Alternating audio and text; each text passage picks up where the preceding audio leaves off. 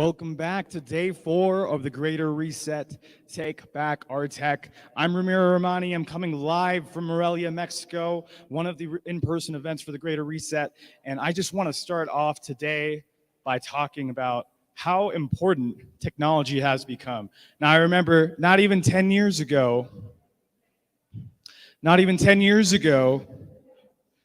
We were dealing with the hidden culture of everyone who was interested in technology. They were nerds, they were geeks. Now that's changed. Now it's taken over the world. Now it brings us all together. And governments truly see that. The White House in May of last year signed an executive order saying that they would invest $100 million into training cybersecurity professionals. Then Google, Microsoft, Amazon all followed suit, saying they wanted to hire more people. I just think it's interesting that all these companies want to secure us when it's really them we need securing from. So today we're going to be sharing a bunch of alternative and independent technologists that are working to make technology that fights for you. Next thing I want to talk about is the Freedom Cell Network. Y'all know we're running a live Freedom Cell fundraising campaign, and it's running for one more day. So we've got it live there on screen right now. You can go to freedomcells.org and join this fundraising campaign. We are above 5K on our way to 30K. And I just want to say, the more we can get towards 30K, the more improvements we can do. There is so much we can do with the Freedom Cell Network.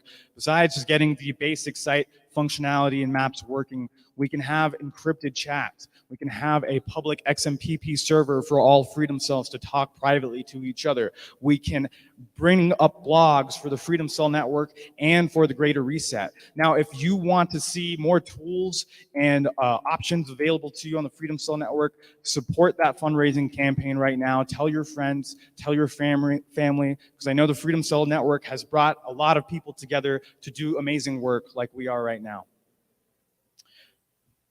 So for today, we're going to have a very special speaker joining us from the UK, actually an amazing team and like-minded agorists who truly understand the message of the Greater Reset and are working on technologies that are completely separate and independent from the control grid that already exists. And so they're going to talk about a solution today that exists outside of the centralized internet and allows us to set up our own infrastructure, literally climbing on top of a tower somewhere and putting our own radio transmitter up so we can message people miles and miles away. And the dream is that one day we populate the entire Earth with this alternative cell infrastructure. And we can communicate to each other, and we have this in a completely sovereign and free way. So without further ado, let me introduce you to BChat Network. Good morning, everyone. Good morning. I hope you can hear me. Can everybody hear us? Okay, I guess that I take that as a yes. So thank you, Ramiro, for the introduction. Good morning to everyone in Mexico. Good morning to everyone in Texas. It's really great to be here in the Greater Reset. I wish I could be there. I think Robert too. Hi, this is Robert. Hi, everyone. Yeah. And I just wanted to talk today a little bit about, before we go into BChat, and this might seem like it's unrelated to BChat, but it actually leads right into it. So I wanted to talk about how this all started. And this all started 3 years ago, and I saw what the elite were doing, and I was planning for this exact moment. So now they're leading us into this scary moment, right? There's from every angle, they're pushing scare, they're scaring us, fear, every negative emotion they can throw at us, confusion, but we don't let that get us down. And in fact, we've been planning for this moment so long that now we've created BChat. And BChat is a decentralized technology that anyone can be a part of. Something that I found really interesting was I saw Max Igan's speech on the Greater Reset, and he was talking about he can't get back to his own country. He's an Australian and he just can't join his country again, and that's just so sad. And they've created a prison planet, really, a planet where people that are normal just can't walk, can't breathe. Maybe we can't drink soon. So they're also planning on doing a supply chain collapse. And I've seen that. We've seen that at BChat, and the component prices have been exploding in price. So we have to really think about a really different way on how to create a sustainable business model for our company And the only way to do that is to decentralize things. Now, what's going to be happening next is we're going to be entering some sort of financial collapse. They're preparing us for a financial collapse. And this financial collapse is all planned. Actually, I thought it was going to be about 3 years ago. I did some analysis on Federal Reserve data, and it really pointed towards 2020. But then they released the pandemic, and the recession only lasted for 1 month, according to them. Now, of course, we know that this is not the case, that there are lots of problems going on. People's costs are going up every single month, but salaries are the same. So they're preparing us for a future where you must be tied into their system or else there is no other way. Specifically with CBDCs, central bank digital currencies. And this is one of the greatest problems of our time. These central bank digital currencies, which they're already experimenting in China, they already experimented with the digital yuan. And this digital yuan has an expiry date. So basically they're forcing you to spend money, and yeah, they're limiting your amount. And of course, because it's digital, everything can be tracked. It's digital but centralized. That's the key. So then there's just so many problems that add up onto that. I mean, when I started BChat, I wanted it to be as secure as possible, like a system that even if there's an apocalypse, it can survive. And people would be finding other people and working together, right? But the thing is that there are so many problems that we're trying to tackle that it's really difficult. For example, if we add onto that also quantum computers are very scary. The reason that is that there's a huge amount of investment going in. Germany just bought a $1 billion quantum computer from IBM about some months ago. And there's just an incredible amount of investment going in. And of course, the plan is to crack encryption, right? They're going to say, yeah, it's for chemistry and it's for AI models and whatever. But in reality, they want to harvest and decrypt everyone's data. So of course, we looked at this problem and said, well, we have to make BChat quantum proof from the very beginning. And I was actually really inspired by Satoshi Nakamoto, which I don't know, no one knows who he is right now. He's the creator of Bitcoin, supposedly. And he just gave Bitcoin to the world, blockchain to the world.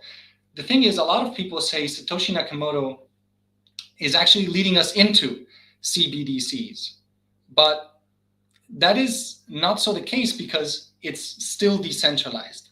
So he gave us a technology that allows for decentralized voting and that has directly contributed to great technologies like Ethereum or BChat as well. So this leads me into Marconi. And he was also a great person that inspired BChat. Because about 100 years ago, Guglielmo Marconi invented radio. A bit more now than 100 years ago, 120. And his great vision was, okay, there were these big tech companies that had a monopoly on messaging via the telegraph for over 100 years. They'd laid the cables under the sea to cross the Atlantic and to send messages across the Atlantic for 100 years before him. And the problem is people had to go through those companies. So no matter what, there was no privacy, there was nothing. And so Marconi's dream was to completely decentralize that through a wireless system. And the technology, unfortunately, was not there at that time, but he definitely contributed a lot. And the problem is that it led to actually his system being used as a broadcast system by big tech again, and by governments and, big companies, etc., which is radio that we know today, FM, etc. However, a great revolution started in the 80s and 90s with wireless internet. And this really freed the space, the frequency space for people without licenses, the everyday person, right, to be able to use wireless radio. So we're seeing kind of a schism in society. We're seeing a group of people that is pushing towards everybody becoming robots, just it's almost like a cult of death that is being pushed on one side. They want their end goal is to upload your mind to computers so that you can live forever. But of course, people that really think about that, if you think about it, you can't transport your consciousness. You can make a copy, an extremely accurate copy of your neurons, and simulate that in a computer. And maybe you could even predict what the person would say. But you can never transfer the source of life. And this is the other group, which I hope this is the Greater Reset. And we believe in a free society and that helps each other, community. We treasure life and freedom. And so what we need to do is we need to, as Ramiro said, start building a parallel society in which we are completely independent and self-sufficient. This is a very tough challenge because how do you even start, right? I mean, first of all, we're within the system. So we have to work with the system. And that's why BChat is completely legal and everything is working within the legal framework, because then no company can shut us down. No company can make BChat illegal. So we have to work within the laws of the system, and we have to make the best of what we can with what we've got. This leads me then into self-sufficiency. We have to do the same thing that is being done with BChat, that is decentralize the production of communication so that it can happen at any place on Earth with every single thing. We have to do that with solar energy. We have to do that with fuel. We have to do that with textiles. We have to do that with every single thing that we want to be able to use so that we can use it freely and in abundance. And this is one of the key problems. And so I'm very proud today to be sharing with you our vision. So we will be launching, hopefully other companies at the Greater Reset will join us. We will be launching the first venture capital firm that will be funding these great ideas by great people that believe in freedom and in what the Greater Reset stands for. And so then I want to give the floor already to Robert. Thank you, Nick. So as Nick said, that is the vision of BChat. That's what we would want the world to be like. And we talk about a parallel society, a parallel economic and social society. It only has to be parallel because of all these problems, because of all these corporations, governments, states, evil people that want to impose their view on life and death on us. There's plenty of efforts to try and stop what they're doing. And they're good efforts, but we can't be naive. So at the Greater Reset, it's all about solutions. It's all about starting to live how we think is better. So that's what we're trying to do here. So Nick talked about the vision, and we look at it as the vision is what you want to do, and then the mission is what you do to get there. So the first step of that mission for us is the BChat clip. And it's this device that it clips onto your phone. That's why it's called the clip. Very clever. It clips onto your phone, and it's a radio and a small computer which generates, you use an app for it, and any data you generate with it, it's sent over encrypted radio between and two other devices, other BChat devices. Now, the big vision, as Ramiro said and as Nick said, is to cover the world in these decentralized devices and to create a network topology which cannot be shut down by anyone and which you can maintain, whether that is with electricity, with solar energy, and any other way you can think of and you can manage to make in your community. So that's the end goal. But the first step is to release the clip, which is what connects to your phone, is how you interact with the network through an app which looks like any other app. And we're releasing that first because people should be able to prepare for emergencies, whether it's a volcano, a tornado, a hurricane, internet shutdowns by government, as we've seen with many protests, or power outages. People should have something to rely on to communicate with their loved ones. That's one aspect of using BChat. It's preparing for an emergency. But there's also the day-to-day use, which I call starving this beast, this economical beast. So as we know, all your data is being harvested, all your data is being sold for profit, and more than that, it's being used to learn about you and everyone at large. The more you use their internet, their social medias, their networks, their apps and programs, they learn how you think, they learn how you react, and we all know how the content you see is now mostly done by AI, so it's catered to you, and then your reaction is fed back into the system to make even more specific things. It's mind control on a massive scale. I'm sure most of you have heard of mass formation psychosis.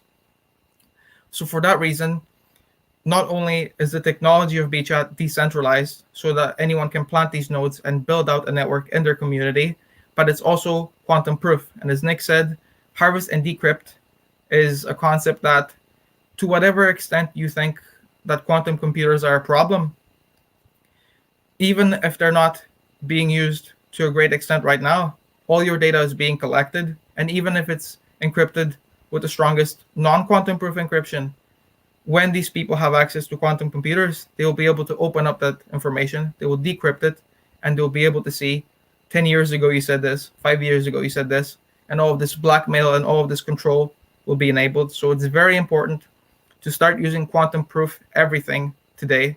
So BChat, our radio network and series of devices and software, will be quantum proof, but we're working on services and programs so you can quantum proof anything you do, including on the regular internet on a desktop computer. So we'll be announcing that on our website and on our Telegram channels. So the vision are these bridge nodes, and then the whole concept is that no one can shut it down, and you own the network. So once you buy one of these devices, whether it's the clip at the start, and that's our website. So whether it's that's bchat.network, that's our website. So whether it's the clip or one of these nodes that you plant, which they use such little power, you can power them with the smallest amount of sun or wind. So the agorist value of this, it's a very realistic solution. So you own it. Once you buy the device, there's no subscription fees, there's nothing else. You buy it and then you build it. It's open source. So we're very excited to see what people will do with the hardware and software we release. At the start, there will be two main features, which the first one is a private chat. So anytime you talk to someone, you should have the freedom of speech and of privacy to say and share anything you want with another individual. And there will also be a broadcast function, which will be a sort of Twitter Gab-like alternative. So, you have people like Erin Elizabeth, she spoke on Wednesday. You have people like Ben Swan, Robert F. Kennedy, James Corbett.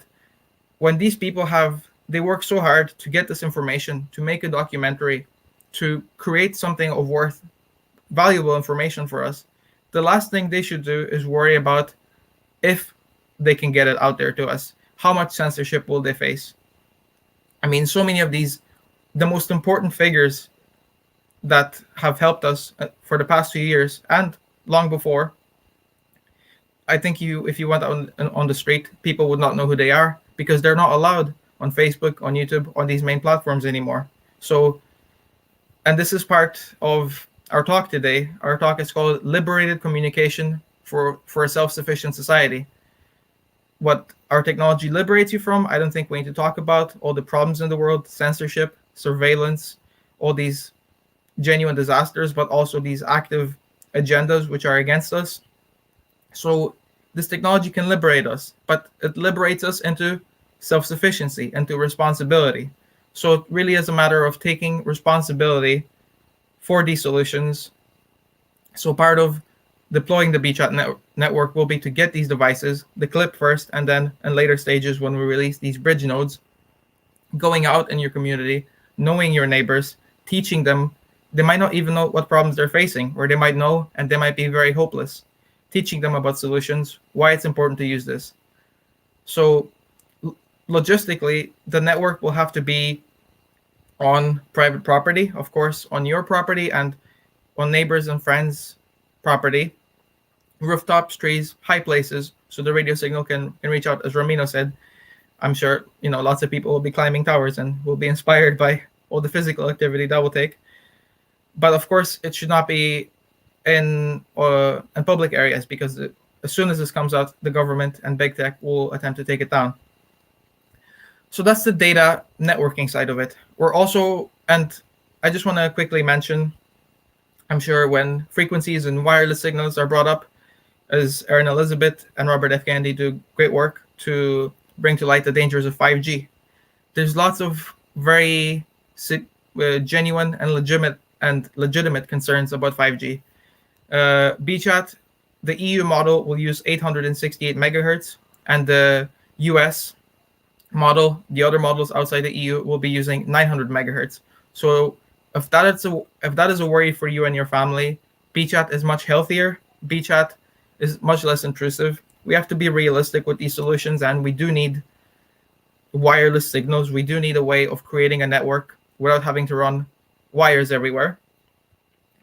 So we feel it strikes a great balance, and I'll be much comfortable to have a BChat antenna on my rooftop rather than a Wi-Fi modem.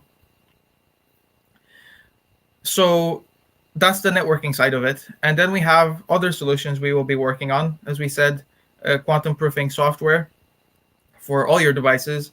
And then we have the crank and the juice. The crank is how it will be either a hand crank or a modular pedal crank to keep your devices powered, because the BChat clip and the bridge node will use such little power, and in the event of an emergency, it will take very little physical effort to keep these devices powered up. And then the juice, we used to call it open juice. It refers to the juice you get from an electric battery, and it essentially is an agorist way, or an agorist, however you want to pronounce it, an agorist way of generating electricity. So yes, the bridge nodes, we're looking at packaging it with either a solar panel or a windmill or both to keep it powered up.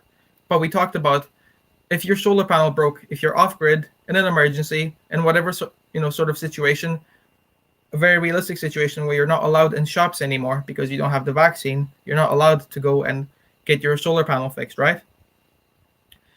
Would anyone know how to fix a mainstream solar panel? Most people wouldn't, and it's very expensive and very difficult. So we're working on an agorist energy generator, which the heart of it is essentially a steam generator. So either a very simple to build, repair, and maintain solar panel heats the water and generates electricity, or you can take the heart of this device and put it over a fireplace, over a campfire if you're in a forest, or just over your regular fireplace in your home, and generate electricity, because if you're making a fire, you're generating all that heat anyway. So that's another one of the solutions we are working on. And as we said, the two main features of the clip at launch will be this private chat and this broadcast, but we have many more features that we want to implement. Location sharing for emergency moments when you need to share your location with either one individual or you need a sort of broadcast SOS emergency. We want to implement a barter system which will power this parallel economic side of things, a barter system and a crypto system for people to trade, to buy and to sell without being hindered by anything. And when we say crypto, people might ask, which crypto? That's where the open source nature of it comes in. People are free to develop anything they want on this network, and we're very excited to see what ideas and what functions people come up with. And if we're talking a parallel society, we shouldn't just talk about surviving, but thriving as well. I was saying to Nick the other day, for example, I hope someone makes some sort of chess game, or any turn-based game would work over BChat. So I hope someone makes that, because we're not game developers, but I would love to play chess over BChat. So the next step of the solution, because it is a solution, is taking responsibility. Our website is live right now, bchat.network, and we will be launching on Monday. We will be launching our crowdfund for the BChat clip.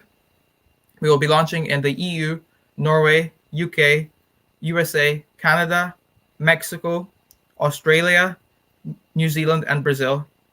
We're trying to do the best with what we can, and this release, we hope will target the biggest and areas that need it most. So our crowdfund will launch on Monday, and to join our crowdfund means that you're joining us on this journey to take responsibility to start building this alternate society. It's already a long time coming now, so we all need to sort of pull together and watch out for each other. So, and I want to say thank you for everyone at the Greater Reset for doing this. We would not have been inspired to do this. I remember in January when the first in January 2021 when the first Great Reset, I got a thing in my email that was happening, and I nearly got teary that people are coming together and they're so passionate to make solutions. And here we are a year later, talking about another solution. So stay tuned, watch all the speakers. Ben Swan, at the end of the day, will be talking about decentralizing media. This is exactly what we're talking about, decentralizing it, getting media out there, not having to worry about if you can be censored of what you say, even psychologically, the chilling effect when you know you're being watched. You think some things, but you don't say them. There's a hierarchy when you think something, but you don't say it. That's real control. So I want to thank everyone. It's been a real pleasure. And Nick, if you want to add something. Thank you, Robert. That was very clear. I just wanted to add that we will also be trying as much as possible to help others. I mentioned the VC that we'll be launching. And we're going to be trying as much as possible to make tutorials and blog articles on our website on how we were able, as a very small team, or 4 people on the team, how we were able to actually launch BChat with such a small team, and what were the individual parts of getting a company up and running and delivering a product globally. So any other person that wants to do this can do this as well. So I just wanted to say to everyone, thank you very much for joining. And yeah, that's it.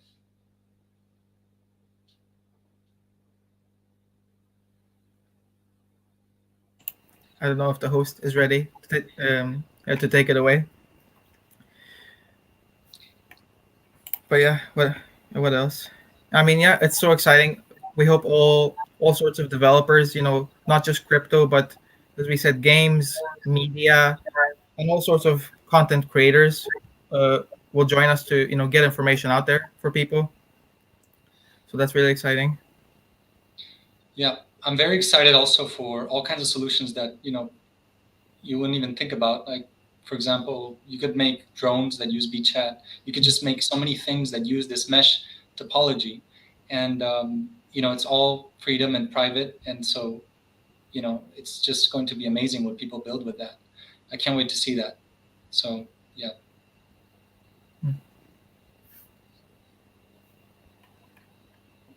There we go.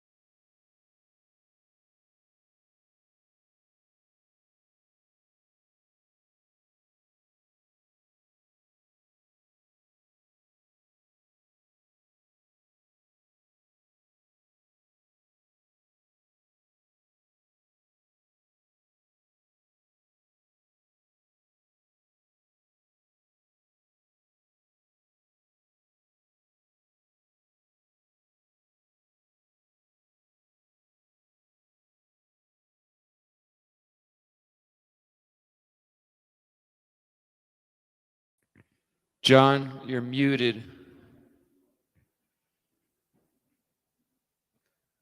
John, you are muted.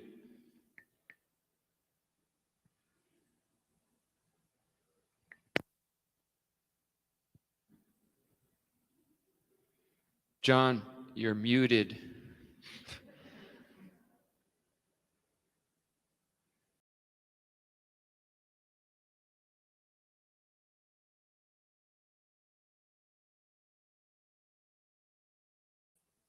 John, we cannot hear you. You're muted on your side. You're on the StreamYard. Okay, take two. All right, can you hear us now? All right, I think we're good. All righty. Okay. Well, I guess nobody could hear what we were just saying, so let me just say that one more time. Apologies for the technical difficulties.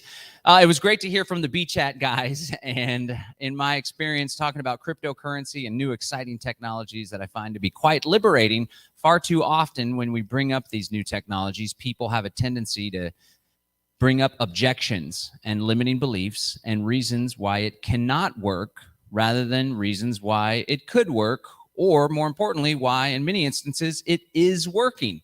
And so I just want to convey, and I appreciate that Ramiro invited the BChat guys to be a part of what we're doing here at the Greater Reset, because the attitude that we are encouraging folks is, if you see there's a problem in the world, there is a problem. Folks believe that their ability to connect to the internet freely is threatened.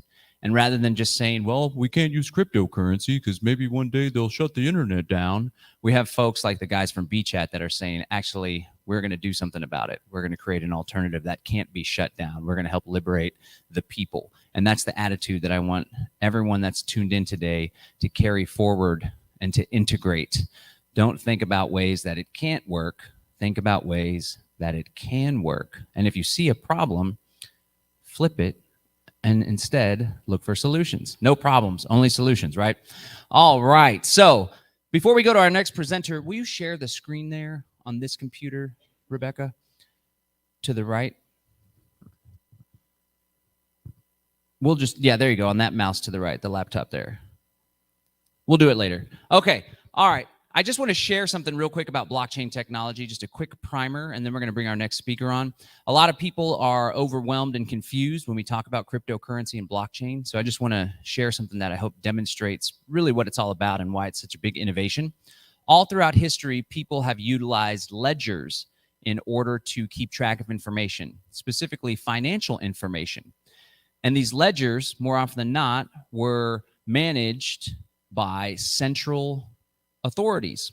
They were managed by corporations, banks, governments, right? And these ledgers say who owns what, who has what in their account, who sent what to whom, and those ledgers get updated.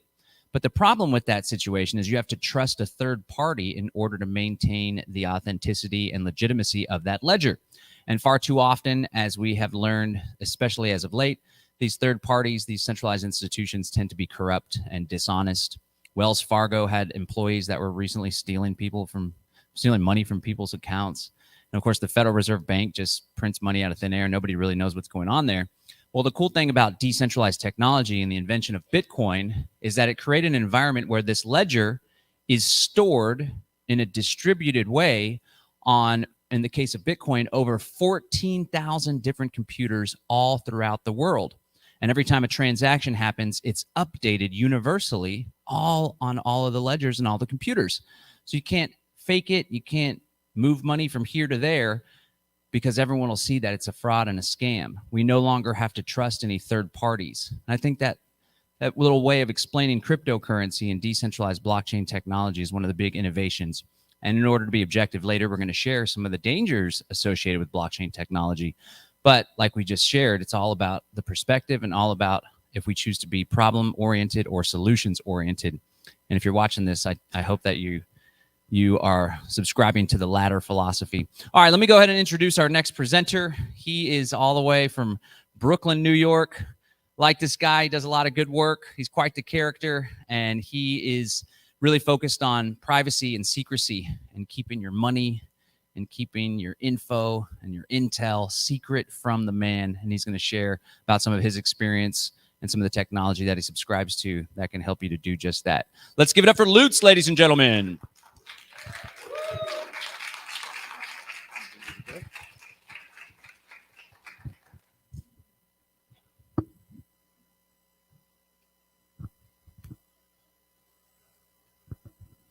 Hello, everybody.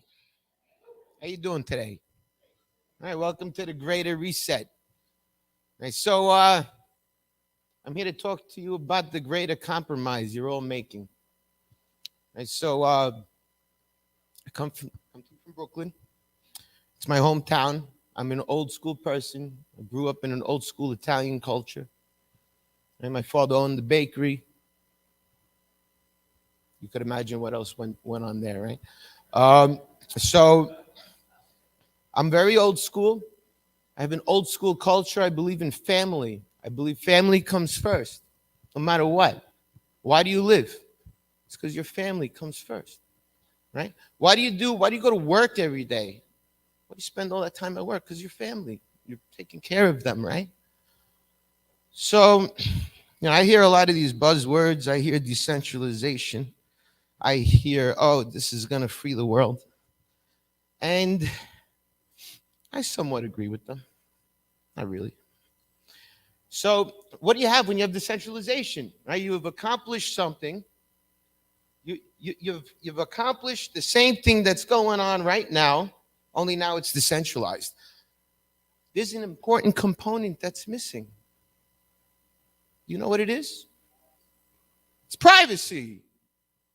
What the fuck is wrong with you people? I'm like, congratulations, you've decentralized the bank. They can still see everything you're doing. What's the point? What'd you do? You didn't do anything. Oh, wow, it's so complicated. Got to put this close to my mouth, right? All right, so there's a problem here, right? So I hear a lot of these projects, and they're saying, oh, we're trying to build a parallel economy, right? Well, the law comes, we'll follow the laws. Don't even make sense. The whole point of what we're trying to do here is to create a parallel economy. And the parallel economy is there so that we have something to compete with, something that the old structure competes with, all right? That old structure, we all know, don't work. Doesn't work. They just keep stealing money from you, and it never ends. When does it stop? Stops when you say no.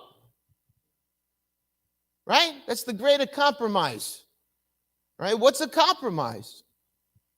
It's a freaking deal. We're making a deal. Everybody makes a deal. Right? You're making it right now while you're looking at me. All right? When you had lunch today or breakfast, you made a choice. I'm going to eat healthy. I'm going to eat good. That's a compromise. You know what? You're making a deal with yourself. Right? So it's a deal. You're making a deal. And when you make a deal, the other person gets a little bit of what he wants or whatever it is, and you get a little bit of what you want, and you're both satisfied, right? But what happens when it's no longer you getting what you want? You continue to compromise? Or is it no deal? No deal. You're saying that I could only work here if I take this, and no deal. No deal. And I promise you, all right? And this is the scary part, and the fact that they use this against you. When you lose your job, psychologically, it's exactly the same as a death in your family. Look it up. All right, so that hurts. That hurts. Of course, you're going to feel like, oh, God, what am I going to do? Right? It's like the end of the world. I promise you, I lived in the streets for 9 months out of my car. And I promise you, you're not going to die. You're not going to die. You're going to find solutions. You're going to get better. You're going to be a better person for being down there and building yourself up than complying, than taking that greater compromise. Don't do it. Don't do it. All right? So these days, everyone's trying to protect themselves. At the same time, we're bending over. Right? Stop bending over. It's not worth it. All right? Look at your kids. Why do you go to work? Why do you live? Why do you do all this hard stuff? And then these people, they come out of nowhere because they're strangers. I was taught not to talk to strangers. So, how do you protect yourselves these days, guys? What are you doing to protect your family? What tools are you using? You probably don't even know because you're not using them. So these days we have a big problem, right? We have every single thing in your life is not yours. It's not yours. Little by little, your body's not even going to be yours soon. And that's the only piece of property you were born with. It's the only thing you really own, right? You think you own your house? You don't own your house. You don't own your house. You know why? Because every single time you want to do something, you got to ask permission, right? I want to put up a fence, and it's going to look good. I got to ask permission to put up a fence. I got to ask permission to take down a tree. I'm sorry, I thought it was my house, right? You think you own your car? You don't own your car. Because every year, somebody tells you you need to go get that thing inspected. You have a partner. Somebody owns the car with you. Unless you get the MSO to that car, you don't own that car. Okay? Medical tyranny, it goes on, right? What are you willing to give up? Are you still you guys going to keep giving up? Because I'm not giving up anymore. I'm ready to say no. I'm done with all of this. I don't even want to hear your bullshit anymore. All right? So please, now let's get to the technological stuff, because I just want to get you to know who I am and why I do this, because I don't need to do this. So I come from a background, a very corporate background, if I know it's surprising. I worked for Fortune 30 companies. I've seen the stuff that goes on in wholesale pharmaceutical companies with my eyes. And it's very, very shady, to say the least. So when you go home and you jump on your computer, how do you guys protect yourselves? Right? You get an alarm system for your house, right? Because you're scared, maybe. And that's another problem. Stop being scared, guys. Be scared. I want you to be scared. Embrace it. Embrace it and get angry. Turn that fear into anger. And so these days we have tools, okay? Let me tell you about the tools I use. And if you guys want to check out, there's a load of tools, and you guys should be writing this stuff down now. All right, privacytools.io. Okay, it's a great site. It's got lots of alternatives to do everything, VChat or whatever, cruise the internet, alternatives to everything. You'll find it on that website. Okay, so back in the day, there was a shift. There was a big shift, right? And the older people know this that are older in the audience. You went from pen and paper to this computer thing. I'm gonna log in. It's gonna be so nice. And then you log in. But the problem was, before you started using before you switched from the pen and paper to this new device, nobody warned you. Nobody told you what the hell is going on. It was great for them. So if somebody told you that before you log on to this website, we just want to warn you, right? When you log in, I'm going to be able to see every search you've ever made, all your cookies. I could tell you where you live. I could tell you the MAC address of your computer, what type of computer. If it's a router, I could go to Corfer.com. I could take the MAC address. I could take a look at what kind of device that is. It's a Linksys router? Oh, wow. Most people don't change the password on their routers when they buy them. So it's probably admin. So I go into your router, and now I see all your devices on your network, and I follow the same thing. And then I see all the devices, and I see that you didn't change the passwords on those when you got them. And now everything's accessible. So we went from pen and paper to the computer, right? And nobody warned you, right? So now you're all playing catch up. So how do you protect yourselves? We need VPNs, right? It's a common practice, VPN. Okay, and keep in mind that's not yours either. Okay, because unless it's yours, you can't trust it. Okay, but there's tactics. Okay, so there's some anonymous people I know that use about 9 VPNs at the same time. And the theory behind that, and I'll tell you why, so you know, is when there's a VPN company, all you're doing is you're going out to that company and using their internet.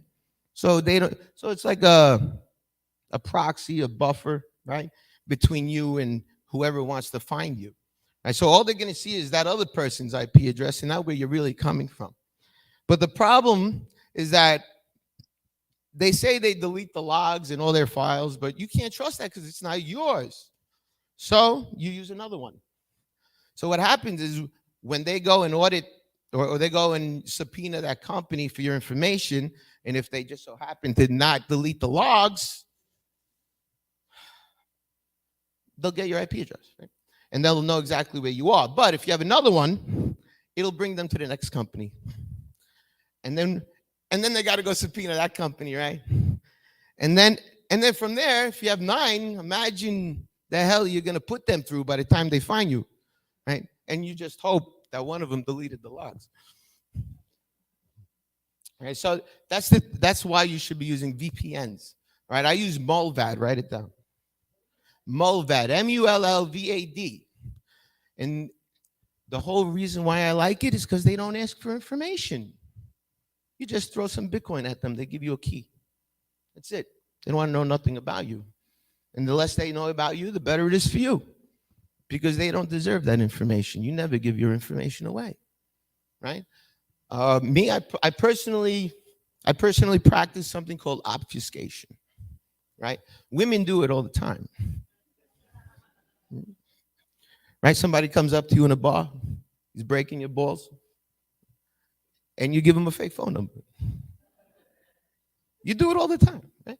So you're doing it, but practice it more, right? So when you get on a website and they say, "Oh, give us your phone number," don't give them a real phone number.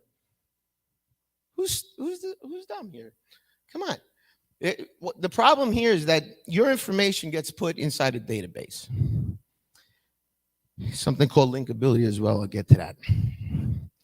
So when your information gets put in a database, it's now vulnerable to everybody that's using that database because it's not yours.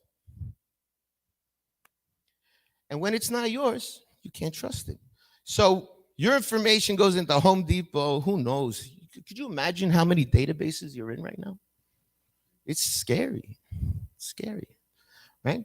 You say, so there's something called linkability now with these databases that hold all your information. Okay, and what happens is the Facebook, I don't know what you guys are using these days, MySpace. All of those are linked up with the 3-letter guys above, and all they have to do is type in your phone number, your IP address, or something about you, and they'll have everything about you. Everything you bought at Home Depot last week. All the posts you put up on your social medias, they can see everything. Why? Why would you do that to yourself? Why would you just throw all your information up there? Does that make sense? Are they family? These people family? I believe in family. Take care of my family. And so there's a linkability factor every single time you do that. And that's very, very, it's very scary. So with one push of a button, they know everything about you. Do you think they don't know anything about me? I know they know about me. I don't care. Because I'm going to fight anyway. Right? I'm gonna fight till I die, and I hope I change this world before I die. All right? So these days we have these things called cryptocurrencies, right? Cryptocurrencies. Anybody know about cryptocurrencies? Who owns Bitcoin? Raise your hand. All right, you just made yourself a target. Come on, guys, get with the program. Lie. No, I have no idea what the hell that is. So we got these cryptocurrencies, right? And people they're losing their minds out there. Oh, DeFi this and DeFi that. Oh my God, I could stake these coins. They're gonna make some more coins. I wonder where they're coming from. So it's all a big. You guys got to understand. When I started in crypto, it was 10 years ago. When I started, it was like 50 coins, and even less than that. Right now, these days, when you guys look at it, there's like 50,000 coins. I feel bad for you. I don't invest in any DeFi, any tokens. That's all bullshit. That's all bullshit. Listen to me. All right. I know it all sounds, when you look at it and you follow the recipe and it makes sense and you're like, oh, yeah, it makes sense. No, it's not real. Tokens are shit. They're garbage. Don't use tokens. Right? You want a real chain. You want to make sure that there are people behind that chain building that, hopefully anonymously. Because when I invest in cryptos, and I invest in technology. And if you're not looking at the technology, you're probably not doing well. So we have all these cryptos out there, and what's the biggest problem with all the cryptos, guys? It's transparent. So what did you do? You did nothing. You got no privacy. They can see everything you bought. Does that make sense? Everybody in the world can see what you bought. Does that make sense? No. Makes no fucking sense. So why are you doing it? Right? It's the latest fad. Congratulations. So we got, there's only 2 coins and some spin-offs of it that I'm very interested in. 2 technologies. And that, actually, there's 3. One of them is going to talk to you later. Pirate Chain and Monero. You guys ever heard of it? Okay. These are the only 2 coins that are thinking about you. Privacy by default. What a concept. You mean I have privacy? No. Nobody's got privacy right now because you're not using it, right? So we got 2 coins only, and that's the sad part about this whole system. Every single coin is transparent. So you got 2 coins. One of them is very old, Monero. It's about 6, 7, 8 years old now. And it's been going on a long time. It's been aged like a fine wine. And it's very good. I got some issues with it at the moment because I'm wondering why they're not upgrading. But that aside, we need them. This is not a competitive arena, guys. You need all of them. Every single one of the ones that protect you, you need them. All right? Because it's called redundancy. Redundancy is very important. Ask anybody that works in a corporation, that works in a server room, and they're going to tell you that everything needs to be redundant. Power supplies, hard drives, SANs, WANs, everything needs to have redundancy. What happens when one goes down? Only got one left. That don't sound good. I only got one option in life. All right? So why would you use these technologies? Why? I got nothing to hide. Huh? Yeah, right. You don't want to know what's on my computer. So you have something to hide. Okay, guys, stop it. We all got things to hide. Nobody needs to know everything about you, what you did, what you're doing, what you have, what you own. NFTs, come on, guys. Does somebody really need to know you bought a $500,000 painting? I expect to go home and find the guy with a gun waiting for me. Makes no sense, right? Unless it's private, right? So with Pirate and Monero, you have the option, okay? And I hear a lot of projects, and it's very confusing. They're saying, oh, we'll comply with the laws. It's like, come on, guys. One or the other. One or the other. What are we doing here? All right, so I'm not saying don't, but I'm saying you can if you want. Right? Because if everybody had the options to stop paying taxes now, and it was voluntary, how many think people are going to pay their taxes? I don't have to. I don't have to do it. Bye-bye. So with Pirate Chain and Monero, there is the option, if you want, to give them a private viewing key, and only that person knows what you have. That one person that you gave the key to, and that makes sense because now you have consent, right? Most important thing in life, consent. You gotta freaking ask me for it. Come ask me for it.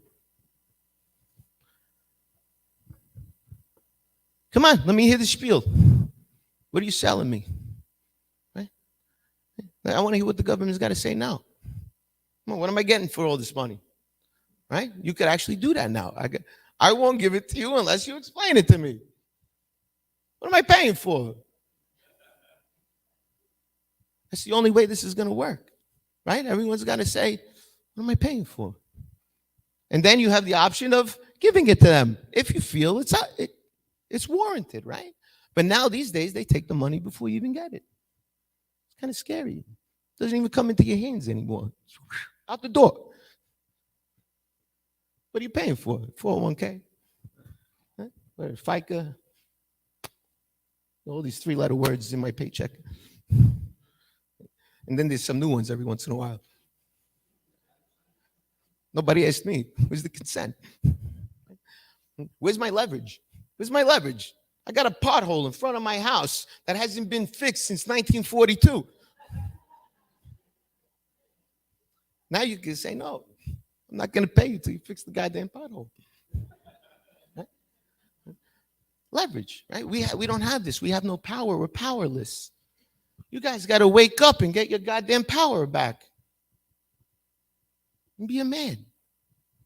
Oh, if you're a woman, be a woman. Right? So be a woman, right? So you got two privacy options in the world. I wouldn't bother with any other coin, honestly. There is one coming up soon that they're going to talk to you about. And it's very interesting because the infrastructure of this one is what I want to put Pirate on, right? So Pirate, it's only an exchange of value at the moment, right? It has no network behind it, right? It needs a new layer to start building on so we could have video games and streaming and exchanges and anonymous websites. And how are we going to do this? It needs a new layer, right? So we're getting together with another project, and eventually we'll be able to build all these things anonymously, right? And then you could build video games. And how about there's a kid back there in the back of the stage, impressive as hell. Impressive. He's actually back there doing Blender work and graphics. How do I get my family to do that?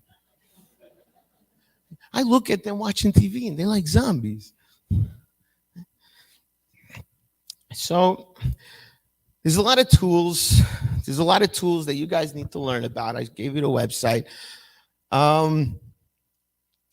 So your computer, right? Your computer is compromised. Everything you own is compromised. Every single app you download is compromised. Your phone is ratting on you right now. You need to be aware of what's going on, guys. Privacy is really important. It's really, without privacy, you have no freedom. It's over.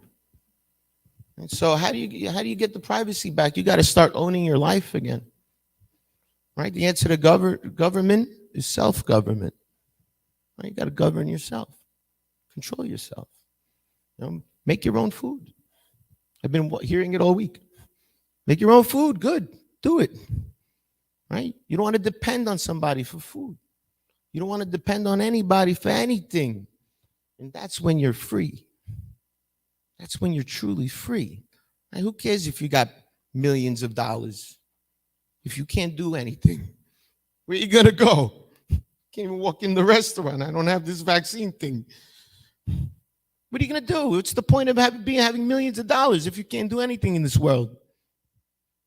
I urge you guys to use it to fight, like I do. I don't give a shit if I go broke again. Okay. As long as before I die, I make a change in this world. All right. So I think we're done here, guys. I grew up in Queens, Brooklyn, and you know, living on the streets, and the way I grew up, a whole different culture. These days I see a lot of women working. Right, I didn't grow up in that. My mom took care of the family. She made dinner. Right, my father took care of brought home the cheese. Right. And that's how it worked, man. Mommy took care of us and daddy took care of all of us, right? What's this world coming to? When you got to shell out so much goddamn money that both of you got to go to work. Who's watching the kids? Is that the way you want your family to work?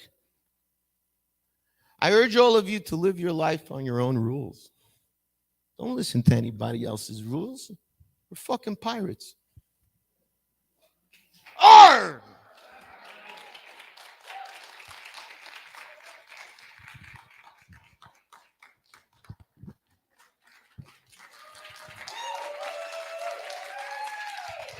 All right. Pull up the. Okay, all right. Great job, Lutz. Great job, Lutz. Give it up for Lutz, ladies and gentlemen. Woo! All right. Our matey.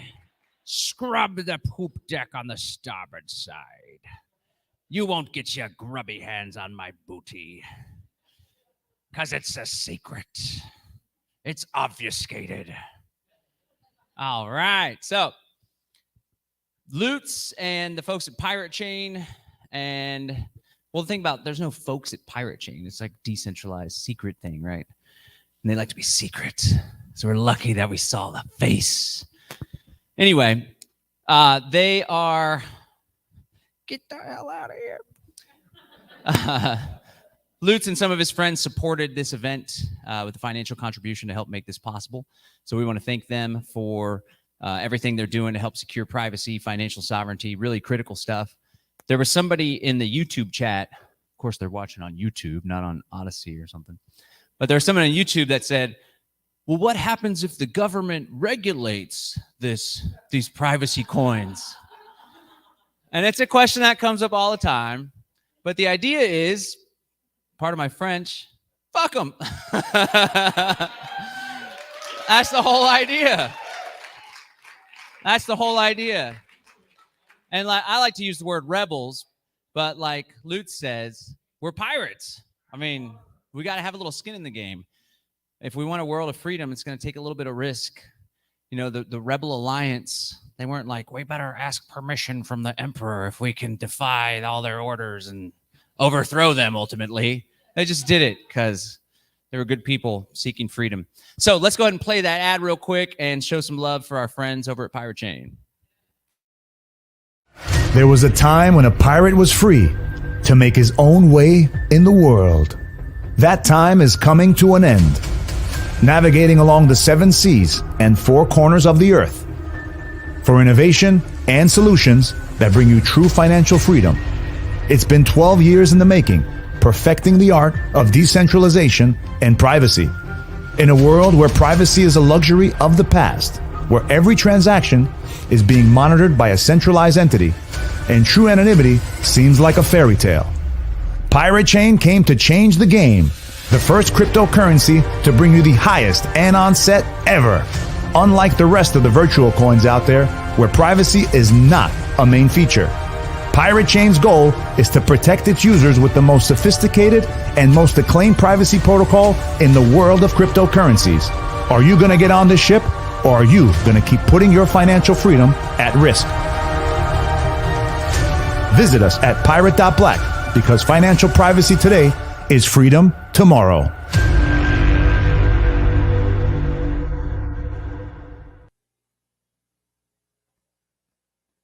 All right. Hey, how's Mexico doing today? You guys still awake out here? I know some of you guys were up late last night. John, I know you guys are having events out there, but there was a wild party jam session last night. Who was there? A few of you. I even dragged myself out for a little while. So today's a really awesome day. We've heard from BChat so far. Anybody enjoy that BChat presentation? I think it was great. I mean, I know that when we talk about technology, for some people, they sort of zone out or phase out. But again, I really hope you understand the importance of this side. Our whole event is about taking a holistic approach. How do we liberate our bodies, our mind, our spirit? How are we going to grow our own food and build new food systems? And how are we going to use technology in a liberating way? I'm sure many of you are aware that within the truth freedom communities, there's some divisive conversations where some people are very much anti-technology and think that we shouldn't use any of the technology because people are doing bad things with it. Obviously, our event, myself, John, and Ramiro, we tend to take a different approach. We believe technology can be a tool for good because ultimately it is just that. It is a tool. It can be a tool to give you anonymity, or it can be a tool to track you down. And it's up to us to decide which ways we're going to support the technology. I do want to mention, though, because John said we would do this, it is important for us to try to balance this out. You are going to hear from some more folks in just a moment who have a lot of really big and innovative ideas. But I think personally, based on my research and my journalism, and just as part of the Greater Reset, that it is imperative that we also acknowledge that there are some very, and I said this yesterday, there are some very worrisome ways that blockchain is attempted to be used as well. For example, right now there are companies trying to do facial scanning, retina scanning on the blockchain, which means it would be stored forever. There are people who are trying to track children from birth to death, essentially, on the blockchain. That's what I think most of us would consider to be some dangerous uses. And at the same time, there are people who think that blockchain could completely eliminate government. For example, there's a lot of people who don't trust the recent elections in the United States, and I don't think anybody in Mexico trusts the elections.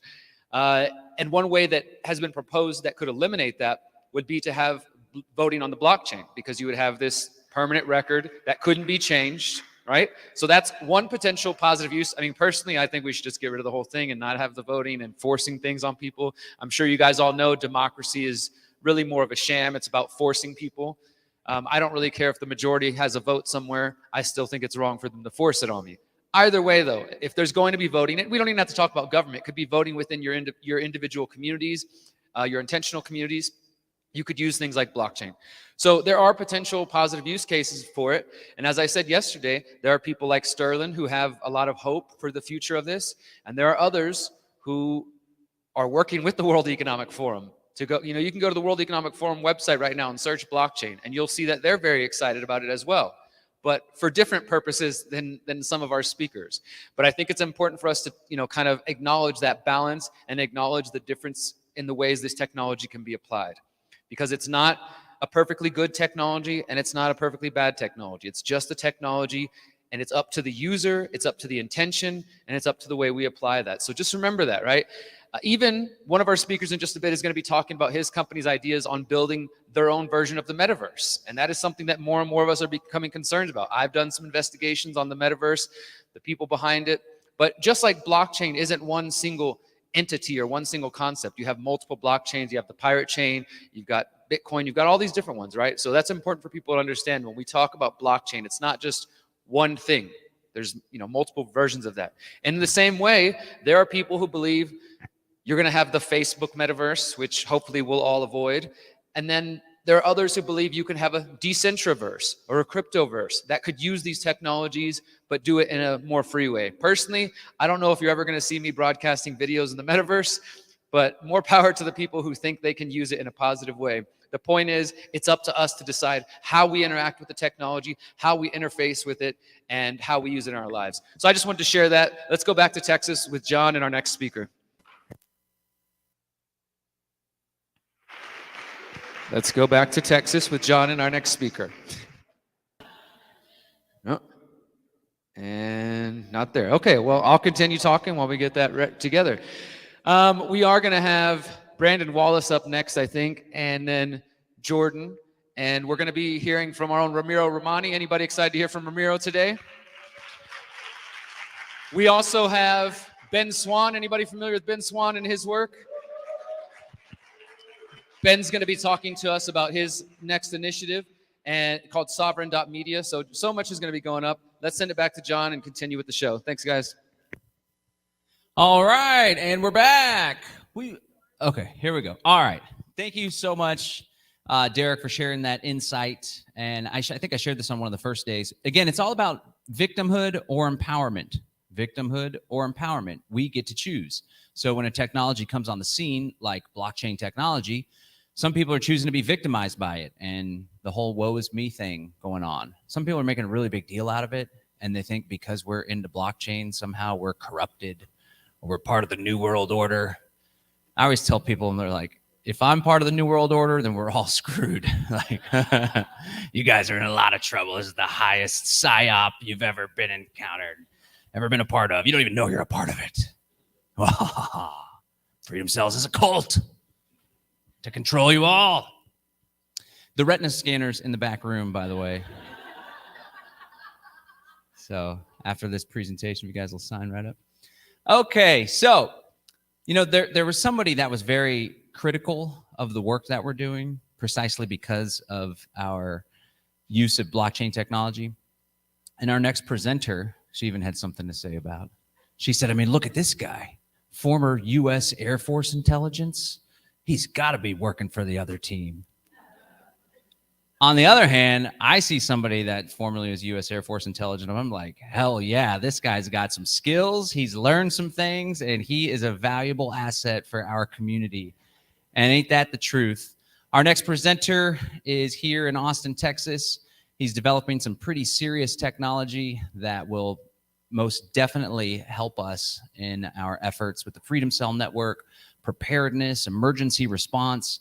There's all these tools that are leveraged and utilized by government. Well, we have some similar tools that can help us respond to crisis, communicate better, and do so in a decentralized and encrypted way, which is an actually absolutely critical element of that. So super excited to bring up our next speaker, Brandon Wallace of Plan Systems.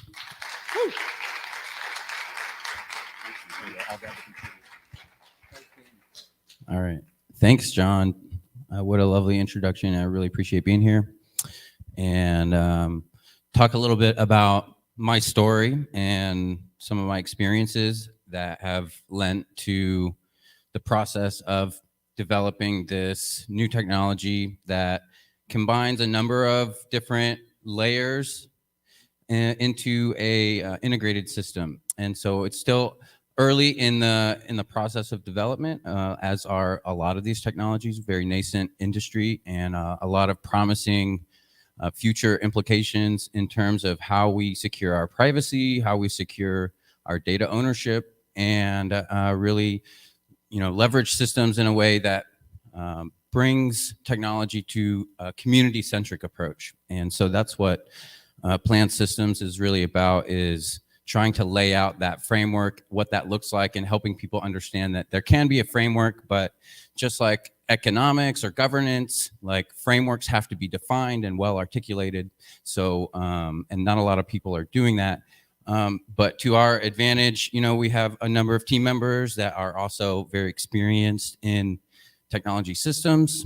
And so my background a little bit, the story, what brought me here, and through, you know, the last 20 years, I guess now, over 20 years ago, I joined the Air Force in the year 2000, and that spanned all the way to 2008. So when I first got in, I didn't really understand. Obviously, they don't tell you very much when you're signing up to do intelligence work. And they're just like, well, you're just going to have to find out.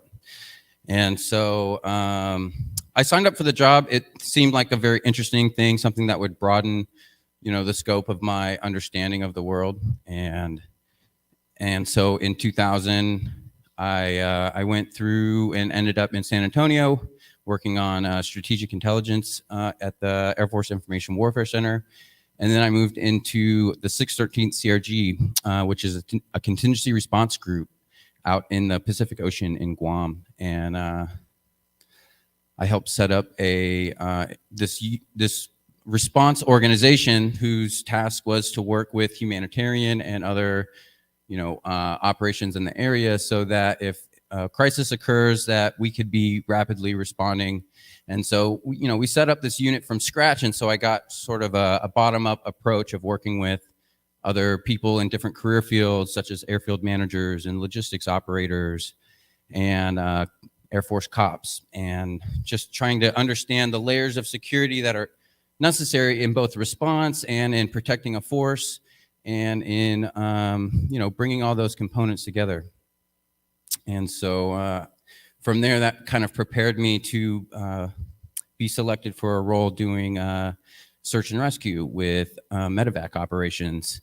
And I ended up in Afghanistan working in a tactical operations center, bringing together technology systems in order to try to help people, rescue and pick people up out of the field. And so, operating in that sort of forward operating environment, and utilizing systems such as secure messaging, a spreadsheet, a mapping application, bringing those things together so I could create presentation materials and archival materials that would help inform decision making that needed to happen both for mission planning and also for the broader effort, for the commander and the people in the broader intelligence community that are trying to make informed decisions based off this information.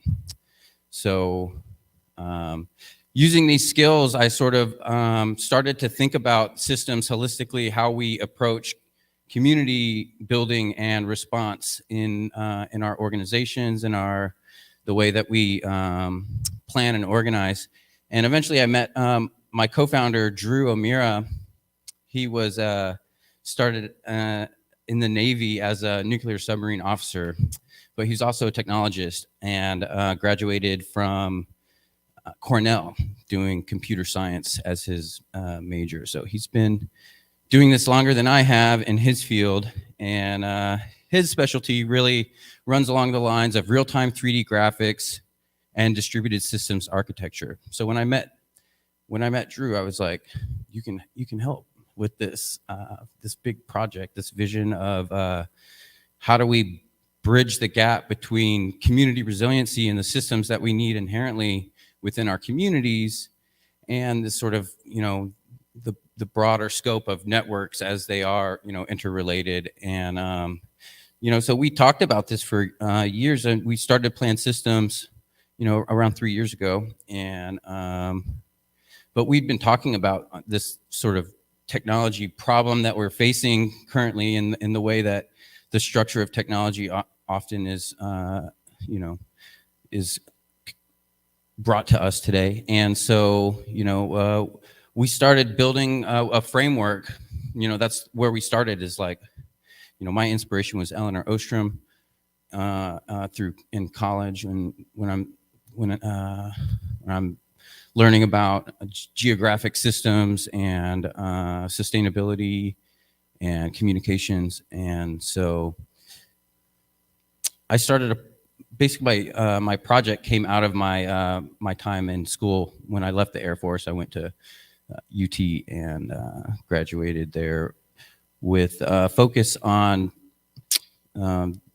this sort of idea that we can build a system that would sort of bring the layers of the infrastructure and both the interfaces that would be needed to deploy this kind of these kind of systems. And so we got some team members, but I really want to give a quick demonstration of the tools that we see becoming useful for us.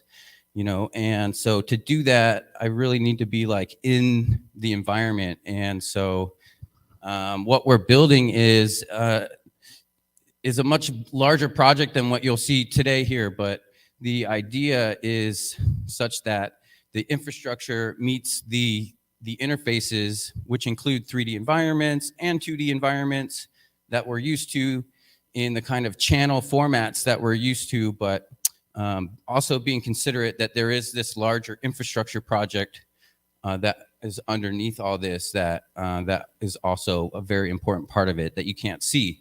So we've chose to spend the last year and a half developing a prototype system that helps people see what these systems can do and what they look like in their nascent form. And so this is a 3D map of Austin that is my home space. And so when I come into the system, I can essentially add 3D. Let me move this here.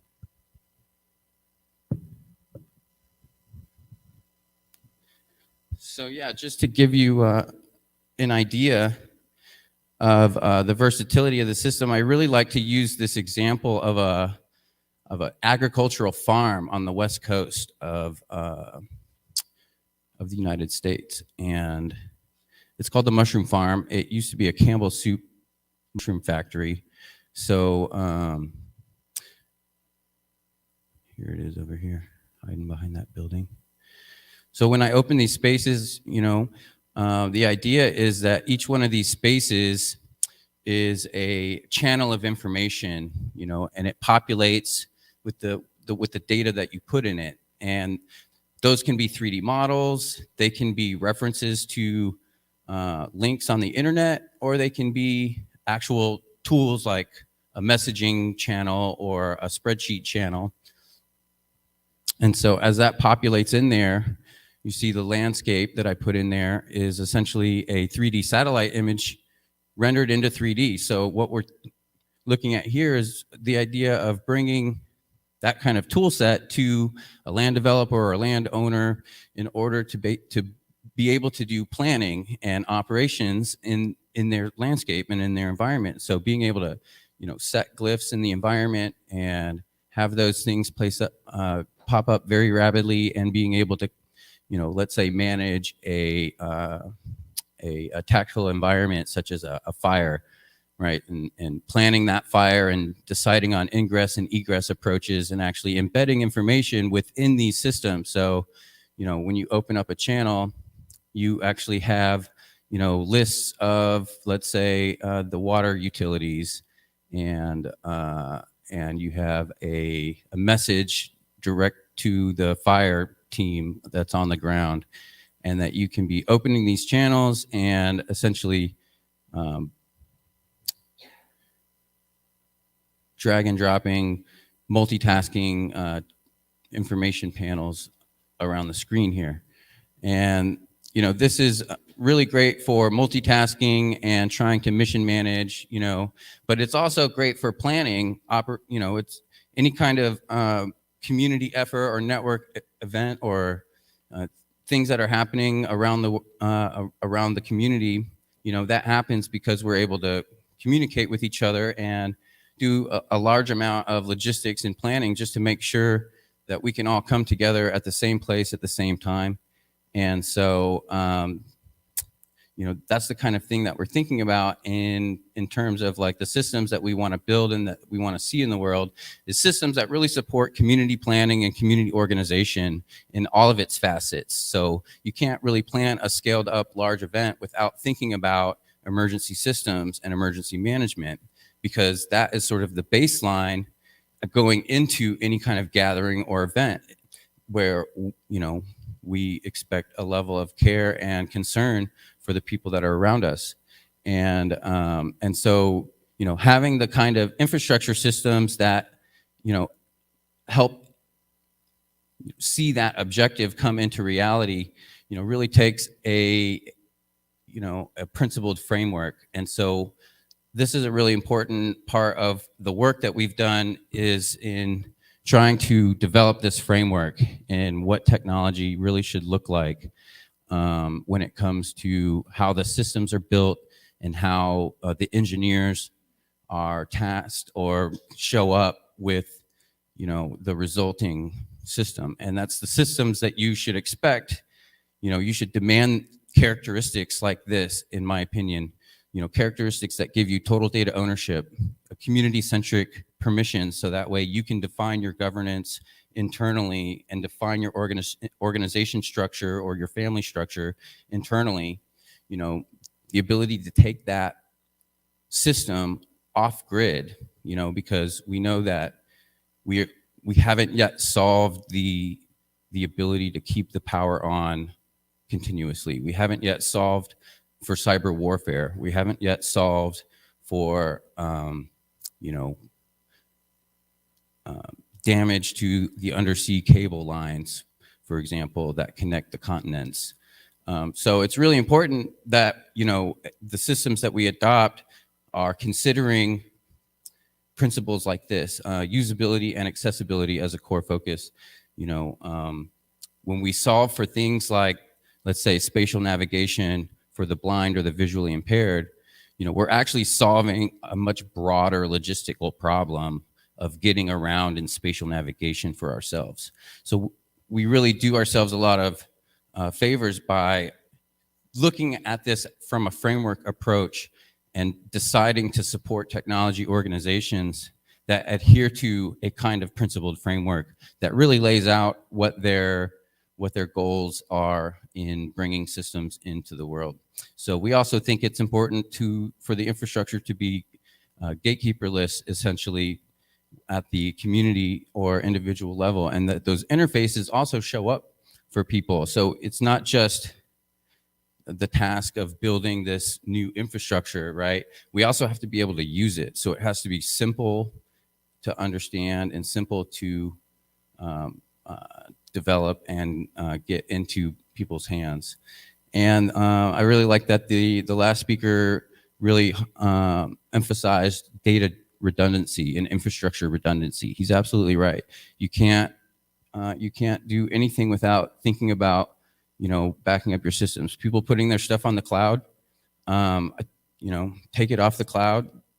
If you choose or not choose, use it if you like, but it's more of a convenience thing. You should really be having your system, your data, at your own, on your own systems, and not relying on that until we've solved some of those broader problems of data privacy and data ownership.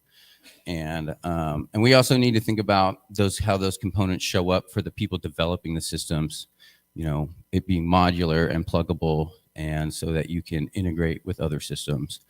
And yeah, we think that if we build it and we use a framework like that, that the use cases will extend into many facets of how we organize as communities, all the way from emergency response and the nonprofits that manage so many critical activities to science and education and systems resiliency, more broadly speaking.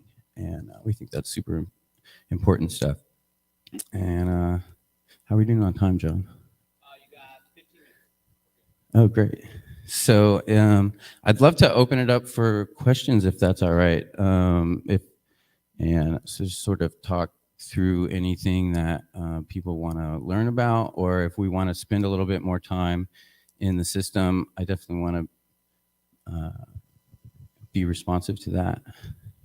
Do you, if you'll pull the full camera up, can you share, I know you talked briefly about, this is a nice scenario here, the Between Two Ferns thing.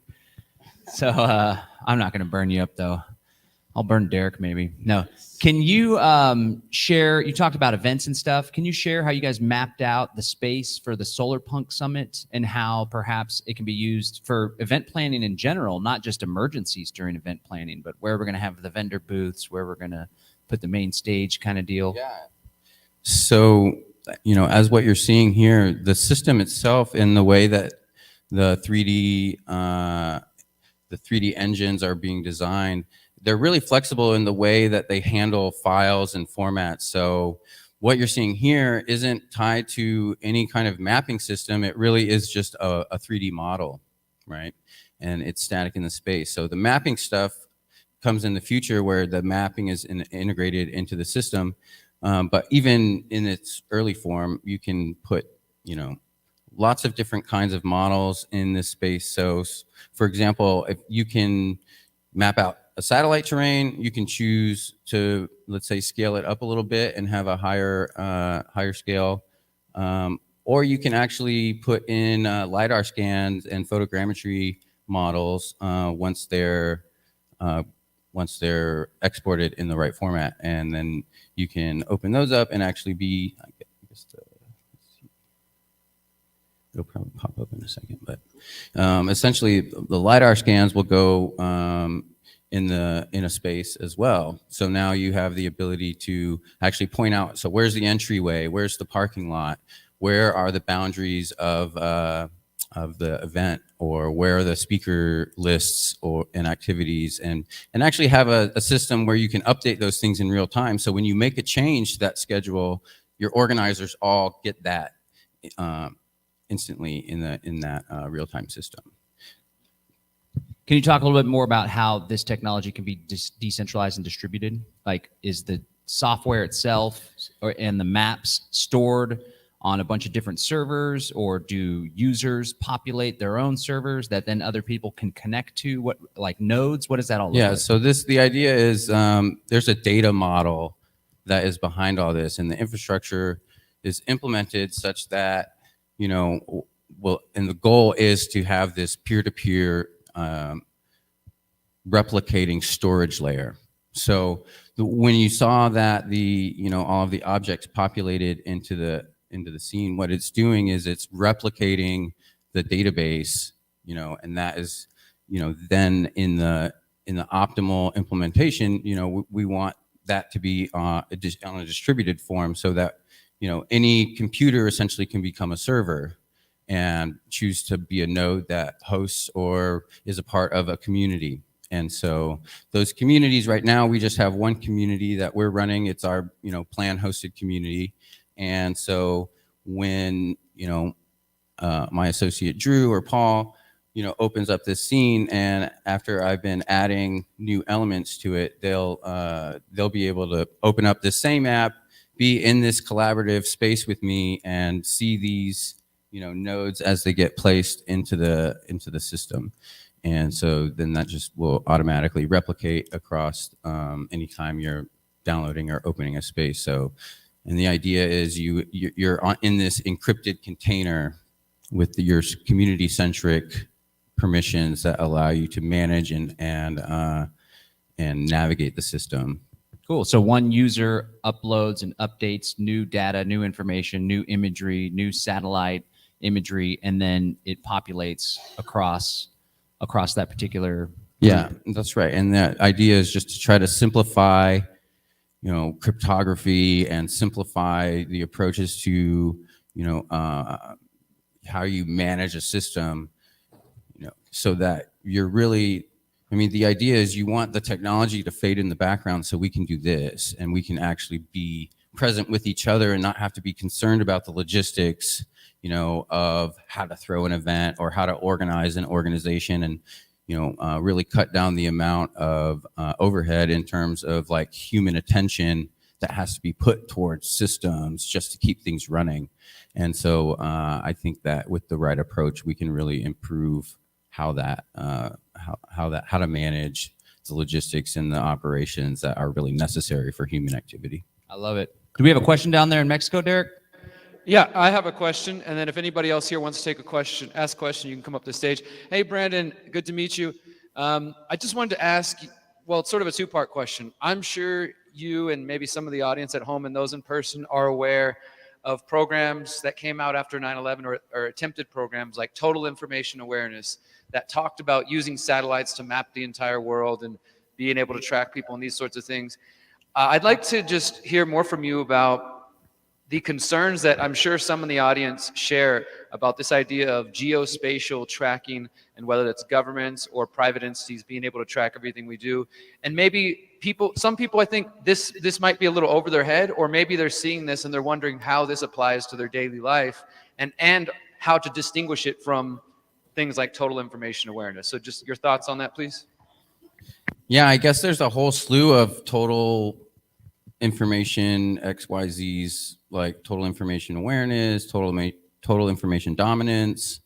You know, this all kind of sprouts out of this idea of information warfare. It's a whole other topic, but just I guess to answer your questions more directly,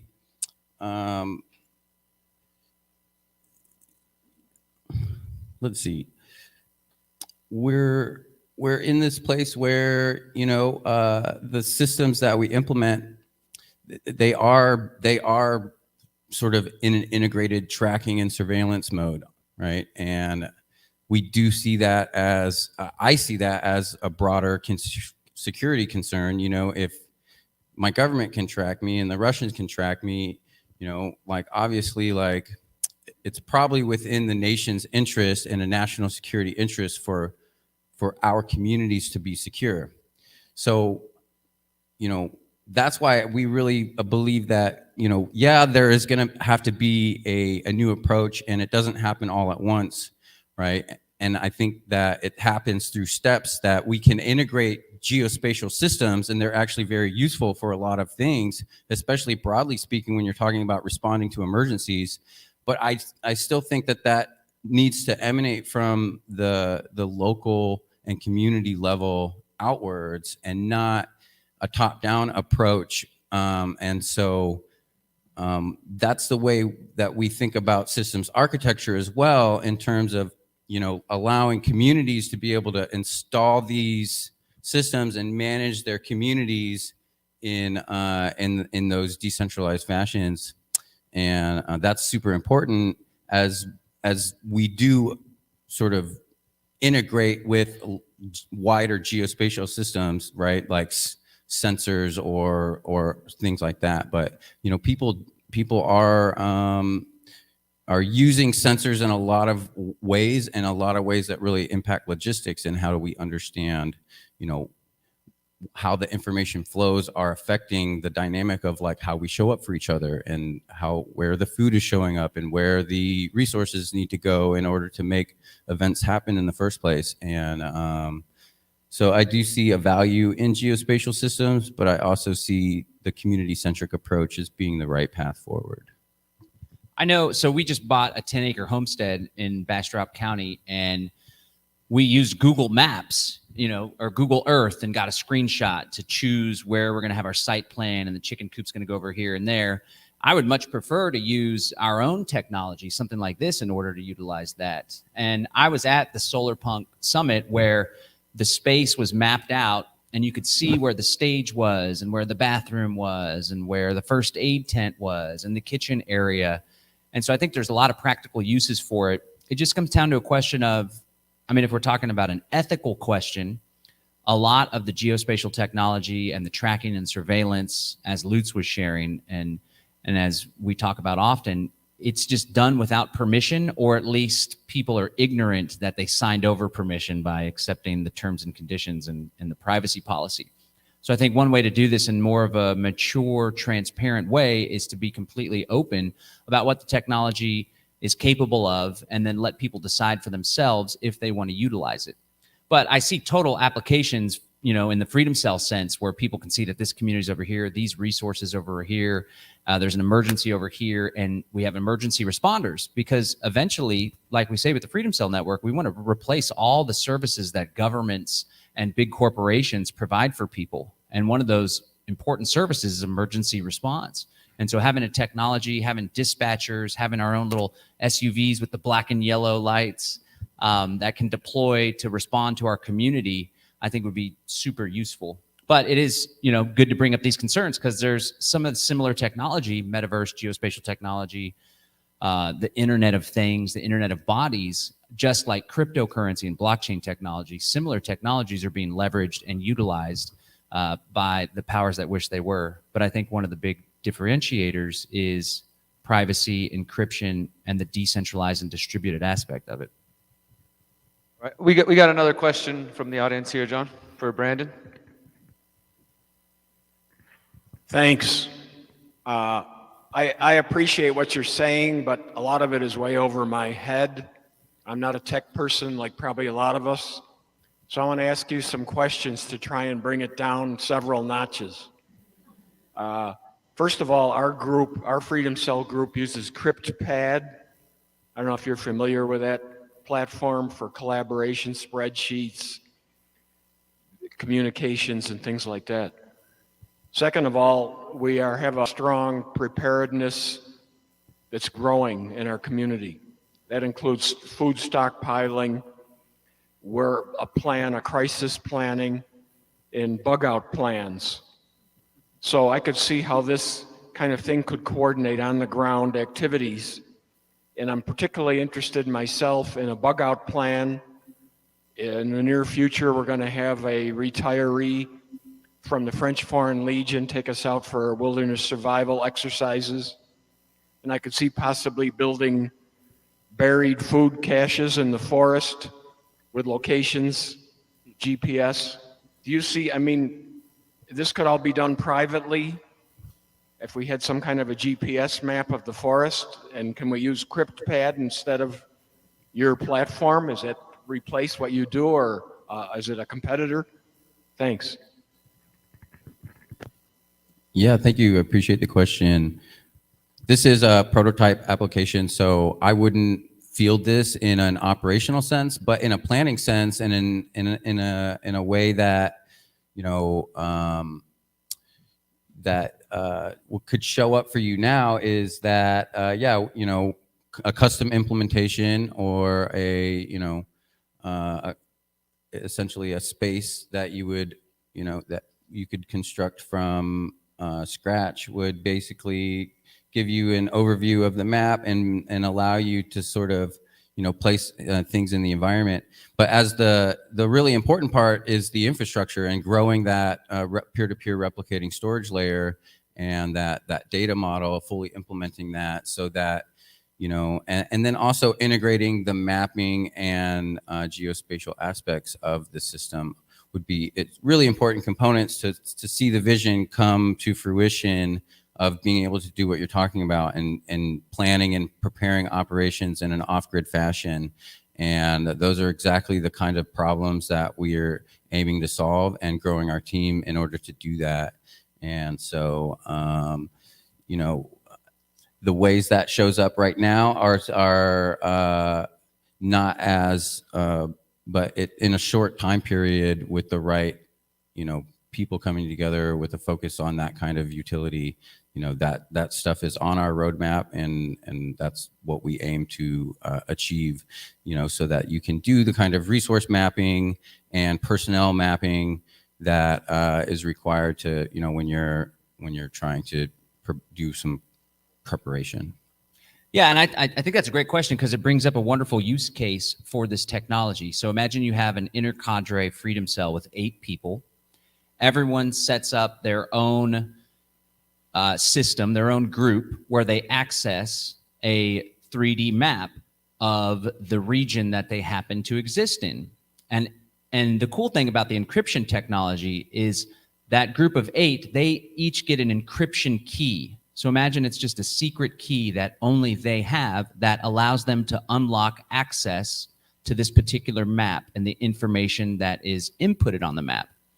And then, like the person asking the question said, they then put their home on the map, but then they have a secret weapons cache, peaceful weapons. And they have a food cache over here. And then maybe they have the bug out location, right? So you're zooming out, and now we have a bigger picture space. They could even have a path to their bug out location and a secondary path to the bug out location. And again, the cool thing about the encrypted technology is assuming, right, as long as they're the only ones with that encryption key, then they should be the only ones to access that information. Yeah. So I think that could be a great use case for sure. Yeah, that's right. Each one of these channels comes with if you come over to the channel settings, it comes with a channel address. It's the same kind of distributed information systems that use cryptographic hashes. So each one of these spaces is essentially a cryptographic container, and you can share that link with somebody and have an integrated account system that allows you to manage who can access the spaces and essentially join the community. And so that's all part of the forthcoming architecture and what we aim to build out in the roadmap. And this is really the purpose behind this demonstration is to try to make these systems more accessible, like visually speaking, in how we would integrate with 3D capabilities, and at the same time retaining the same kind of information channels that we're used to, such as an internet web page or a messaging system like Telegram, which does a really great job at organizing your different files, your media, your AV, and your messaging all in a sort of channel. So serializing that into your distributed layer and then replicating that across your network, and that's how it shows up for you. I love it. And to answer that guy's question also, you could still use CryptPad and then use this for the geospatial purpose, Or I'm sure that you could have encrypted collaborative docs within planned systems technology, right? Exactly. Yeah. This is like an example of a note, and so these are all my space links here. So if I want to look at, let's say, an education space, and I will just highlight this. And come over to my little web browser. So this has architecture to replace all sorts of technologies. And then, that will open up my little solar system space where I've put a little Earth and then some other links to websites so that people can see that, it really is meant to be diverse containers of information that allow you to browse the internet or to, be in a space collaborating with somebody. Sweet. If we really want to escape government, let's go to Mars. Hitch a ride with Elon Musk. All right, will you share where folks can learn more about your project? Yeah, we have plan-systems.org, and the implementing of the tools side is plan.tools. And check us out and try it out. Make sure to download the content if you're gonna try out the application. And it's just really to get people introduced to sort of the basic ground floor level of 3D collaboration and organization. And there's a little welcome document in there that kind of describes how to set it up and check it out. Cool. All right. Thanks so much. All right. Appreciate it. Let's go back to Mexico. Let's give a round of applause to Brandon, everybody. Woo, woo. Lots of big ideas being discussed today, right? Lots and lots of big ideas. And we know that some of it might be over some of our heads, my head included. But that's why these talks are being recorded and will be released for free beginning next week. And you can go back and tune in and listen to them and maybe listen a couple times. All the websites for all the speakers, their links and everything can be found on our speakers page at thegreaterreset.org. And I just have a couple of announcements to make before we go back to Texas to continue on with our speakers. Yesterday, we announced that we are doing a silent auction with Sterling Lujan's hardcover special NFT book right here. He's got copies over there. And I've already pledged $1,000 for this book because the book is a good book, but it's really going to Ross Ulbricht and to the Free Ross Fund. So I know a few people have gone over to Sterling to make donations. Whether you got more than $1,000 and you want to try to compete with me, it really doesn't matter. If you want to contribute to the Free Ross effort, please go over to Sterling. And those who are watching at home, you can always just visit freeross.org and support. Maybe let them know you're doing so because you heard about it on the Greater Reset. And I'm sure people back in Texas might want to support as well. So we still have this running until the end of today. So you have to the end of the day if you'd like to contribute to that effort. The other thing I want to mention is we do have a number of different workshops and things going on today. I mentioned it, there we go, freeross.org. I've mentioned it a couple times today.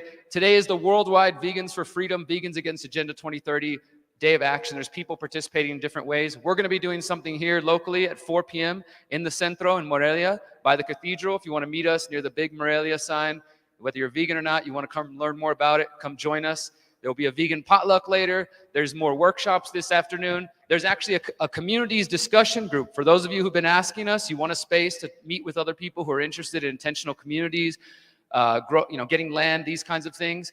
Local communities discussion group happening, I believe, I want to say 4 p.m. as well, 6 p.m. In this venue here. So all of that is listed on the website. Check that out. We've been sharing it if you're on our Telegram channel. And we're going to play a quick song before we go to Jordan because we have a very talented community, don't we? And I was sent this song a couple months ago, and I want you guys, I don't want you to get up and leave the room. I want you to hear this. This is Jen Armstrong, who's a part of our community. She reached out to me. She's a vegan musician, professional, beautiful voice. And she took my affirmation, "You are powerful, you are beautiful, free," and she made this amazing song. So guys, please check this song out from our community.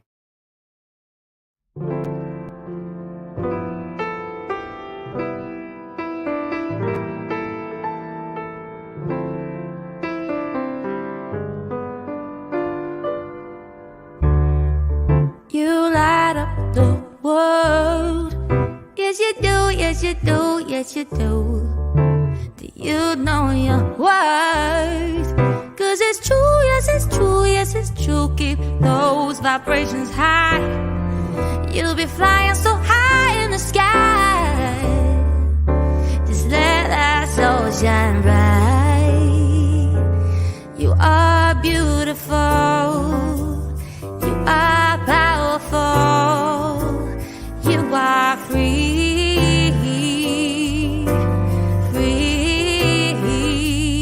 You are beautiful. You are powerful. You are free.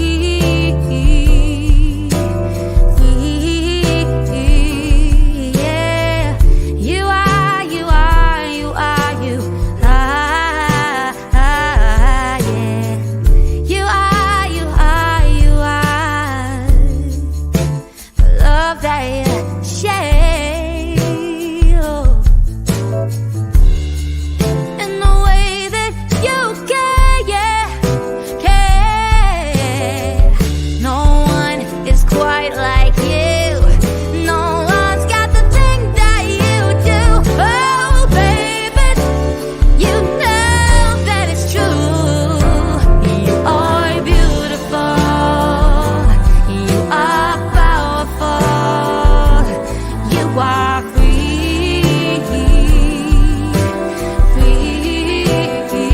You are beautiful. You are powerful. You are free.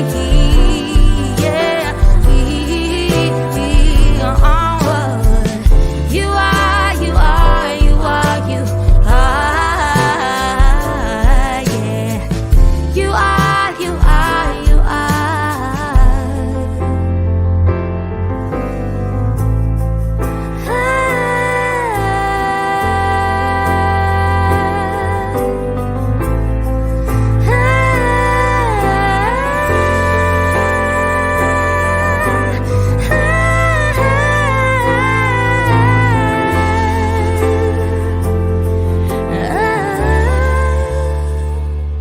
You are beautiful.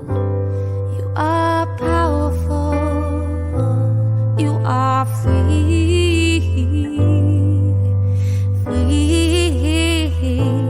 You are beautiful. You are powerful. You are free. You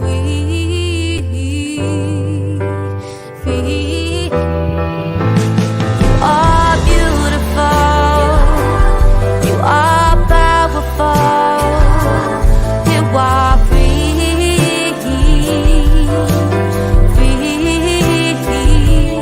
You are beautiful. You are powerful. You are free.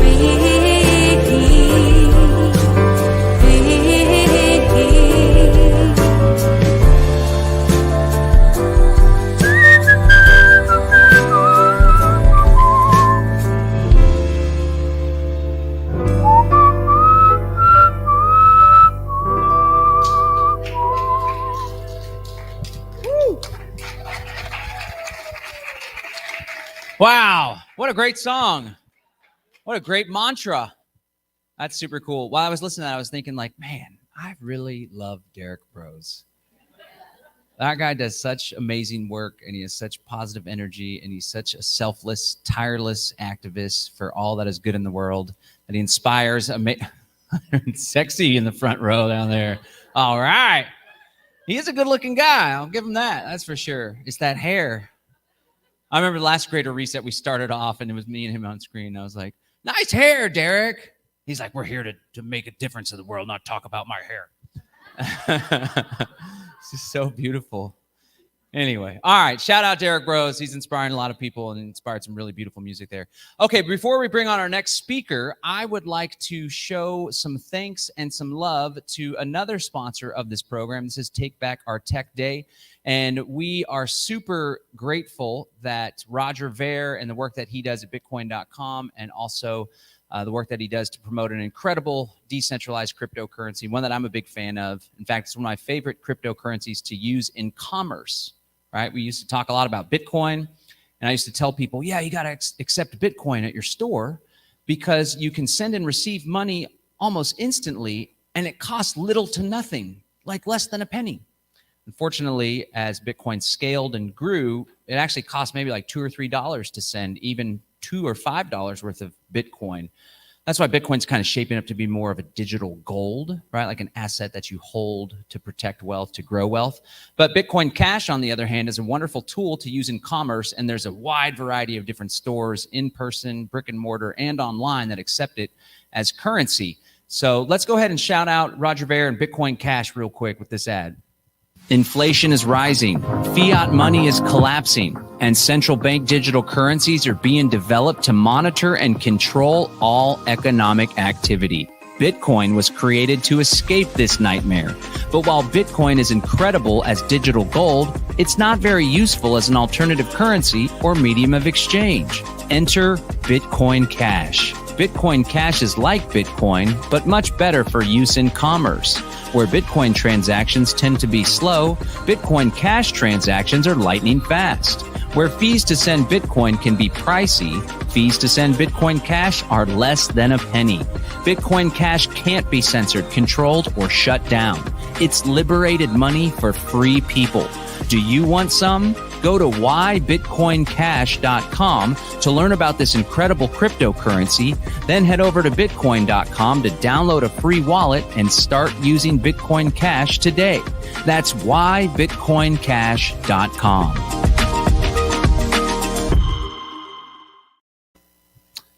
I love the voice of the guy that does those ads. Sounds really professional. All right. Okay, so I'm super excited to bring on our next speaker. He's a good friend of mine. He's here in Central Texas as well. He hangs out at the same super groovy joint that you might find Brandon at, Indra's Warehouse, where for the locals here, we're going to do an amazing after party with Natalie Rise as the headliner, but we're also going to hear an amazing show from the Great Medicine Show. Incredible music you can dance to. Plus, there's all sorts of really groovy acrobatics and fire spinning, and it's totally going to blow your mind. So we're super excited to invite all of you guys here in Central Texas. Anybody watching that's not here to join us as well here in Central Texas. But our next presenter, he's part of this movement, this ethos called Solar Punk, which is super groovy because it kind of merges technology, spirituality, nature into one nice little hodgepodge. And I think our next presenter really personifies that ethos quite well. So let's bring to the stage Jordan Larson. Come on down, Jordan.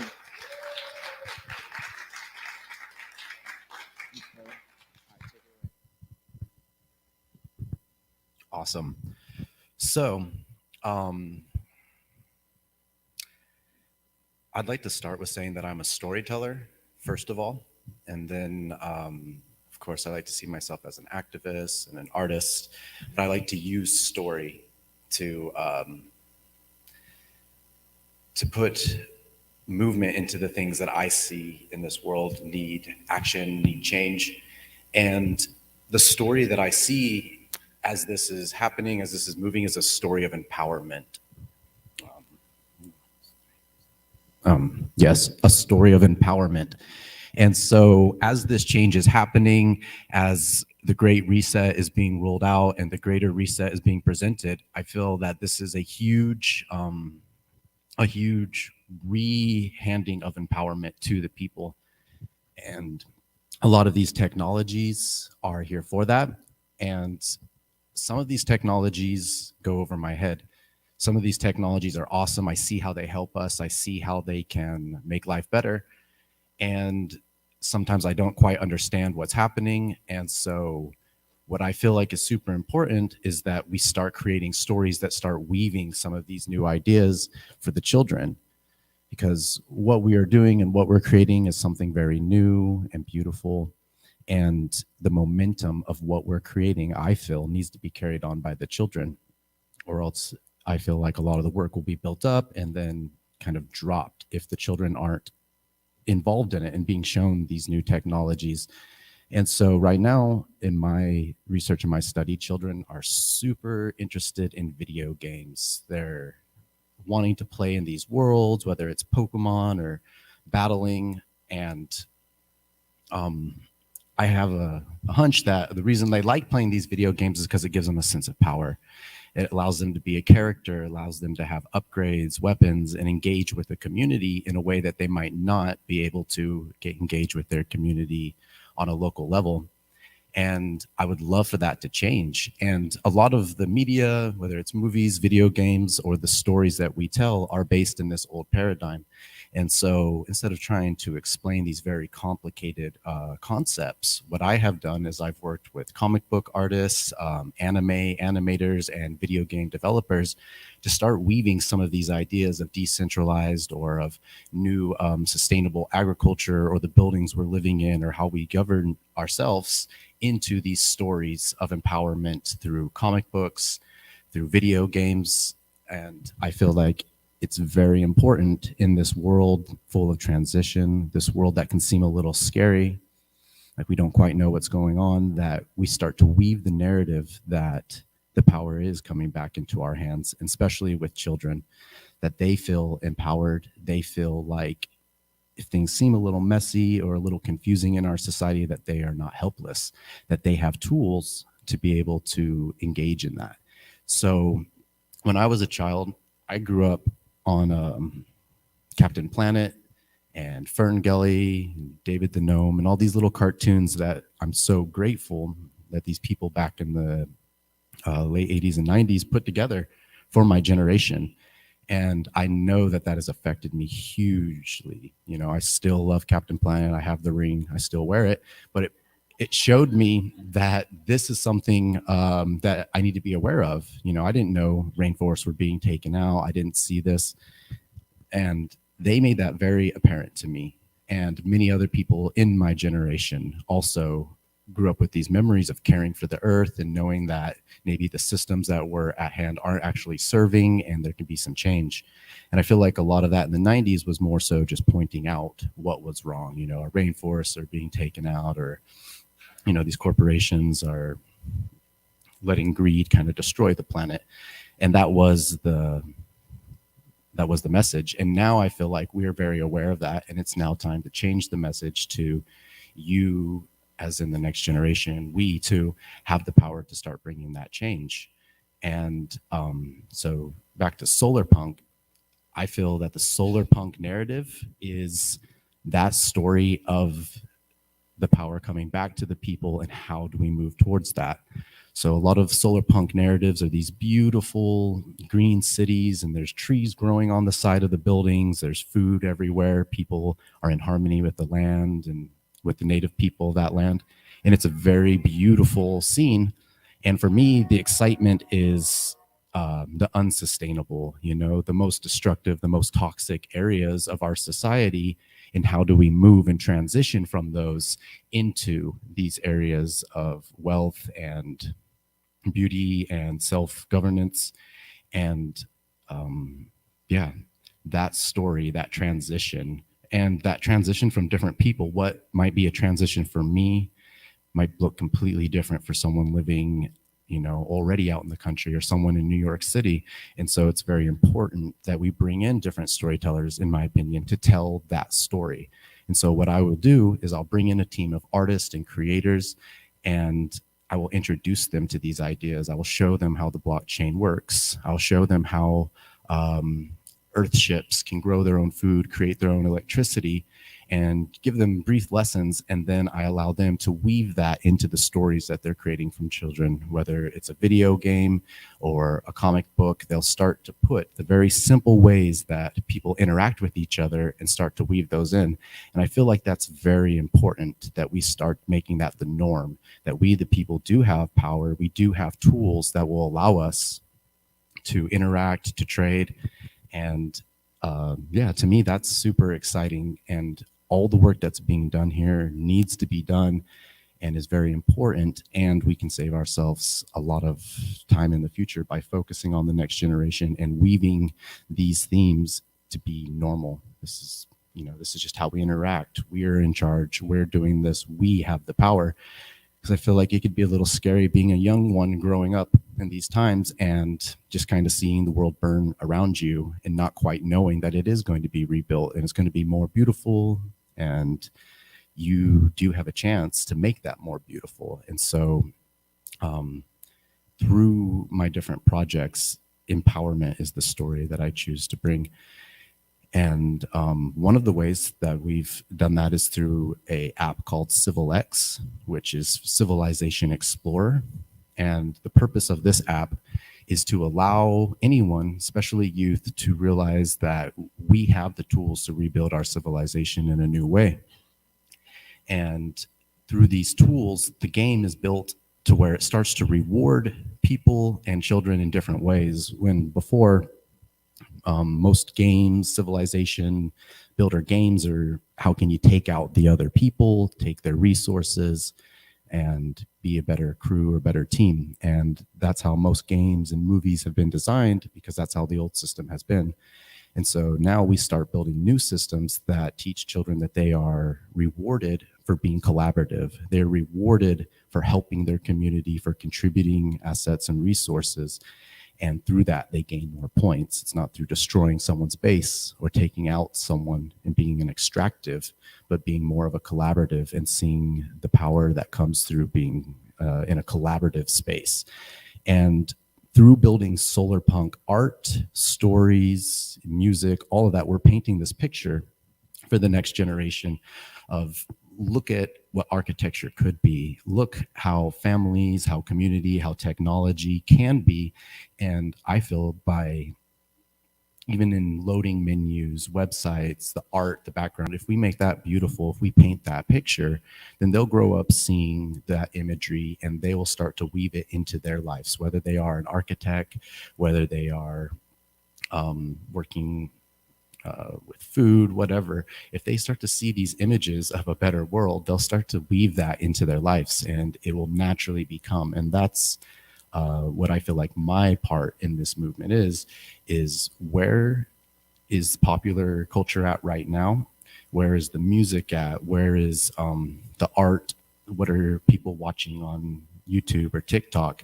And being able to match that, being able to find out where people are at, what's exciting to them, and then build systems that meet them right there instead of trying to say, come over here, this is all wrong. Come over to the good side. It's more just like, look how fun this is. Look how beautiful this is. Look how abundant this is. And being able to match that with the same music. You know, kids love playing games and getting that instant upgrade or feedback. And, you know, it's wonderful.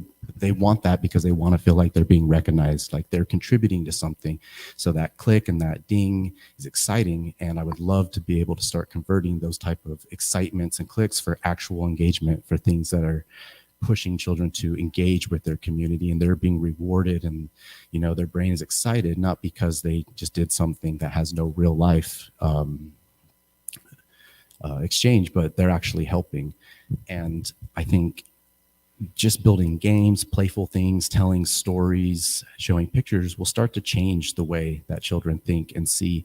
And a lot of these ideas, like I said, are too complicated for me, yet I know that it's important. And so it's important that coders, people who are deep into this, work with artists, storytellers, fashion designers, every aspect of life. That's the beautiful thing about solar punk, is it's not just the sustainable homes or the green skyscrapers, but it's a whole aspect of life. It's how we treat the indigenous people of this land, how we treat each other, how we make decisions. All of that is changing, and the most powerful way to bring that change is by doing it and being examples of it, and making sure that there's beautiful, fun, exciting alternatives to what people are taking in, whether it's their entertainment or information and education. So yeah, that's solar punk in my view of how it starts to take hold on a civilization and how it can breed change. And I really do believe that the youth and that the children are the most important parts of this. I think all of it's important, and making sure that it's digestible and that they feel the vision too. And it doesn't seem something too complicated or scary. And they also feel like they're being invited to be involved. And so, yeah, the story of empowerment.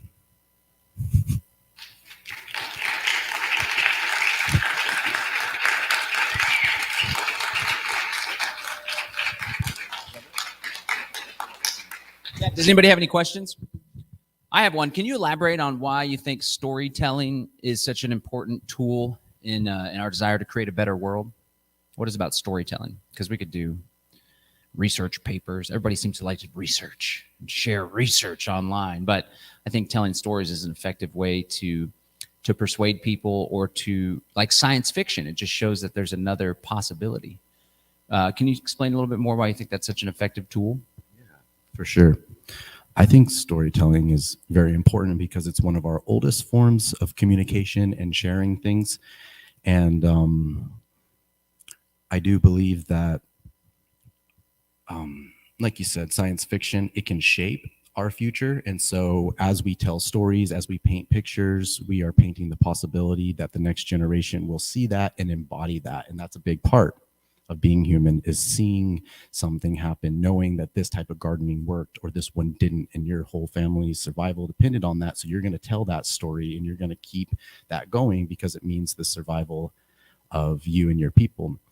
At the same time, stories are timeless. So say like Lord of the Rings, like everyone loves that. Not everyone, people love that story. It's been a continuous story because it has this human connection, and it will continue to be loved for hundreds of years, as it has been. And children love it. My grandparents loved it, and it never stops being epic because it's the human story. A business may come and be popular and go out. A certain technology may be very popular and then drop off at one time.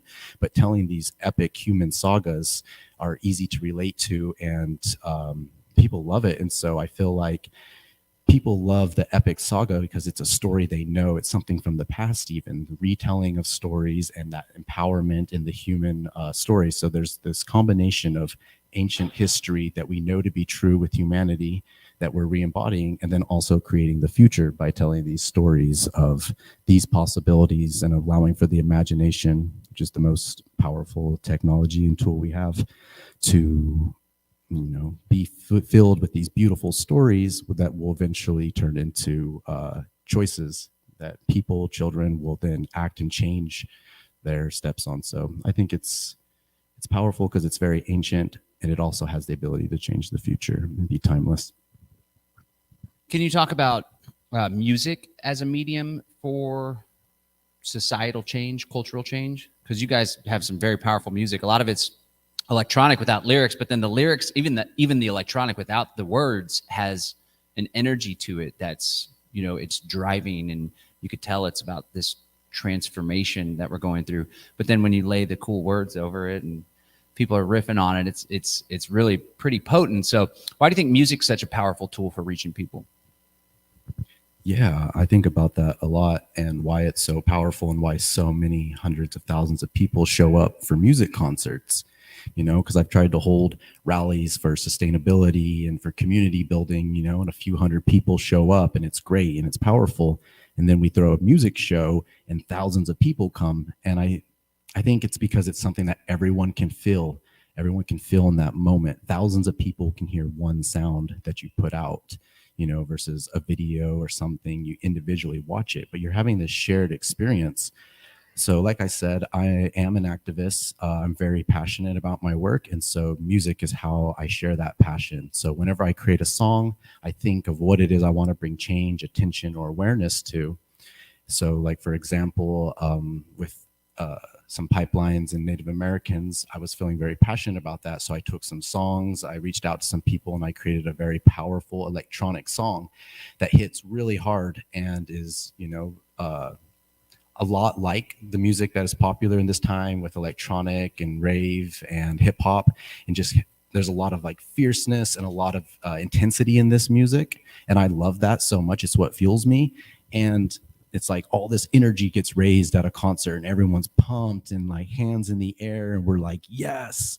And then everyone goes home at the end of it, and that energy is kind of like, yeah, that was good, So I wanted to be able to harness that energy and make sure that when people were feeling pumped and excited about life, that they could be offered things that actually they can harness that energy into. So we've used like the Civil X app to release albums or to drop information or tickets to concerts in augmented reality for people to engage with.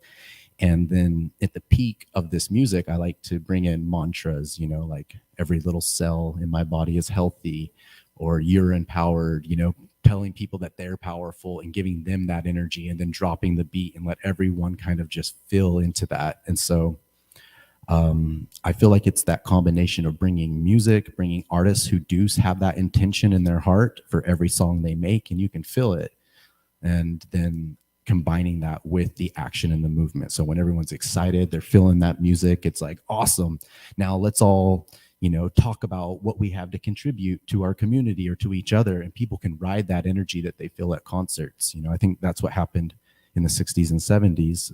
At least some of my elder friends told me that they would get pumped, they'd get excited, they'd throw these concerts, and they would march somewhere and we don't want this, we don't want that, and they would use the energy to go against things. And I see us being able to use the energy to create now. We pump up that energy, we empower people, and then we give them options. So it's not just this fizzle of energy that happens to a point, but we say, hey, if you want to make a difference, if you want to make a change, you are powerful, this is how it happens. And we connect them with groups like this and the Freedom Cells and Indras, and make sure that they have opportunity once that energy has been raised to do something awesome. I love it. They're going to play our wedding. Great medicine show. Super stoked about that. Derek, you guys got a question down there in Mexico. Uh-oh, they froze. He'll come back. We have a question. If you'll come up on the stage so we can hear you in the microphone, if you don't mind. Yeah, that's a great song too. You have a question too? Well, come on down. Okay, what's your question? Come on into. I have to say, a lot of this technology is right over my head, but I do have an 18 and a 22-year-old that are avid gamers. I heard you mention Civil X. I looked it up on the App Store. It's not there. And you also mentioned Solar Punk. Spiritual. It's basic spiritual. I'm not 100% clear on exactly. For the planet. And I want to say thank you, Jordan, because this is, I think so, why I am here. I believe in the synchronicity, and I work for my country for many years for keeper the ancestral wisdom. And I'm very happy because I want to share it with you, Jordan, because I am artist and photographer. I study art in Guadalajara, my city, but my grandfathers and all my family is from, I'm sorry. I a lot of passion, I'm sorry. And I discovered my family is from Morelia, Yurecuaro, Michoacán. Yeah. And I want to say, Jordan, que I want to contribute with your project because I'm ready with the wisdom, Maya, wisdom, Lakota, wisdom, Mexica, and Vedics. And because it's very important, I talk my project, Camino Espiral Luz, and is a teacher, is knowledge of white path, no, Camino Blanco, ¿cómo se dice Camino Blanco? Bueno, ¿lo puedes traducir? Okay, white path, and is a Toltecs, Mayan, and Vedics, Lakota teacher, and it's amazing for the children. And thank you so much because this is the prayer for innocence. And I contact you and thank you for being here too. And thank you for the opportunity. If you can take myself for collaboration with this project. Thank you so much. Thank you. Hey, we're going to make sure she gets in touch with you, Jordan. She wants to work with you. All right. Back to you guys, John. Let's go your question. Okay, so I have to admit a lot of this technology is a little over my head, but I'm trying to follow as best as I can. And I homeschooled my kids all the way through. I have an 18 and a 22-year-old avid gamers on all levels. And basically we homeschooled by playing games. So I'm with you. And I feel like this has got to be the way.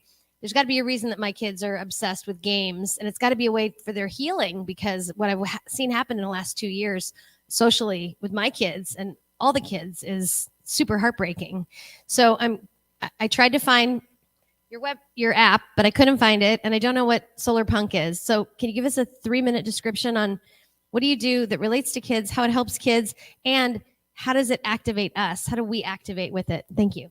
Thanks. Thank you very much. All right, so the app is not on the App Store yet. It's still in development.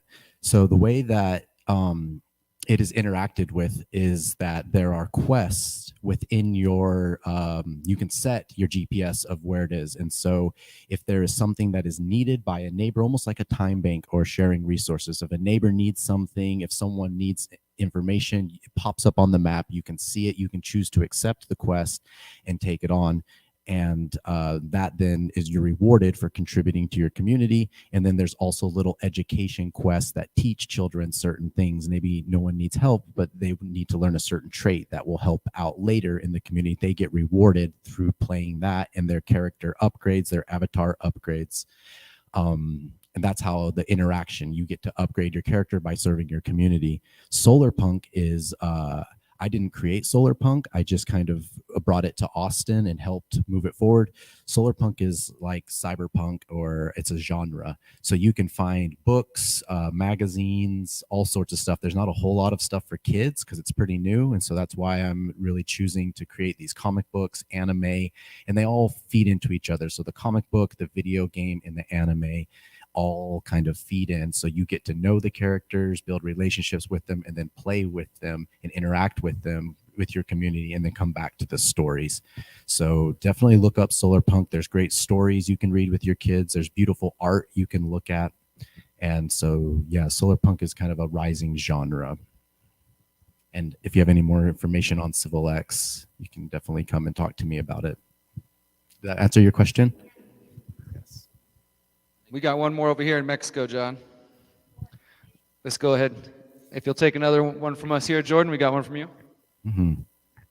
Hi, thanks. Your approach to embedding positive memes in children is very exciting.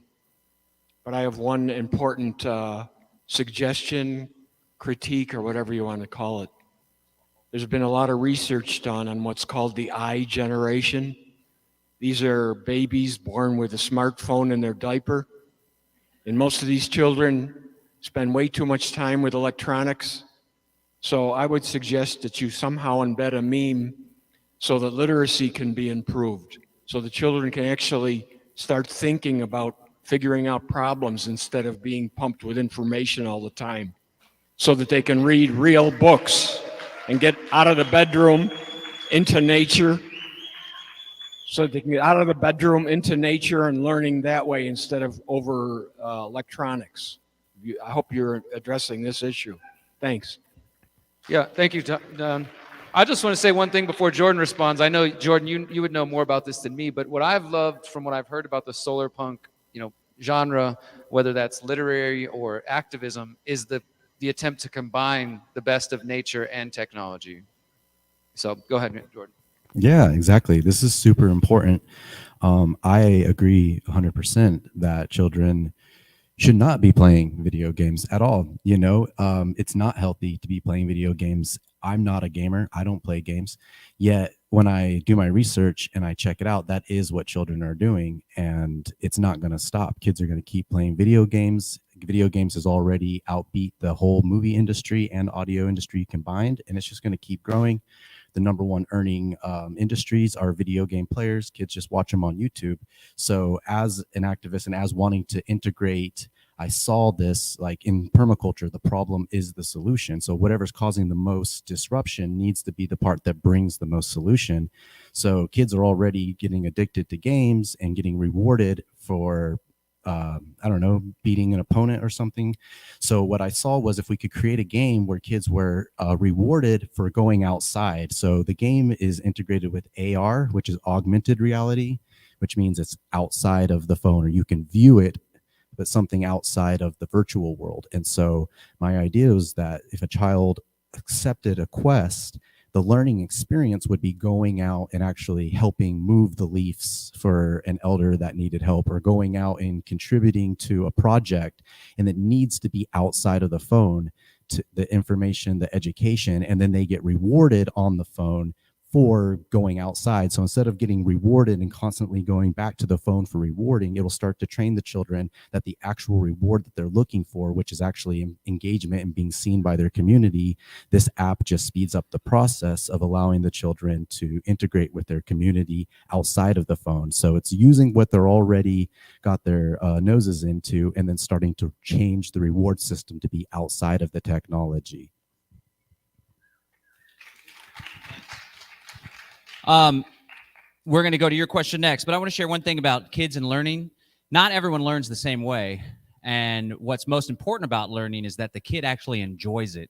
Because as a homeschooling dad, I've tried to force particular modes of learning, and it just blows up in my face. So the world is changing. And I think what's most important when it comes to children and learning is leaning into what excites them and what interests them. I played a whole lot of video games growing up. I think I turned out okay. Just want to say that in defense of kids and video games. And it's all about what works for the individual child, and not everything works the same for different kids. Did you have a question for Jordan, little man? Yeah. So one day, I was playing my Switch. What's this game called? I don't know. You do? What? This is called Pokemon. Okay. And one day, you go catch Pokemon and grow your Pokemon up and level your Pokemon up. Amazing. Okay. All right. Thank you so much. All right. Appreciate it. Thank you, Jordan. Throw out a website people can follow you on. Civilx.world for more information.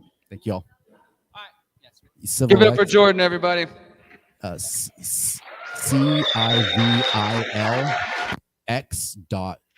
WORLD, civilx.world. You can find more information and reach out to us. Thank y'all. Cool. Thanks, Jordan. Woo! Thank you. And for the kid. Give it up for the kid. All right. Hey, John, so I think it's interesting you brought up the kid there, because as you said, we have been receiving some criticisms from certain sectors of the internet accusing us of things like digital child labor, because we said that there are some parts of the world where kids can play video games and earn money, and that might improve their families' lives. And there are some people who've been very critical of that. Anybody who's been around Mexico long enough knows that there are children, pretty young in some cases, out on the streets with their families, begging for money or trying to wash their windows or juggling.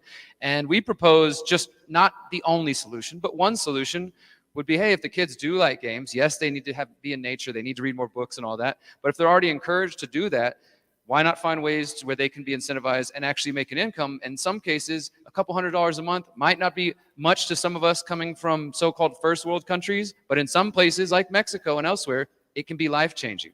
But that suggestion, I think, has ruffled some feathers. And I just want to make it clear that, we're talking about things like we just discussed there. That child there, he enjoys playing video games. Maybe there's a way to encourage him to learn more about, developing those skills in another way. Not taking him out of nature, of course, showing him the importance of being connected to the nature and to Mother Earth, but also seeing how you can cultivate those natural skills. One of the things I've learned from Lainey here, who's one of our past speakers, and from other folks involved with unschooling and homeschooling is, and I'm not a parent yet, I have 6 nieces and nephews, and I see this with my brother and sister and with other friends and family who have kids, that they, as John said a moment ago, instead of trying to force them to do what you want, you cultivate the things that they're interested in. They're showing a desire for these certain areas. Well, see how you can work with that and balance that, right? And educate them about the potential dangers as well, right? Again, these are tools. So I just want to make that clear in case anybody has heard that we support digital child labor. There are no kids back there mining blockchains or anything like that. Everything is chill here, we promise. But before we get into our next Activation Hub, John and I wanted to share a little bit more about the Freedom Cell Network. We've told you guys, you've been hearing us drop the name, and I know there are some, again, who are unfamiliar with it. So we're going to roll real quick the trailers that we recently created This is just, again, another beautiful creation out of our community. This is a 2-minute lowdown on what Freedom Cells is. We're going to play the Spanish trailer first and then the English one, and we'll come right back. Bienvenido a la red de células de libertad. ¿Qué son las células de libertad? Las células de libertad son grupos locales de 8 personas que se organizan de forma descentralizada con el objetivo de empoderar a los miembros del grupo a través de la educación, la resistencia pacífica y la creación de instituciones alternativas. Imagina que es como tu red de apoyo de activistas. Estas células locales de 8 miembros trabajan juntas para alcanzar objetivos. Los objetivos potenciales incluyen el intercambio de habilidades, el cultivo de alimentos, asegurarse de que cada miembro del grupo tenga alimentos almacenables, la comunicación cifrada, un plan de emergencia, así como el aprendizaje de métodos de defensa personal. Al mismo tiempo, los miembros de la célula están disponibles para prestar ayuda mutua a su grupo, sea cual sea su forma. Cuando los individuos forman su primer grupo de 8, o su círculo interno, comienzan a organizarse en una red de células descentralizadas. Estas células separadas también forman una red de grupos de 8 más grandes, que igualmente tienen el objetivo de empoderar a los miembros del grupo a través de la resistencia pacífica y la creación de instituciones alternativas. Mediante la construcción y el apoyo a sistemas alternativos, como redes locales de alimentos, servicios de salud, grupos de defensa mutua y economías y redes de comunicación entre iguales, las células de libertad podrán desconectarse y desvincularse de las instituciones estatales que no consideren dignas de su apoyo. Una vez que los grupos sean lo suficientemente numerosos, será posible que los participantes se retiren en masa y se centren en la creación de nuevos sistemas. A medida que estas células individuales se conectan y enlazan entre sí en todo el mundo, están formando una red paralela a la sociedad mayoritaria. Esto es lo que llamamos la red de células de libertad. Si quieres encontrar a personas con ideas afines en tu zona y que se centren en las soluciones, únete a la creciente comunidad en www.freedomcells.org.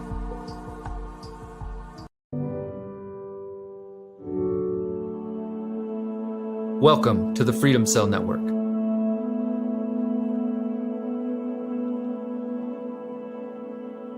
Freedom Cells are local peer-to-peer groups of 8 organizing themselves in a decentralized manner with the goal of empowering group members through education, peaceful resistance, and the creation of alternative institutions. Think of it as your activist support network. These local cells of 8 members work together to accomplish goals. Potential goals include skill sharing, growing food, ensuring every group member has storable food, encrypted communication, an emergency plan, as well as learning self-defense methods. Cell members also make themselves available to render mutual aid to their group in whatever form that may come. As individuals form their first group of 8, or their inner cadre, they begin to organize themselves into a web of decentralized cells. These separate cells form a network of groups of 8 which also have the goal of empowering group members through peaceful resistance and creating alternative institutions. Through building and supporting alternative systems such as local food networks, health services, mutual defense groups, peer-to-peer economies, and communication networks, Freedom Cells will be better able to disconnect themselves from the state institutions they deem unworthy of their support. Once groups become large enough in numbers, it becomes possible for participants to opt out en masse and focus on the creation of new systems. As these individual cells connect and link up with each other around the world, they are forming a parallel network to the mainstream society. This is what we call the Freedom Cell Network. If you want to find like-minded people in your area who are focused on solutions, join the rapidly growing community at freedomcells.org.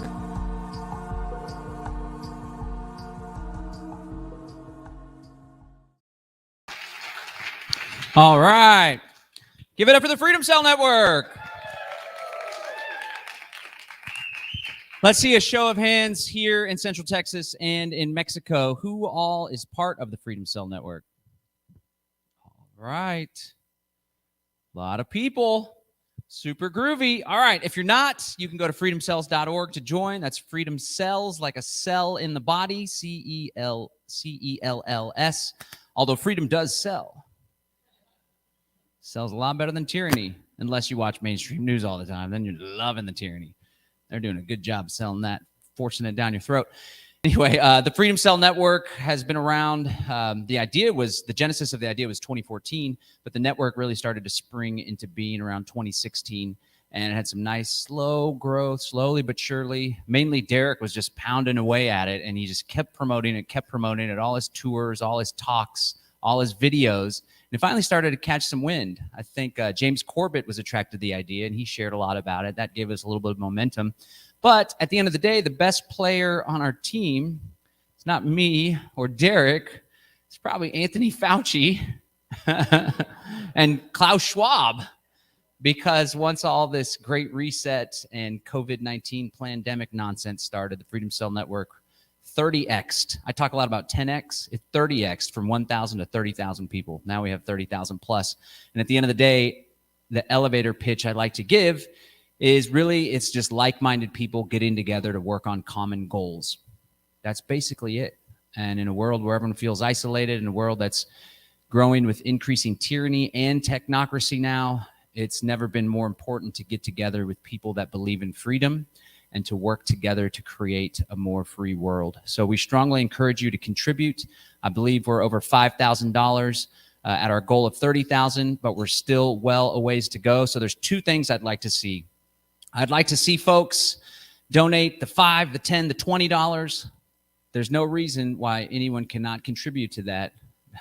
I'm bringing back in the car sales days.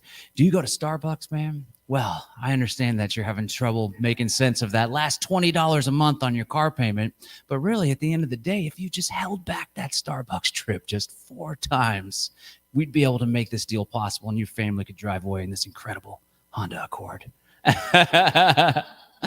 Anyway, it's true though. Come on, guys. If you're feeling like you're struggling and $5 isn't even possible, then at least spread the word and share the fundraiser with a friend. So I'm looking for folks to throw in those little, we need a bunch of people to throw the $5, $20, but we also need some folks that are maybe a little better well off financially to drop the $1,000, the $2,000, or the $5,000 level. That's what it's going to take in order for us to reach this goal. And we didn't put that goal up there just to be some thing off in the distance that we hope for. We put it up there so we can actually accomplish it because we have a lot of big, ambitious plans with this website. So if you've ever benefited from the Freedom Cell Network in any way, I strongly encourage you to support and contribute. We don't have a bureaucratic layer. There's no supervisors and management. It's basically just me, Derek, and Ramiro that are running this website.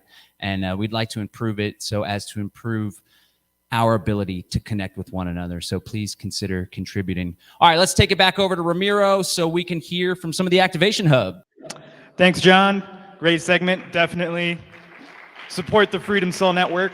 It helps us become more professional with everything that we do, and there's so much we want and have in store for you. So yeah, excited to have you be a part.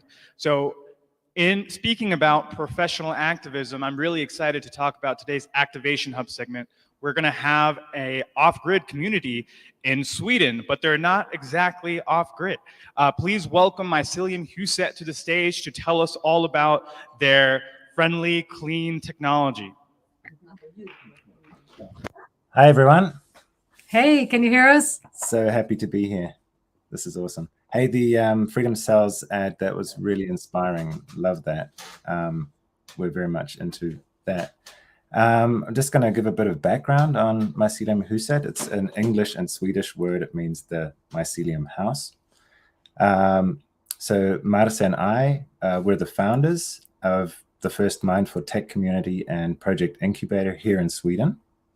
We support the growth of a network of decentralized communities and organizations. We're creating and developing best practices, templates, agreements, and other tools to foster the emergence of a balanced and productive decentralized groups, as well as a number of networks to connect them. We've tested, we've connected with people, we've experimented for half a year, and we saw the great possibilities that Sweden offers. We've visited a lot of really interesting properties with lots of land and lots of affordable prices compared to other European countries. The weather can be challenging, but the possibilities are great, and the summer is amazing. And we hope that more people can join us here. We've decided to buy this place, which is a former retreat center in the heart of Sweden. And it's surrounded by lots of forest, lakes, waterfalls, and very clean air. We live here, it's 4 of us, and we've got a friend here for the event today. Right there. You can thank you. Yeah, so there's my father, there's Dagmar, she's a friend, and this is Emil. Have some Germans and Swedish people in the house too. Right? Yeah. The weather is not very good, so that's why some other people couldn't join. But Yeah, it's actually raining and very lots of ice on the roads, so not ideal. Yeah, so another thing about Sweden, which is really important to our project, is that it has a fantastic fiber network. So the internet is really fast, and we can do a lot just being out here in the countryside. We've been operating in various forms for over a year. We've got all the facilities and infrastructure to run our project. Property is a mini villa, and we have several buildings for different purposes. Places to live, a cafeteria lounge building, this is where we are now. Yeah. And conference and workshop area, as well as a little spa area for that wellness aspect, which is also really very important to for us. us. So we're documenting what we're doing in a really nuts and bolts way. We're describing our departments, our procedures. We're creating a database. We want to share the knowledge with others that are doing this or want to do this, and inspire people to exit and build so they don't have to start from scratch. We've grown a really interesting network here in Sweden, and things are happening, and we're excited to be here in Sweden now leading the tech discussion in the community living context. Yeah. Yeah. Do you want to say a bit more? Yeah, I don't know, Ramiro. Do you want to? Do you have some questions? Well, I can probably talk a little bit about I'm the sure project. there's going to be a lot of questions. I have some questions for you. Yeah. Okay. Could you tell me about why it's much safer to use technology at your homestead there in Sweden? I know you guys spent time wiring it up a certain way. Yes. Well, first of all, hola a todo el mundo en Mexico. Thank you for all your energy, for translating in Spanish. It's super cool. I'm Colombian born, so my mom doesn't speak English, so it's been really cool that she has the chance this year to hear in Spanish. So hola a todos allá.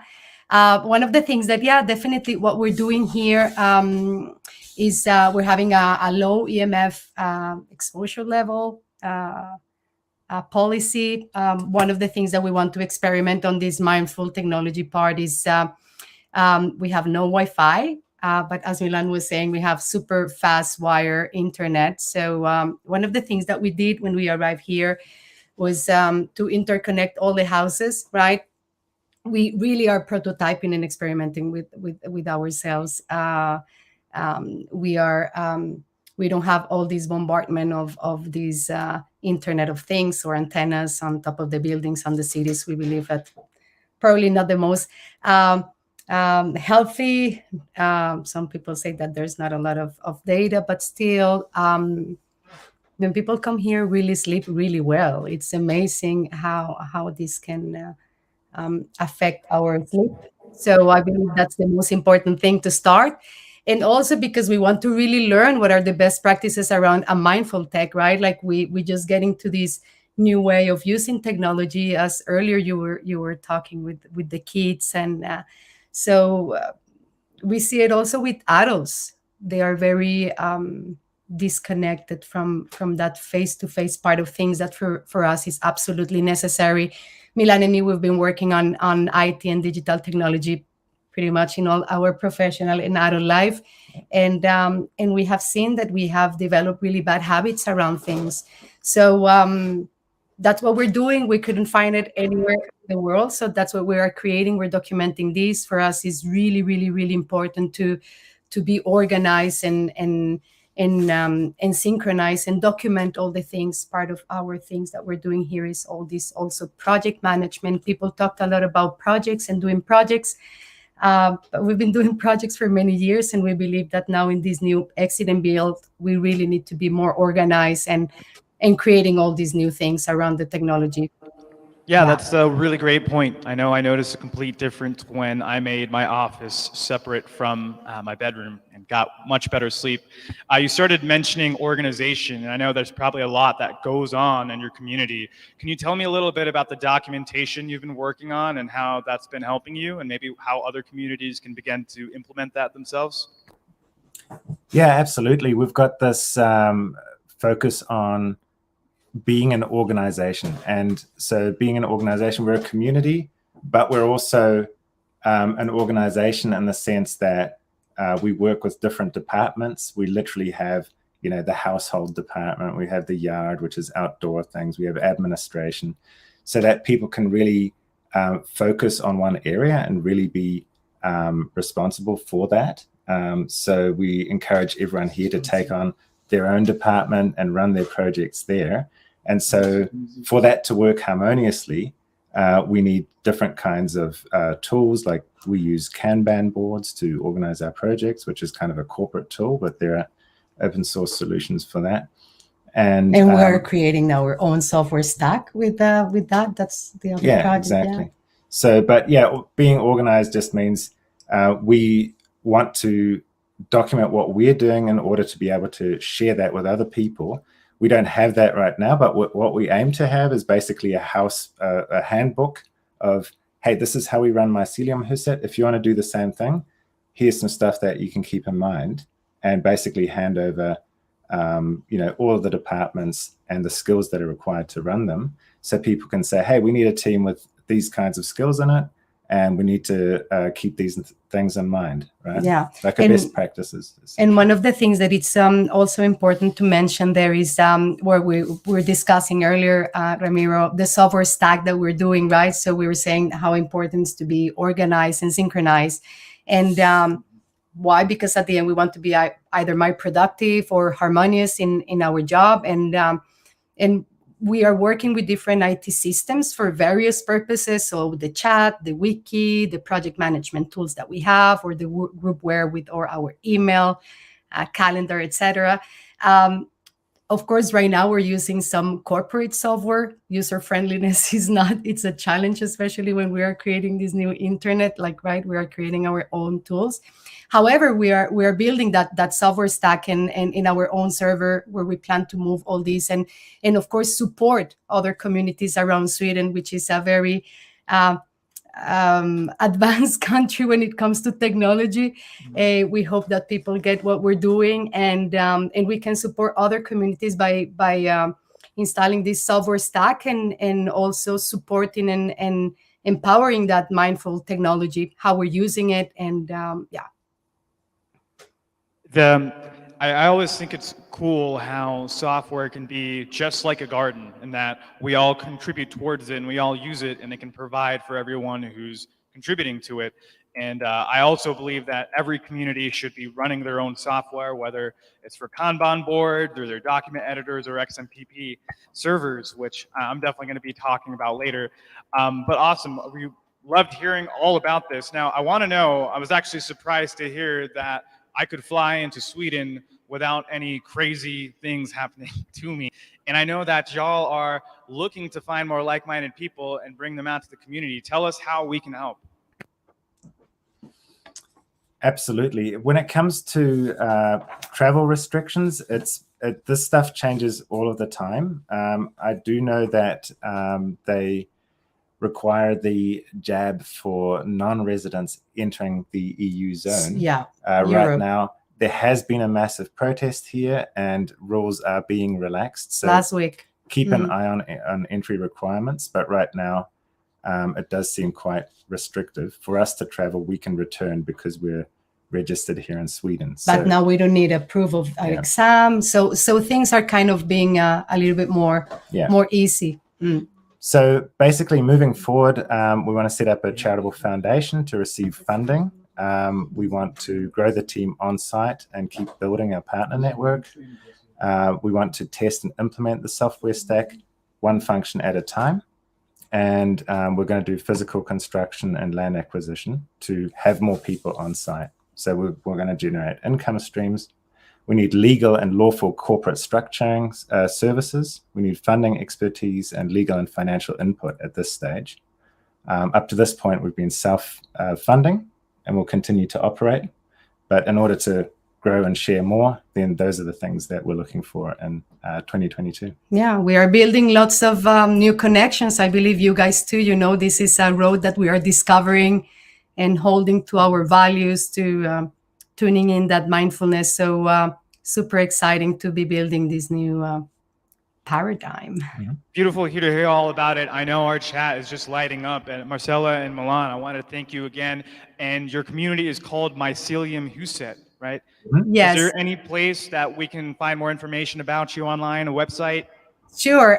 So again, as Milan mentioned, mycelium, like mycelium in English, MYCELIUM, and Huset, which is the house in Swedish, is HUSET.io. So that's myceliumhuset.io. We're going to launch the website with all the documentation there. So please send your email. We would love to connect, and also with the speakers that they were today, this morning, Plant Systems, Brandon Wallace. I mean, it's amazing to get connected today. Thank you, Ramiro. Yeah. And you can also email us at info@myceliumhuset.io. So that's the same address, just info@.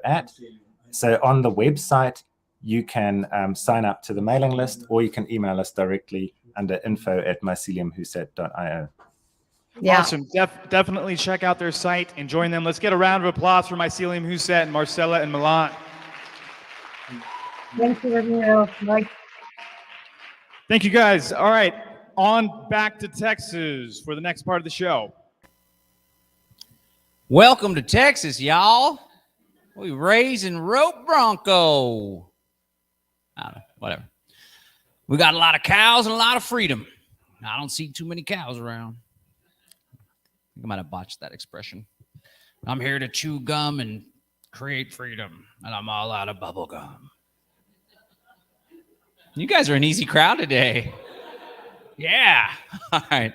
Okay, so today is Take Back Our Tech, and we've talked a lot already about cryptocurrency and decentralized blockchain technology.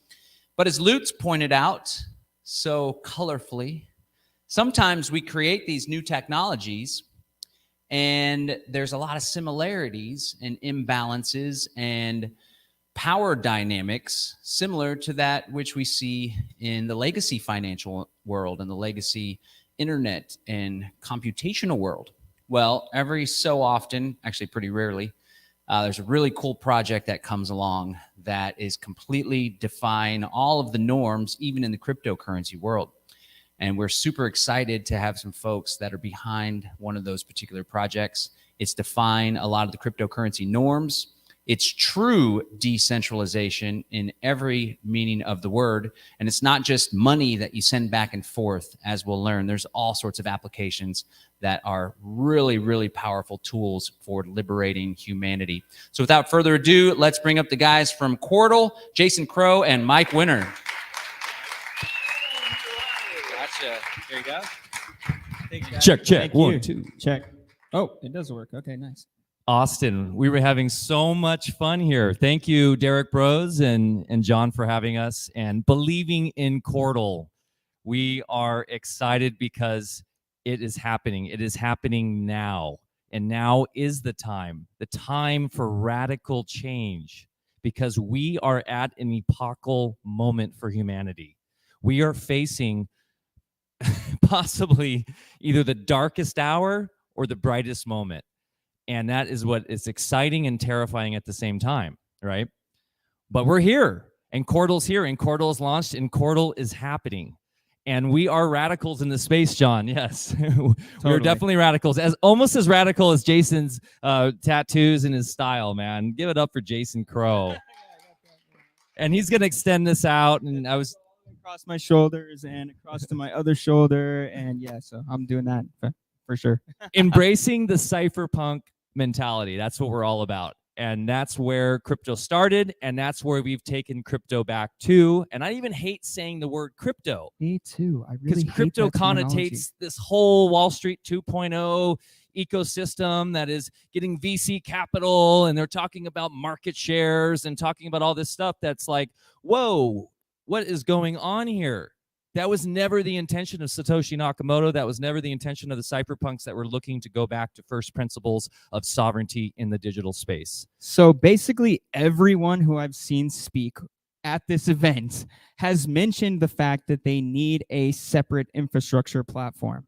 Now, nobody has actually pointed to the fact that it already exists, and that platform is Chordal. So for digital infrastructure, everything that you do on the traditional internet, everything that you do on your computer on a daily basis can be done in a completely decentralized fashion without the need of any nonsense technology or a company over everything doing whatever they're doing with your data and whatever else is totally unnecessary. You can do all of this with a device this small, if you like, on Chordal. You can use your typical computer too, but Intel and AMD and all the processors and stuff also have backdoors into them. So this here is completely open source from the hardware level up. It's built with a Raspberry Pi 4. My company sells these, is Croetic.com sells these, but you can also build them yourself if you like. This is the whole idea behind a completely decentralized, completely open source platform that is actually able to rebuild everything, right? So it's not just a techno or a cryptocurrency that's going to be able to use for transactional purposes. This is actually able to rebuild websites, to rebuild communications, to rebuild all the things like Kanban boards and everything that people are mentioning. All of that stuff can be rebuilt on top of a network that does not require any centralized control. Yeah, let's back up a little bit, right? So we're talking today about decentralization, and we'll get in a second into really what that means and why that's important, and also about privacy and all these things. But what are we looking at right now? What are we looking at in terms of our relationship with technology? We're talking today about solar punk and about which I love, by the way, as someone who loves permaculture and lives in the forest myself and loves technology. I think that is an amazing idea. But really, where are we at with technology? We've given into convenience, right? We've given into the idea that life should be easy and that technology should basically be the answer. And it's not. It's not. We are the answer. We are the ones. Nature is the answer. Technology needs to serve us. And so I had this epiphany yesterday here in Austin with all you amazing people and us each like sharing this energy and these ideas. And I had this idea with about any of you guys heard of the slow food movement? Right? And that was a reaction in France to the emergence of fast food chains coming into Europe and Asia. And the folks there were like, what? We're French. We eat cheese and have wine, and we don't do Big Macs. And so they embraced their culture and they embraced this idea of going back to the land and going back to their cultural heritage. And we are now at that precipice with technology. We need to start thinking about radical ideas of how we relate to technology every day. And we need to embrace the slow technology movement that Chordal actually, in a way, is working with. Well, Right, it's Jason? also, it's just the fact that rebuilding everything from the ground level up is not like a simple task, right? Yeah. It takes a lot of effort. And for us to come in and say like, oh, yes, we've already got this, it's something that's been in development for over 8 years. Like this platform is not something that just sprung up out of nowhere, like a lot of these ICOs and nonsense, right? This is something that was built from scratch to address every single issue with all of the nonsense in the centralized world, right? So we're getting rid of any intermediary in between trades, any intermediary in between hosting. You don't need anything other than a node running on the network, and you can facilitate all of your own digital needs, right? Like that's really what it is. It's when I say it's all about us and all about you, it is about you taking charge of your data, taking charge of this relationship with technology. And you do that on Chordal through your own device. So it starts at the hardware level up. We are going back to first principles of internet. First principles of everything related to what the original cypherpunks wanted. And so it's going to take a little work, guys. It's going to take, like in the slow food movement, going your farmer, knowing where your food comes from. Well, in this case, it's going to take right now a little bit of time to understand what technology is and what your relationship to it is.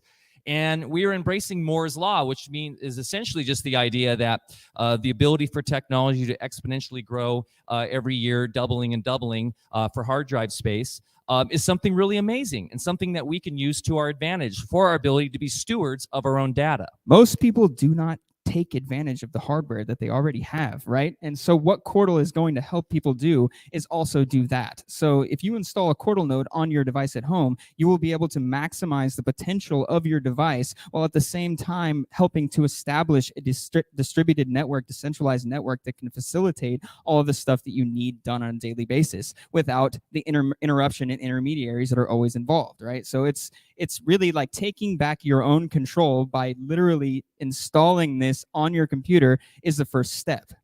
And Jason, would it be possible to use a little solar panel to run that? In fact, yes. These devices here, I have a plan. So we are selling these, right? But you can also build them. We will give you the 3D printer files. If you have a 3D printer, you want to print the own case, you can do that. And in the future, I do have plans to build a solar version that will include a panel that will fold out, and you'll have the solar panel and a little battery like yay big, and you'll be able to hook that up to this device, and that will run it with just solar power. And since these things only take as much power as a phone charger to run, it will run basically forever on a little battery. So yeah. And when you say you, that's because you are running a private company on top of Cordal. Right, exactly. Anybody that's an Yes. entrepreneur can do the same. Everything's Yes. open source. You could start your own Cordal laptop company. We're not trying to say like, oh, we built the Cortector and it's our property, intellectual. No, there is no intellectual property involved in Cordal whatsoever. Every single piece of the stuff that we sell on Croetic.com or anything else related to Cordal is completely open source. That means that anyone can take it, build one of their own. They can make another company selling the same thing with a different name. Who cares? They can even take the entire platform of Cordal and clone it and use it for something else. It really doesn't matter. Just as long as the technology gets out there and starts getting utilized by everyone and we get rid of the nonsense, that's what matters, right? Yes. No more nonsense. We're not trying to own everything here, guys. Like, this is really not the point. That is the point of like how we got into this situation to begin with. We Like, are leaving the world of intellectual property. We Yes. are going to a world of open source everything. We're Now- going to a world of collaboration, cooperation. We are going to a world where corporations will cease to exist. There is no corporation behind Cordal. There are no trademarks behind Cordal. We don't care if you use your own Cordal logo that you like in the UI.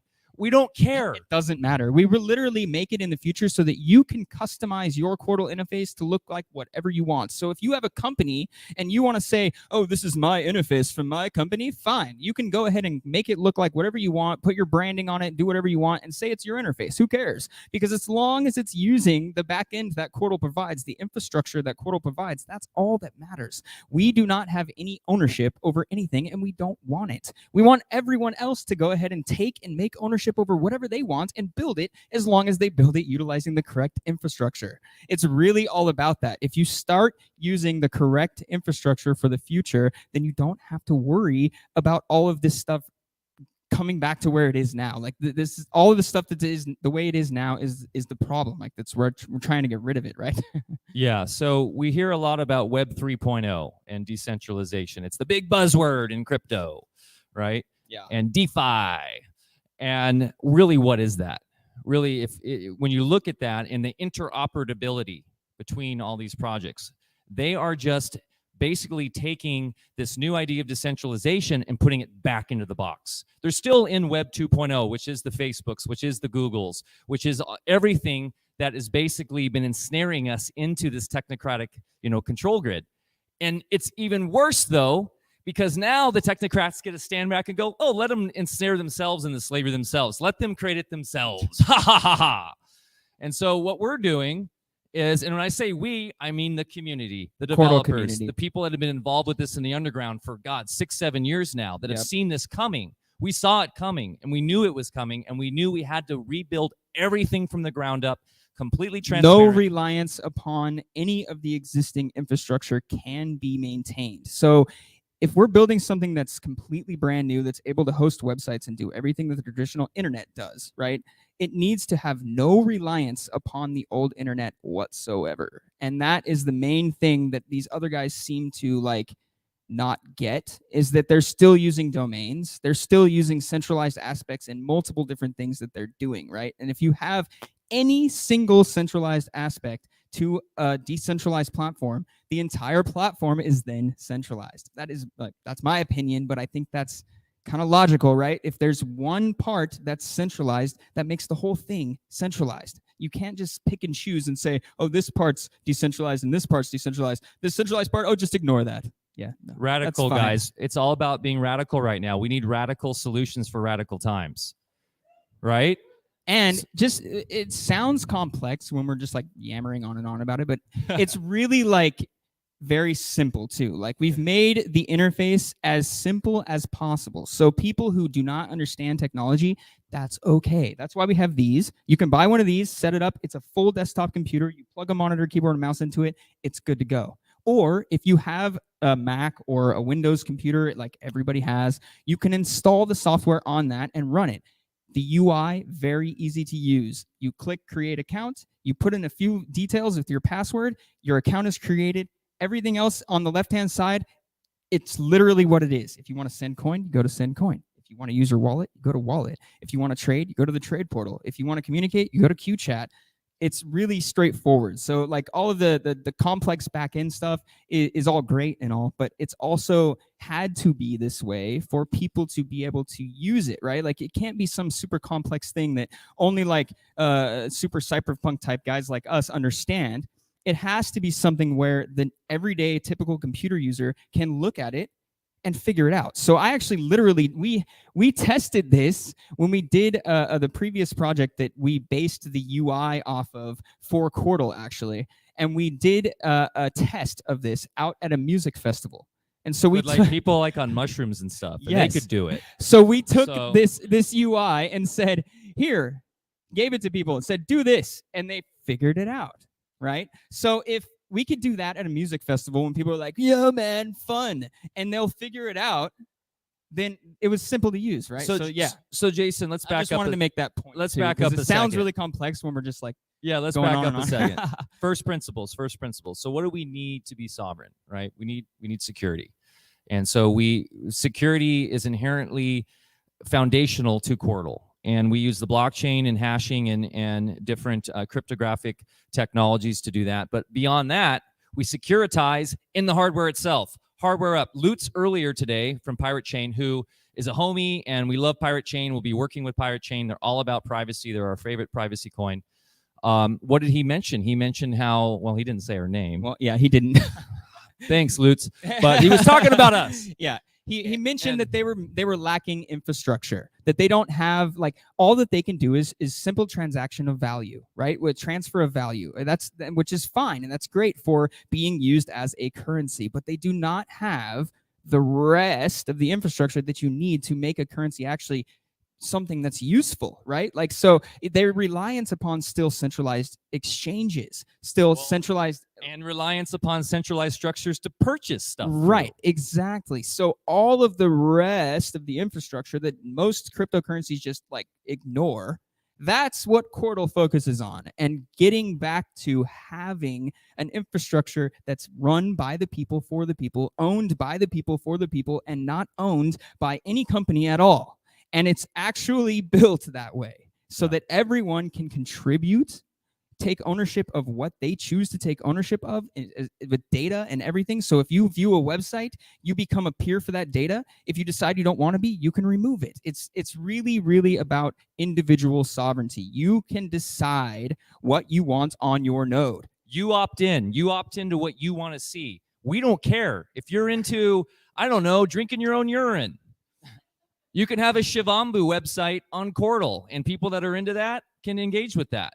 It's all about personal sovereignty. Yeah, we always get do the not- question about, oh, it's a hosting platform. What about illegal content? Like, first of all, what is illegal content and who decides what is illegal? Okay, fine. If we're going with fine, it's illegal content. Okay, it doesn't matter. Are you going to host it? No? Then why do you care? Because the only data that's going to be on your node is data that you choose or that you view. So if you specifically choose to be the data there, then it's on you, right? It's not on us. We are not a hosting company. There's no company involved in this. So who are you going to like target for any of this anyways? It's really on each individual. If you decide to view content that may be questionable, that's you deciding to view that content. It's on not you, bro. on our platform, right? Yeah. Yeah, this is really radical because I think we've been sold down this line that humanity, and they've done a really good job at this, that we are inherently flawed, we're machines, we're selfish, right? And so we have to be protected by centralized people that are sources that know better. That's nonsense. Total nonsense. Nonsense.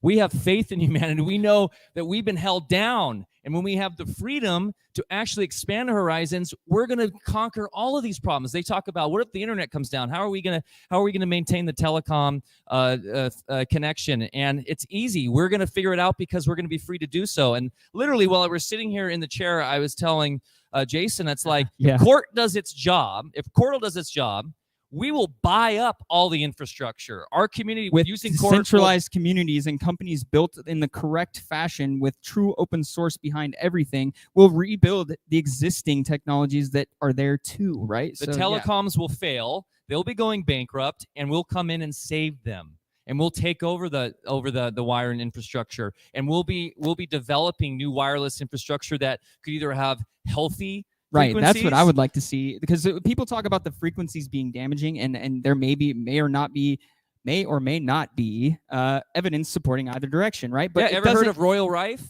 Anybody ever heard of Royal Rife? Okay, there are amazing technologies out there that most people have no idea about. We could be getting into weird analog crystal technologies that are using quantum entanglement to be, delivering information between. We don't know because we haven't been able to explore this, because they've controlled through the patenting system and through the centralization system and all the honey traps they set up, and they've stopped us from being able to really innovate. And what method Cordal uses to communicate from one node to another doesn't necessarily matter. Right now, yes, we utilize the internet because that's what we have that's available for everybody to use.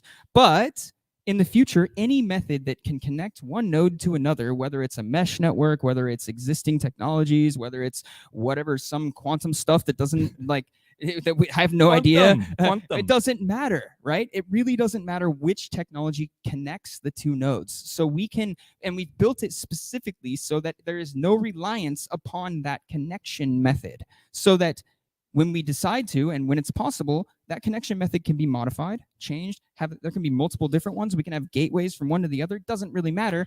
And everything still functions because that connection was not part of the design of the functionality. So yeah, it's... One of the core principles behind Cordal is community and cooperation. So one of the biggest challenges with like Bitcoin, which I used to be, and I'm pretty much still am a Bitcoin fundamentalist. Like 99% of crypto, I'm sorry, is garbage. That's true. Okay. Yeah, it is true. And there's elements to Bitcoin that I think is going to last a long time because of its true decentralized nature in terms of where it came from and blah, blah, blah. The problem with Bitcoin, though, it's very hard to update. It's very hard to be one of the agile. problems, Well, one of the, Yeah. very, very hard to be agile, right? So we specifically developed Cordal to be community developed so that we can actually innovate for the future and to outlive us all. In fact, the original team that I put together like 8 years ago, the developers right now who are actually doing most of the active development work came in from the community and were not part of the original team. So that just goes to show that the community foundational principles of Cordal are already in effect, and any person from the community, and in fact, I've talked to a couple of people here yesterday, which seemed very interested in joining our development team. Anybody can do it, right? We don't have like a corporate structure where you have to be hired and you have to be interviewed by me and I have to say, oh, haha, yes, you're great. And then you get to join the team and the team is now super official and you get a badge that says you're on the team. No, like it's literally like, hey, yo, I'm a developer. Oh, awesome. What do you do? Oh, I write this in this language. Oh, great. We could use that over here. Thanks. Yeah. And what's exciting too is in terms of the economic model, which we haven't even touched on. So we were at the Greater Reset There's a lot virtually to it, last yeah. year. So I highly recommend watching that the first talk we did on Cordal, because that goes over the more core fundamental basics. But the economic model is based to incentivize everybody here, everybody to run their own node. So everybody shares in the rewards. So unlike Bitcoin or what, they use proof of work as the foundational consensus mechanism, where it's everyone computers competing against each other, which has led to massive mining farms. The competition is kind of a problem, right? Because it leads back to the same people who have the most money being the ones who can buy the most space in a warehouse and the most power to power all these devices and these massive machines that cost like $15,000 each now, which is ridiculous. They didn't used to be that expensive, but now they're crazy. And you can fill a whole warehouse with these devices and sit there and just computate all day, right? Like that's what they do. And that's leading right back to the people who have the most money are going to be the ones who control the network. So it's like, wait a minute, like the whole idea behind Bitcoin was supposed to be that each individual person could run and mine Bitcoin on their own computer. Now, because there are really smart people in the world, they took that algorithm and they made it run faster on graphics cards, and that led it to ASICs and to other specific devices that just run that algorithm all day long, and that's all they do. And that became a problem because it gets right back to the same thing, where the money equals power. And Cordal takes away the money equals power. That's not a thing anymore. You cannot get power in the Cordal network by any other means other than just becoming a minter like everybody else, getting a sponsorship, becoming a minter, and proving yourself over time. It's really a proof of time model. I kind of came up with that. I know it's not like inherent to what we say the consensus is, but really that's what it is. It's based Basically. on what do we all share? We all share that we're here in this time together. I don't know. Maybe some of you can jump in the future and stuff. I don't know. But I'm stuck. I'm in the present, and we're all in the present. We all share that, and we're all equally dealing with that. So it's based on time, how long you support the network. Basically, everything's in service to the network. The network must outlive us all. And because we have a blockchain that has a consensus that is related to the most fair that we can think of as of right now, we will have immutable. I mean, the power of blockchain is that's an immutable, and if you do it right, immutable truth machine, right? Like unstoppable machine that just keeps running and running and running and running forever. And there's nothing you can do about it. You can't hack it. You can't take it down. It's nothing, right? So yeah, you need to have that core engine that basically runs this new infrastructure. And that also provides, what's really interesting is because it's basically a central location for all things decentralized. So it's like a conundrum, right? Like, yes, this one place has all the things that are all decentralized. And it's true because you can go to the Cordal UI, you can use multiple different wallets, you can trade from one blockchain directly to another one with no central authority, no KYC, no nonsense. I think we were the first to do that too. Yes, actually, yeah, Maybe. we were. We didn't get credit for a lot of this stuff. We were the first team. The ones who built this project were the ones who also built the first smart contract on a live blockchain back over a year and a half before Ethereum existed. We were also the first ones to do a cross-chain swap in the world, and I think there's still maybe some record of that on the internet somewhere. But between Burst and Cora, which Cora was the platform that I personally decided to take over development of and asked the community if it was okay and had my development team like take over the development of Cora, and that ended up starting what became Cordal, and now it's much bigger than that, and we rebuilt the entire thing. But yeah, so it yeah. So where are we now? So we had another exciting development with Cordal where we launched the Cordal Data Network. It's basically in a beta phase right now. At least I call it beta. And what's funny is we're so decentralized, It's we don't basically a even beta. know, like, different people in the project call it different things. Totally. Like, yeah. but They're like, it's a explain- beta. It's totally not a beta. What are you talking about? Yeah. Like, it is a beta though. Like it just launched 2 weeks ago now, I think 2 weeks ago. Now we have the ability to host websites on our decentralized network, which means no servers, no domains, no hosting fees, nothing. And there are no fees on Cordal other than your name registration fee, which at the moment costs 0.001, but that's up for debate because multiple community is suggesting that fee increases. But right now, it's 0.001 Cort, which is valued at what, $1.50 right now? So 0.001 of $1.50, it costs you that to register a name. Once you have that name is both a username and a domain name, for lack of a better word, we should call it. And the only name on the blockchain. The only name. It's a unique name that you can then use to build your website, and you can have your website, the data for it, all of the followers of that website, and everything associated to that website. And in the very near future, you will be able to take that website and all of its content, the entire brand essentially, and sell it at once on the names market. So, and there will be no need to change hosting or anything. The person who buys it will just be able to start editing it. And it's completely revolutionary. Nothing like this has ever existed before. And these are all just test case. These are all just I know. things that can be developed on Cordal. So all of the things we have now are demos, essentially, of what the technology can do. The core functionality of Cordal is absolutely incredible, and the stuff that can be built from it is innumerable. So like, So if you're a developer, if this interests you, come to the Discord right now. Eventually we'll be off Discord. We will just be completely on Cordal. We do have QChat that's been running for like a year and a half now. It's like a decentralized, minimal Telegram, if you will. That's completely. it just got avatars. Yeah, we have avatars now. And so if you guys are, once again, core principles, right? Communication, ability to transact completely privately and decentralized. So we have all that already. Now the ability to host information. Like was mentioned earlier today, the Disinfo Dozen, friends like Kelly Brogan, who was here and she's not here today, but people that are being heavily censored can come onto Cordal, and it is immutable forever, and it's free to host. Yes, you do not have to pay a single fee other than your name registration fee. Once you have that name, you can put up data on the Cordal network, which is distributed. It gets faster, it gets stronger, it gets more redundant, it gets more anonymous as more people use it, view it, follow it, right? So there's no way for anything to be censored. There's no way for anything to be taken down other than the person who put it there taking it down. So it is community working together across the world to build the new. Everyone who's been talking about like needing this new infrastructure and still building things on traditional domains and all they need is Cordal. They need Cordal. Like I've been trying, like all these people talking, I'm like, no, you guys, you don't need to waste time building XMPP servers and stuff. Like this is already done. Like we've built the new infrastructure. You guys just need to come use it and help us continue to build it, because you guys are wasting time building stuff on the old centralized things. You don't need to do that. We have a new way to do it now.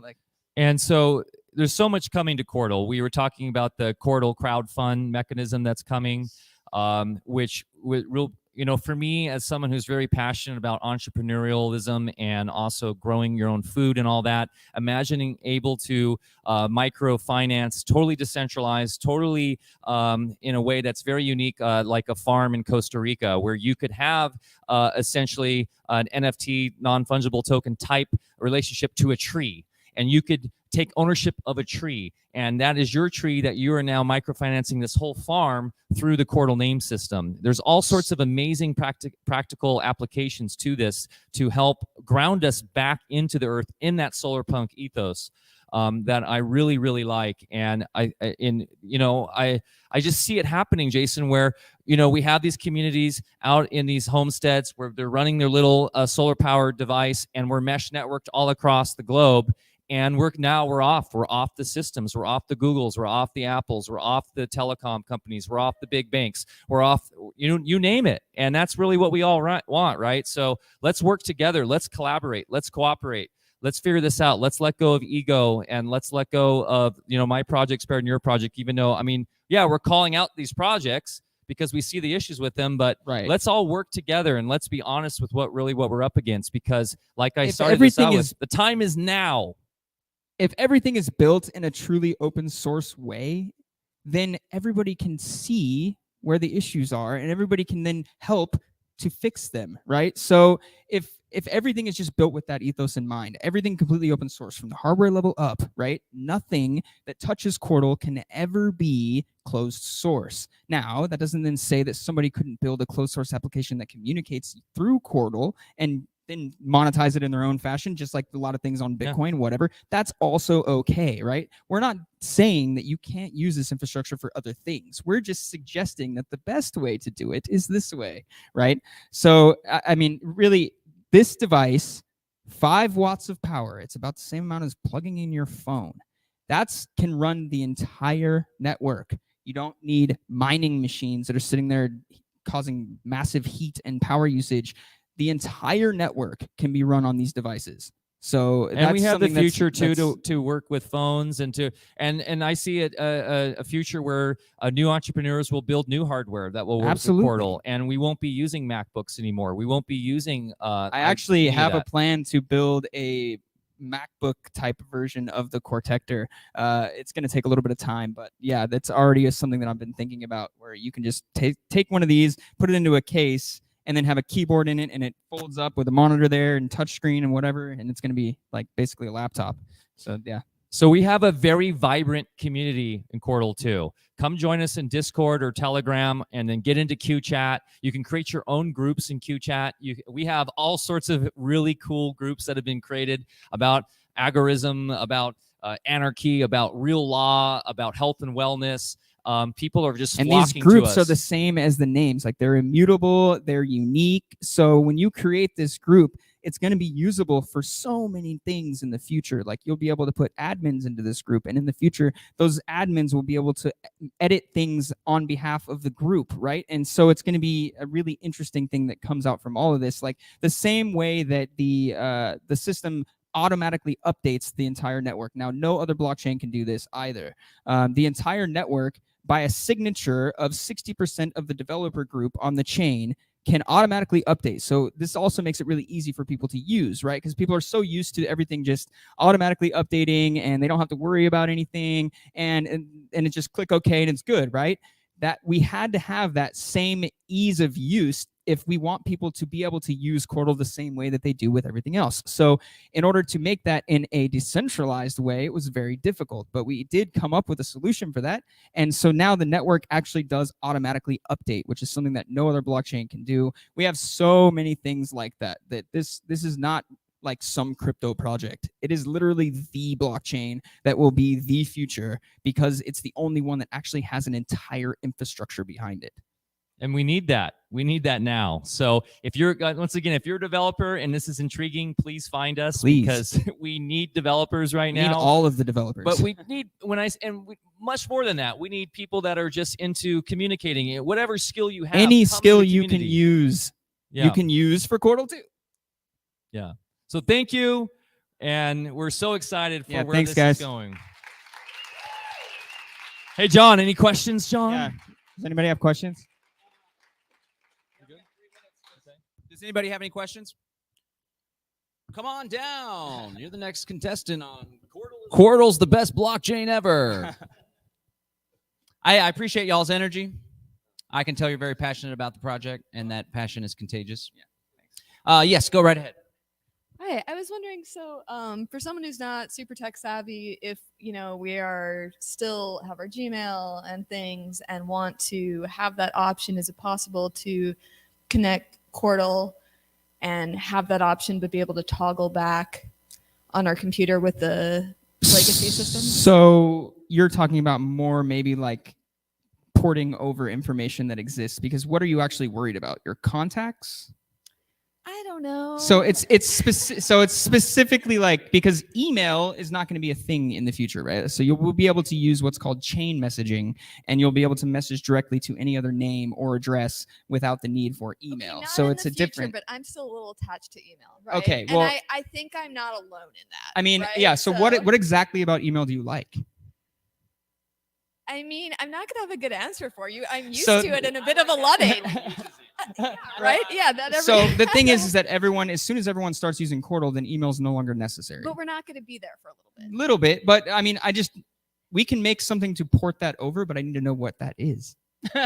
So you're telling me I can't do both at the same time? You can, because you're just using the old system and the new one at the same time. Right. So But the new system wouldn't disrupt me using no, the no, old no, no, no, system. no, no, totally. You can run a Cordal node on your computer without it affecting anything else. Yeah. Okay, cool. And I understand that must be frustrating for you, but I'm also pretty confident that there are a lot of people out there that are going to want to test this out. Oh, have their absolutely. feet in Yeah, both that's the whole worlds point of before us making jumping it in. able to run on any computer. Like you can run it on your existing Linux, Windows, Mac computer, whatever, side by side with everything else. It's just the new infrastructure, and you're still communicating with stuff with the old infrastructure. That's fine.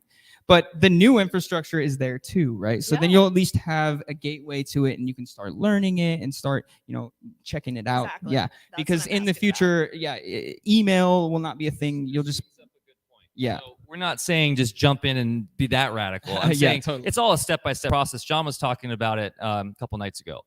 It's this Cordal's here. We're here. It's going to take step by step to get there. Yeah, even right? people who understand Bitcoin and stuff are still not quite to the level that we are with Cordal, because we're like, yeah, no, you're doing everything wrong still with the centralized exchanges and all this stuff. It's like we're getting rid of all of that. So it's still, we're like ahead by a few years still.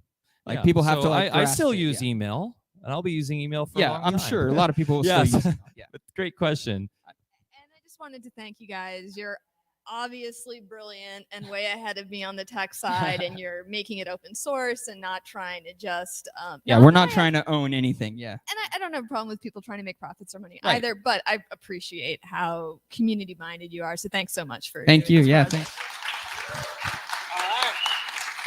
Okay, give them a round of applause. The Quartal guys, Mike and Jason. Woo, woo. Thanks, guys. Check, check. Okay, cool. Yeah. Man, that was great. Great energy, great message, great project. You know, I was listening to Grant Cardone, one of my gurus, right? Say guru in a funny kind of way, but I do look up to the guy. And he had this like list of 30 things that successful people do. And one of them was they have no problem being uncomfortable, right? Has anybody heard the expression getting comfortable with the uncomfortable? All right, so I was reflecting on that, and I like to apply all this success, business, marketing strategy in my activist life.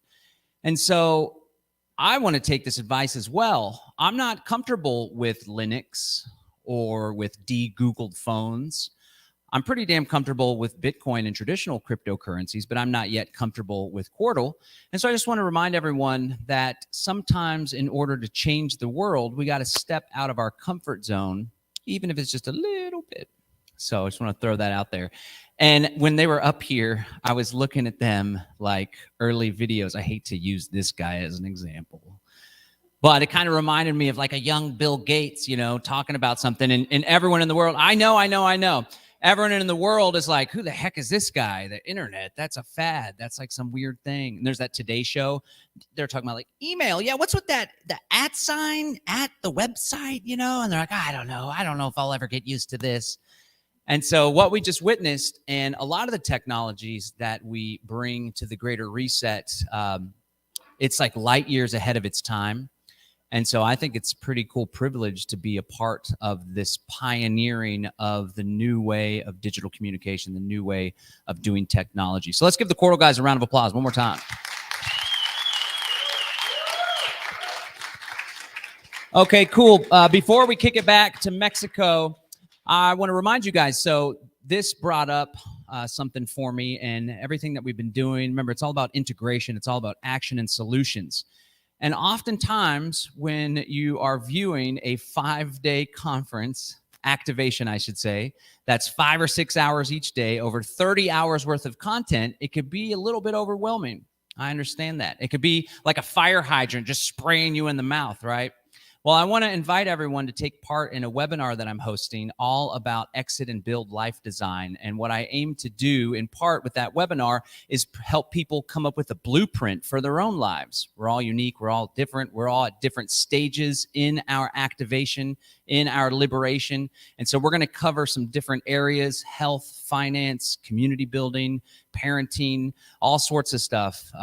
Technology, privacy. We're going to cover all that stuff, and we're going to hope to provide you guys with some inspiration and a demonstration of how exit and build strategy can be implemented in your lives. And I promise I'll take it real slow so everyone understands and no activist gets left behind. If you want to register for that, it's absolutely free. You can go to exitandbuildwebinar.com.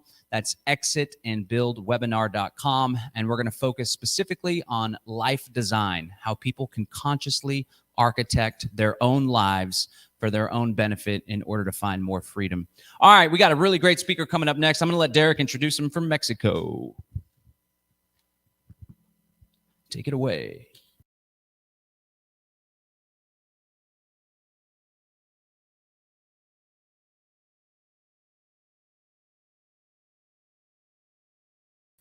Hey, Derek, you're muted for us over here at D-Bros Live Free.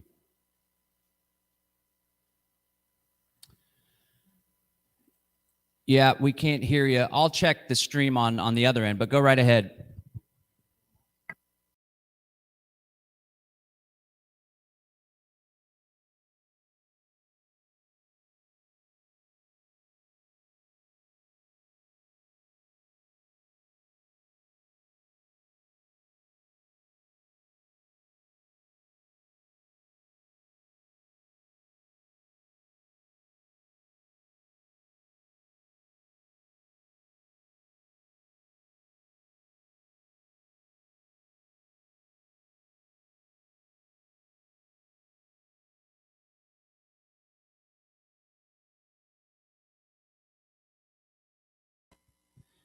Hey, Derek.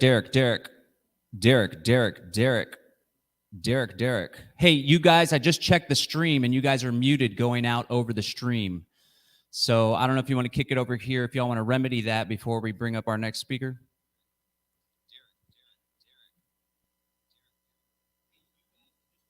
Yeah, you guys are muted on the stream. I'm going to let you guys fix that and then pull yourself back up over there, okay? All right, if you'll full screen me there. You know, the cool thing about this event, unlike a lot of these other summits and stuff that are taking place regularly, which are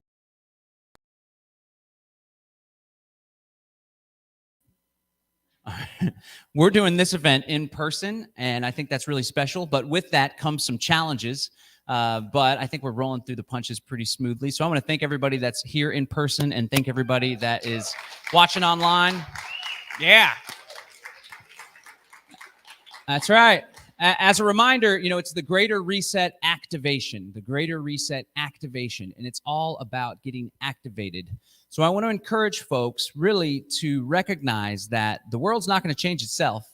And as we spoke about on the very first day, which was liberating your mind, body, and soul, we have the ability to change the world, but what's most important and where we definitely need to start is changing ourselves, right? Taking a good hard look in the mirror and doing some self-reflection.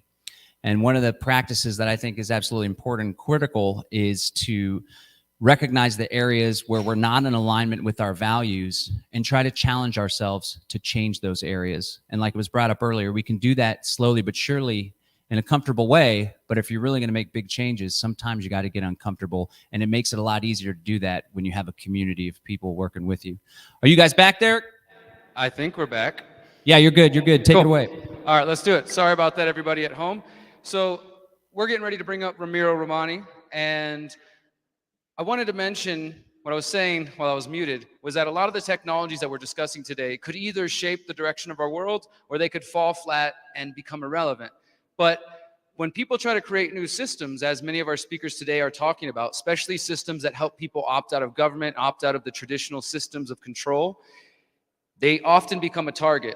And we're doing this auction of Sterling Lujan's book, which is a great read either way, but we're also taking donations. At this point, I'm not asking anybody to pay more than $1,000. That was my donation. If you want to beat me and you got some crypto, go over here and give it to Sterling. It's all going to free Ross Ulbricht.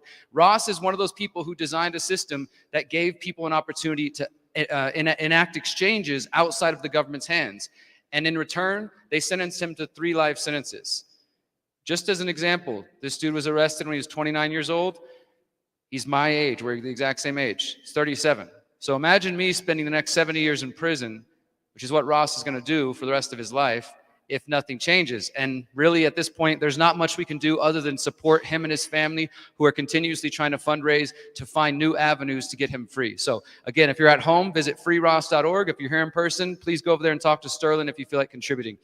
So let's get on to our next in-person speaker. This person, Ramiro, has become a good friend of mine in the last year or so, 2 years going on. He's an instrumental part of the Freedom Cell Network, of the Greater Reset event. We truly couldn't do this without him and his team. And he's helping so many people, as he has here at this event, switch their computers from Google, Apple, Microsoft onto Linux, into open source operating systems, so they can close those doors and say goodbye to big tech forever. And that is real change, my friends. So I hope you will give your full attention to Mr. Ramiro Romani.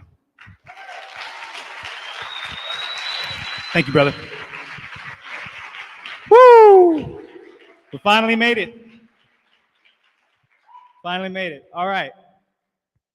I just want to say that I am so thankful to be sharing space with you all, and I feel like we've all been working our butts off, flying over from all around the world to actually meet in person. And I know that Derek, myself, John, and all the volunteers who've made this possible have just been putting in the work. And I also see the people who are talking today. You know, there are so many technologies to pick from. I don't think it's possible for us to use everything, but what I do appreciate is that these people have the vision and that they are building, because that's the most important part of this. So I've just been along for the ride and the journey, and I've been helping out the Greater Reset and Freedom Cell Network, and I'm so excited to see where it's going to take us in the future. Along this way, I have been blessed to meet so many talented people, And I realized that we do have the power to tell the story. We have this creative expression that needs to be shown, that needs to go head to head with the mainstream media, because they are just pumping out garbage and they're pumping it over and over. So we need to speak even louder and show them what we can do. So I want to start my talk off with an animation. The story that we've been working on, I've been writing personally and working along with some talented people across the world. It's called Reprogram Your Destiny, and it's about a robot story to disconnect from the network and find his own path of freedom. Let's play it. Us robots, we're comfortable in Network City. There's always work to do.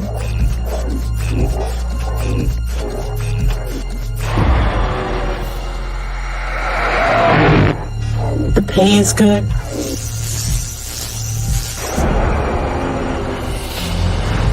And the network even gives us security updates.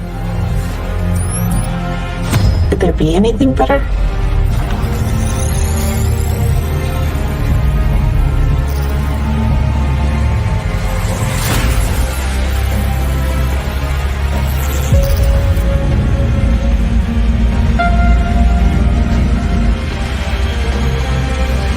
To what lengths must a hero go to find a new system where power comes from within, where we take care of each other, a system worth fighting for, no matter the danger, no matter who you are up against.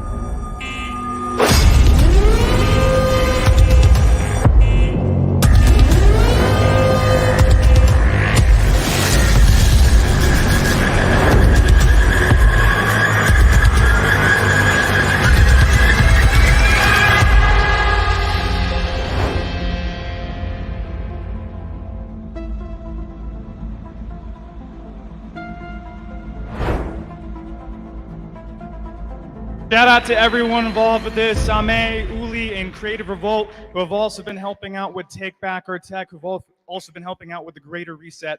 Such talent, and I see it everywhere, and I'm so excited to be working on this with them. If you want to support this project, we had an ambitious goal to finish the whole animation by the Greater Reset, but we were like, okay, let's do the trailer.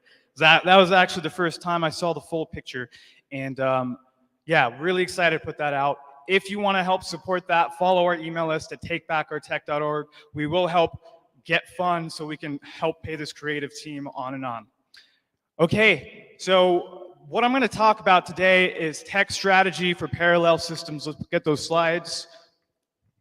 And I'm not here to sell anything today. I don't have a new project that I'm going to make the center or focus of this talk. But I just want to focus on simple things that we can all do today to actually build parallel systems with software that's out there and the computers that are sitting right next to us. Because I realized that after a long time that technology needs to be easy and what we're doing on it needs to work immediately. And it turns out that we already have all the skills in our traditional education. They taught us how to do these simple things like make Excel sheets or write documentation. It just turns out we were never using them for the right purpose. So before I move on, I just want to do a quick visualization exercise. So please just close your eyes and join me for a second. I'm going to take a deep breath. I want you to picture you living your life's purpose, wherever you are. I want you to observe where you are in the world, the people you're with, and what you're doing. And my hope is today that what we just visualized, we're going to use this technology to get you in that place with those people doing these things, okay? So that's the goal for today. Here are the current challenges that I see as we're trying to form these independent groups and do things our own way, off banks, off of big tech. The problem is we've got people, we love the message, we're actually really well educated. We're really well educated. I mean, thanks to events like the Greater Reset, we've broadened our understanding of what we need to survive. The bad part is that we have a lot of this knowledge, but we're just not applying it. And so what I would like to call and ask for from everyone is we need leaders with a vision. And we need them to impart their vision on others and to convince them, maybe not convince them, but maybe to build a shared belief system so that we can work on these projects. That kind of goes in the next point, underutilization of talent. Now, I didn't really understand this until yesterday, and I realized that I was trying to do a whole lot by myself at the T-Bot workshop. And we were setting up, and it turns out I had forgotten to ask for projectors. So the workshop is fucked, right? I was like, oh God. And this dude walked in, and he immediately just noticed that, and he started helping me with the projector. He brought the projector from out here, and I couldn't have done it without him. And it was just so amazing that to understand that sometimes all you need to do to make your vision happen is to ask. And if you have a vision that you want to make happen in your local city or your local hometown, whether you're starting a garden, then just ask. You see these people, you see this talent around that isn't being utilized, and if you see that you can put 2 and 2 together and make it a win-win, make it sustainable for them, then do it. Figure out a way to make it work. Another thing that I see that is a little bit troubling to me is I think we're in our own little bubble. We're on Telegram. We all know each other in the space. We all know everyone who talks at the Greater Reset. But what about outside of our little bubble? Are we thinking about how to get those people in our networks? Because I think what's going to happen really soon is we're going to have a bunch of competing projects all doing the same thing. And so there's going to be a lot of supply, but not enough new energy feeding into the system. So unfortunately, this censorship that we're facing, you can see that graphic, the hidden big brother's hand is blocking us from reaching those outside of the system. So I really think our importance should be, we should put an importance on also working within our systems, but just as much, continuing to reach out, continuing to connect. Just a personal story, my mom's a doctor, and ever since I woke up to this stuff and started speaking on what I felt was right and wrong about what was going on with the world, there was a little bit of tension between us because I simply did not have the education, according to her perspective, to really be able to say those things. And luckily, you know, instead of getting discouraged, I kept at it. And I showed her the Dr. Malone video with Rogan this year, and then she started to ask questions too. And that made me really happy to see that, you know, we need to stick with our families. We need to stick with our friends. We cannot give up on them. We need to get them into these systems. And it hasn't really hit the fan yet. It's going to get there. As long as we're planting these seeds in their head, we're continuing to reach out to them, we are going to be the people with answers. We are going to be the people with abundance, and they will join us. And that's going to be beautiful to be one of the first people, the leaders of this new movement. So I invite you to continue to do that. Be the leader, be the steward in your community. So we're activists, right? But we're spiritual. We like to have fun. Sometimes we don't wear shoes. But this is really hard work. This is really hard work. And just by observing Derek and John and also living out this, and anyone who's in this space and working outside of the system, you are going to work your ass off. Oh man, it's like nothing else. But you tell you what, it's not work because it drives you. You love it. You think it. You go to sleep thinking about it. You wake up in the morning thinking about how you're going to make that project happen. An important part of making this work is organization and consistency. You need a shared, concerted effort, and you need tools to coordinate that. So a lot of this conference is literally held together by Excel sheets, right? Not Microsoft Excel, let's just say spreadsheets and documents. That's how this whole conference was produced. And this is a pretty big deal. Now, why couldn't we do that same things with our communities? We already have the skills, and I'm going to show you today the technologies that you need to use. Lastly, and I feel strongly about this, is don't work for free. We need to start thinking about how we can provide for ourselves. If we're not having a salary, we're not used to that cushy salary, and we're thinking about sacrificing that, making that sacrifice, we need to understand how to pay ourselves. So you need to be thinking win-win. And this all ties into each other. How can we continue to provide for ourselves, whether that's having some sort of medium of exchange like dollars or crypto, or whether we're going to go live on land together that someone owns and have a relationship with them where we provide and they provide for us, okay? We need to start thinking like that. So our solutions need purpose. Why are we doing that? How are you living your life's purpose? We did that visualization exercise. You know what your life's purpose is. It's the first thing that came into your heart. So be able to express that. Think about how you want to see that. Think about where you are currently in reality and how you can get there. We talked about organization and collaboration. We're going to talk about reasonable security and what that really means.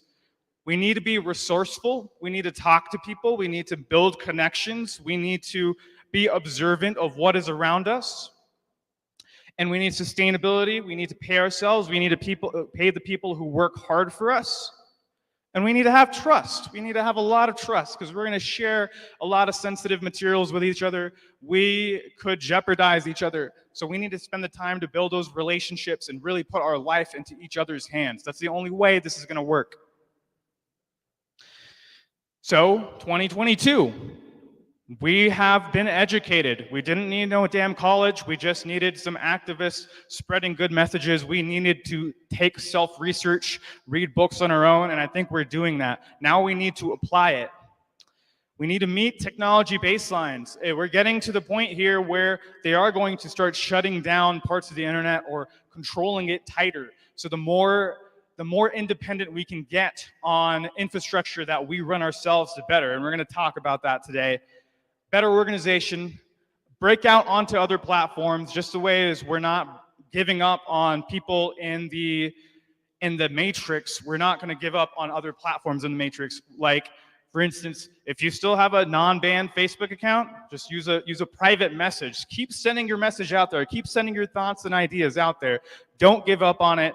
Fuck it. Use it for our own benefit. Take the parts of technology that we can for our own benefit and leave the parts we don't want.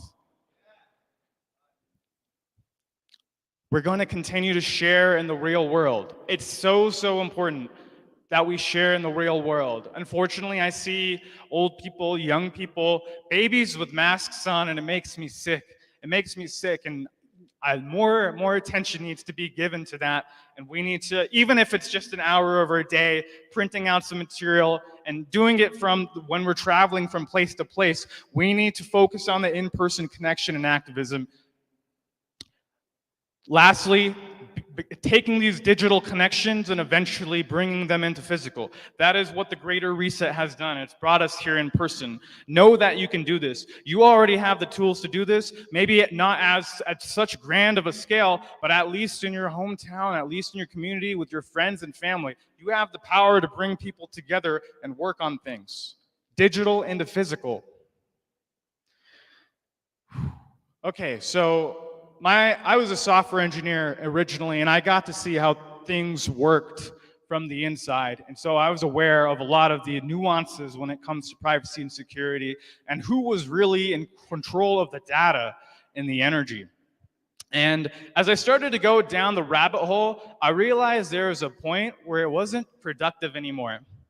And as I kept finding new technologies, I realized that some people weren't really focusing on the important things. So I tried to picture this with a tale of three users.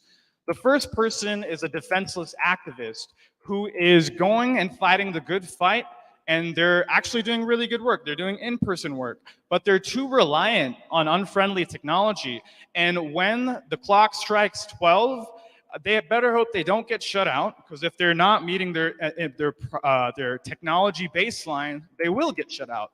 They don't want good people to succeed, so don't rely on their tools. The defenseless person, unfortunately, does not defend their technology and thus can get taken advantage of.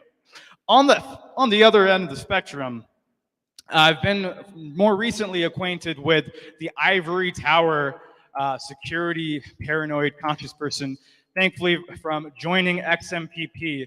And it's kind of, that experience is fun because I'm joining this new platform, XMPP, and I'm sharing these ideas of agorism, freedom, permaculture, and the Greater Reset, and that actually made me the most hated man on XMPP, which was really fun. I had to develop thick skin, and they called everything out. They were like, "Oh, you guys are gathering all the hubs on the map. No, thank you. I bet what's your privacy policy? Where are your donations going to?" Asking all these good questions, coming from a healthy place of skepticism, but at the same time, everyone on XMPP, they don't share their voice. Literally, it's discouraged to leave a voice message. They don't use real names. I'm the only person using a name on there. And so with the ivory tower person, they look down from their ivory tower and they're so protected and they're so secure, and they've flashed their firmware on their computer. They're using Cubes OS, virtual technologies. They're on Tor all the time. What the fuck are you protecting, really? What the hell are you even doing? Because sometimes you have to go out into the normal world to make a difference, and that's where you get balanced. That's where you have a reasonable baseline of privacy and security, but you're still using your tools. You're still using your tools to reach people and make things happen in real life and reach tangible benefits. So that's T-Bot in the middle. T-Bot, the main character of Take Back Our Tech. He has a fallback plan for his data, all of his important data, his documents, pictures. He keeps all of that backed up and off of the internet in case he ever needs access to it. He is not using cloud-based programs as much as possible. He has it all installed on his computer. We'll talk about a few programs like that today.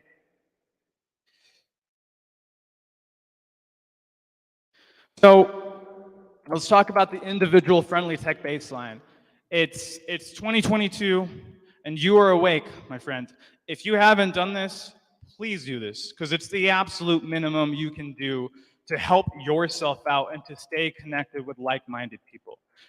We did a workshop the other day that helped people do this, but the main things you need to focus on is getting your computer onto Linux, and also to de-Google your phone, because these are absolutely the biggest pipelines of information that are feeding into the control grid and telling them all about the intimate details of your life.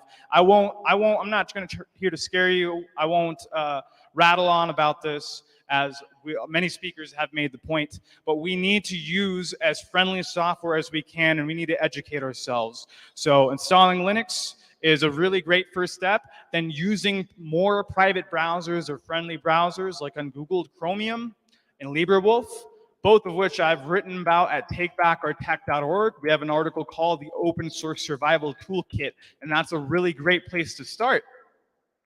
Moving off of these cloud solutions and on programs that are local. So we're talking about backing up your data locally, channel your social media contacts.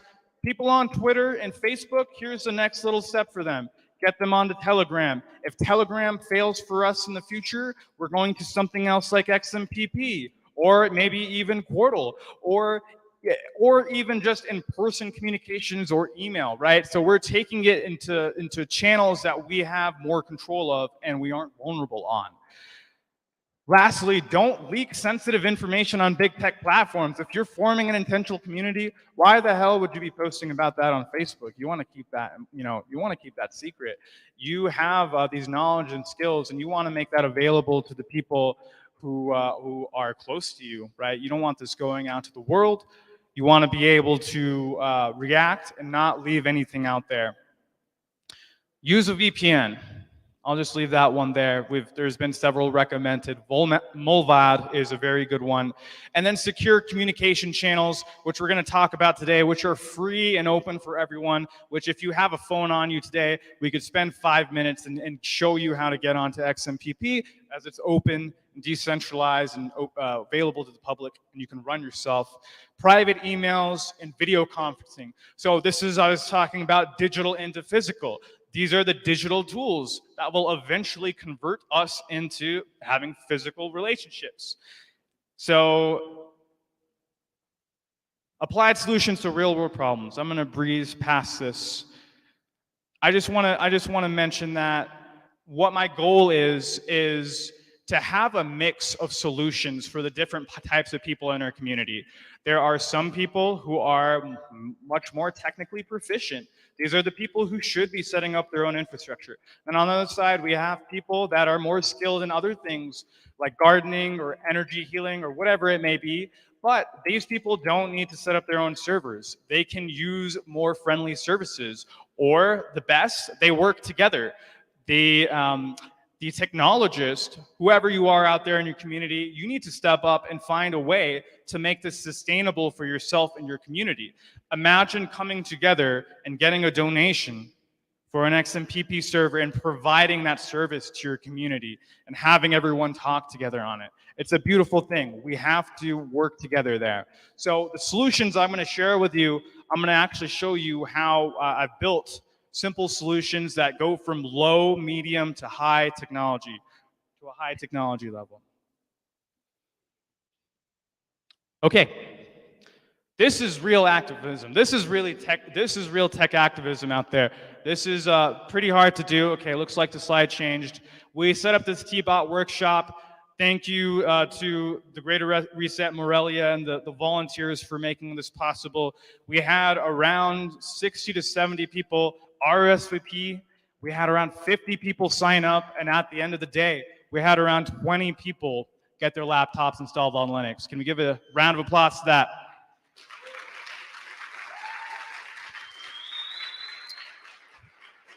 A really amazing group. It warms my heart to see so much interest in friendly technology and privacy, and it looks like the time is ready. And it was kind of interesting to see, even though I was not there to sell the USBs or anything, that people were interested in buying Linux disks, and we sold out of those. And this is something that's really easy to do. So I'm just going to show you how I use simple tools to do this. Create a survey that people could use to respond, set up the workshop, and set this out. So again, the leadership for this, it's easy to install Linux, okay? Anyone, if you've installed Linux, you could teach someone else, and that's the way that this has to propagate. It's just like a seed, dropping an acorn on the ground and planting more seeds. It's the energy of knowledge and life and continuing itself. So maybe you take the torch now and you can do your own Take Back Our Tech community event like this. So the way you can make it sustainable for yourself is you can have a donation or anti-price. I know for a fact there's going to be another workshop. If you didn't get Linux on your computer, there's going to be a gentleman, Sylvan, who's going to be in there at 4 p.m. doing another workshop, so you can do that. So let me just show you what this entry form looks like.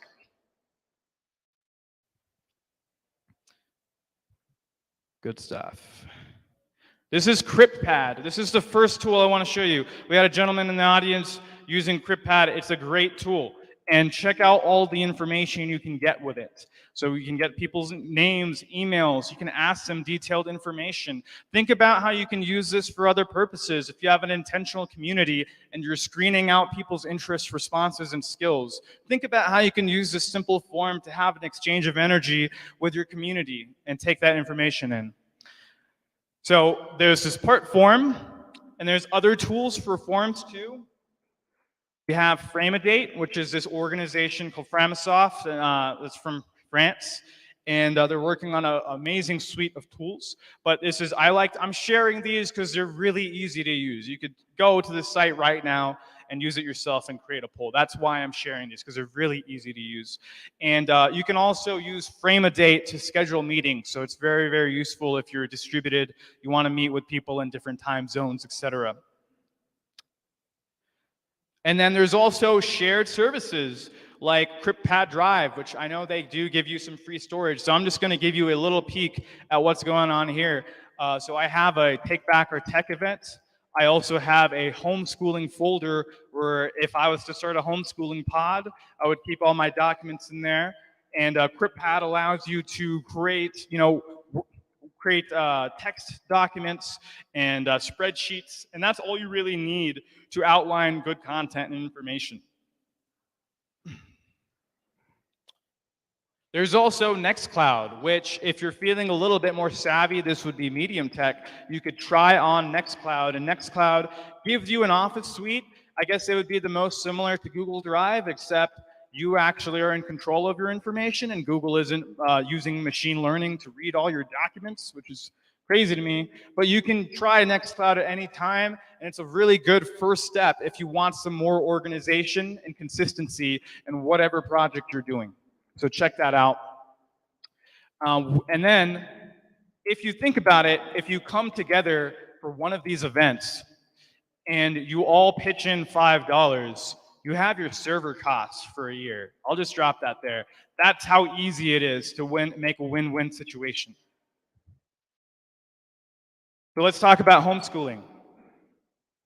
This is about parents and children learning digitally and in person. Remember, digital into physical. Obviously, not all of the content is going to be online, but in a realistic scenario, you might have 10 or 20 families spread across the city. You won't meet in class every day, but you can meet online.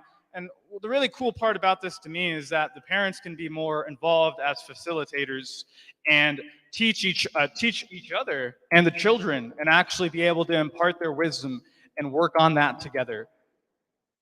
Sustainability, tuition costs. Fuck it, just make your own school, all right? That's how we got to do this. And you can do it easily. You can do it easily. I'll show you. Here's a calendar I made in CryptPad in 5 minutes, just to show you.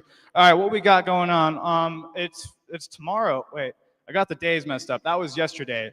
But we did yoga and stretching in the morning. Let's click in this. Oh, nice. They're using Above Privacy Suite to actually hold. So they're meeting on Jitsi, right? Which is an alternative to Zoom.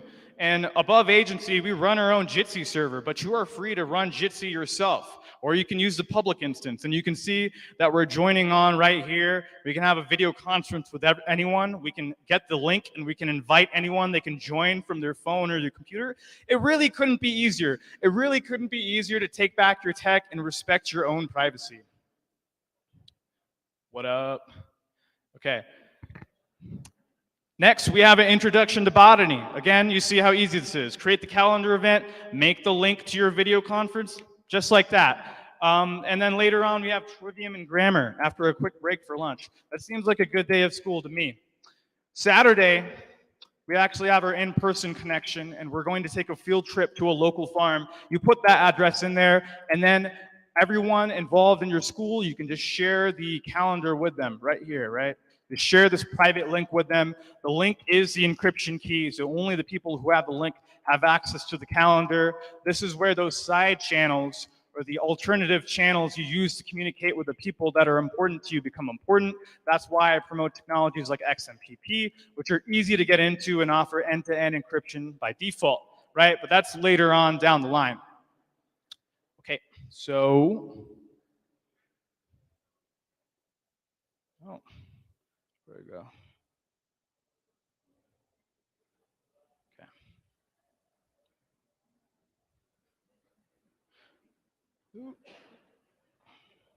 All right.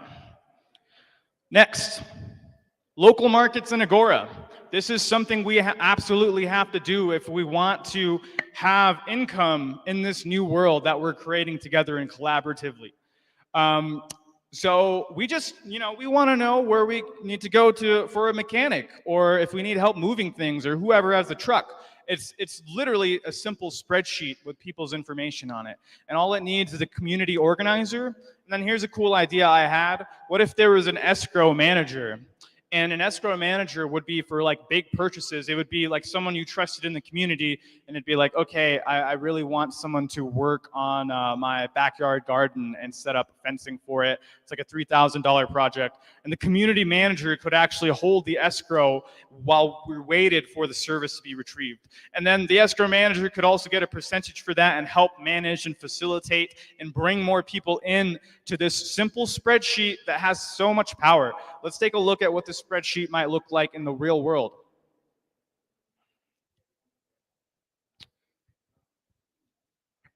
This is a test demo of the Above Privacy Suite's encrypted file storage that I'm going to share with you. Obviously, some stuff going on here. Oh man, people messaging me. All right. So check this out. Look how easy this is. This is not work. This is absolutely not work. So we've got 4 businesses here. Health Kombucha Brews. We got a website developer. We've got their contact info. Look at the diversity of contact info. We've got an email. the above privacy suite email. We've got an XMPP account. We've got a phone number. We've got a normal email. We've got their preferred payment. We've even got crypto addresses for whatever crypto you and your community decide to use, or hell, maybe you'll use gold and silver. And then you've also got the products that they are currently selling. So imagine that this software specifically, and also CryptPad, they're collaborative editors, right? So you can invite people in to edit them, and what I would suggest is you just keep a hard copy, and you keep updates so no one goes in and like deletes everything. Obviously, you trust the people, they wouldn't do that to you, but in case they did, you know, keep a backup there. But it's really easy for people to go in and add their own thing, and it's really fun to look through, right? Next time anyone asks a question, I'm looking for someone who grows okra. Boom, send them this. That's right. Okra is delicious. All right. The other way we can communicate is through XMPP. I have this great article on takebackourtech.org called XMPP Comeback, or XMPP, the comeback story. And I was very humbled to have it hit the front page of the tech internet or publication, Hacker News. And basically, this is revitalizing this 20-year-old technology, and it's come to the point where it's free and available for everyone. And you can have voice calls, and you can have video calls, and you can have end-to-end encrypted messages. Really easy to set up, and it's open and decentralized to the point where anyone can set up their own server. So I'm hoping that we use these office suites, which you realize there wasn't really that much personal information in there, right? We use that as a channel to get into more close, intimate communication channels like XMPP, eventually meeting up to do cash meetups or cryptocurrency or even barter. This is how to exist outside the system. You have to be very methodical and strategic, but this is the safest way to do it because I want to see success for your business and I don't want you to take on any heat. And enough people start doing this, there's nothing they can do to stop us. Who gives a shit if they crack the encryption? You know, well, they're going to crack the encryption and see that we're selling eggs to each other. It doesn't matter. We just need to do it, okay? Woo! Thank you. Love you guys. All right, so here's a cool concept that James Corbett mentioned a few months back called RICO rings, which instead of going into a physical location and meeting in person with the farmers and actually doing the exchange there, RICO rings work by making the orders beforehand, and then one person is in charge of paying and going to go pick that up. So in a freedom sale, I could see this working really, really well, as in someone goes out to local farmers and gets an idea of the produce that they're selling, and then makes that available to their freedom sale community in a weekly bulk pickup. Think how much more efficient that is for both the farmers and the producers. It's really easy for you. You just put your order in and you pay one person. The person that is managing it all, of course, takes a percentage of fees for their own sales. It's sustainable for everyone involved. This is literally how we create parallel systems. So let's check out what a setup would look like. Let's see how hard this would be. Beep, beep.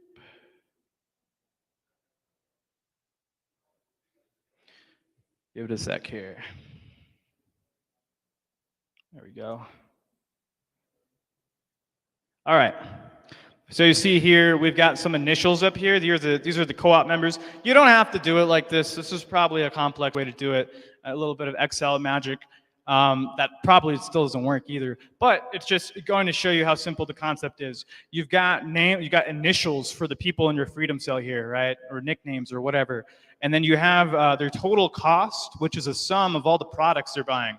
This week, we've got sauerkraut, organic berries, free-range grass-fed eggs. That doesn't make any sense. Grass-fed eggs? Eggs don't eat. And a big organic produce box. And so every week, you would go in and you would put in the quantity for the things you want to buy, and you would get a total up at the top. This would take maybe around you could do it simpler than this. This could take 15 minutes to put together in the spreadsheet. And what is the effect? Well, the effect is that people have a direct connection to their farmers. They know how much to pay. This total cost would be paid to the organizer of the RICO ring, right? So they would pay him or her directly, and they would go pick it up. That transaction could be taken care of whichever way you want. They would go pick the groceries up and they would either go deliver it to the house. I think that would be pretty cool if your friend delivered groceries to your door. Definitely, I would pay an extra fee for that.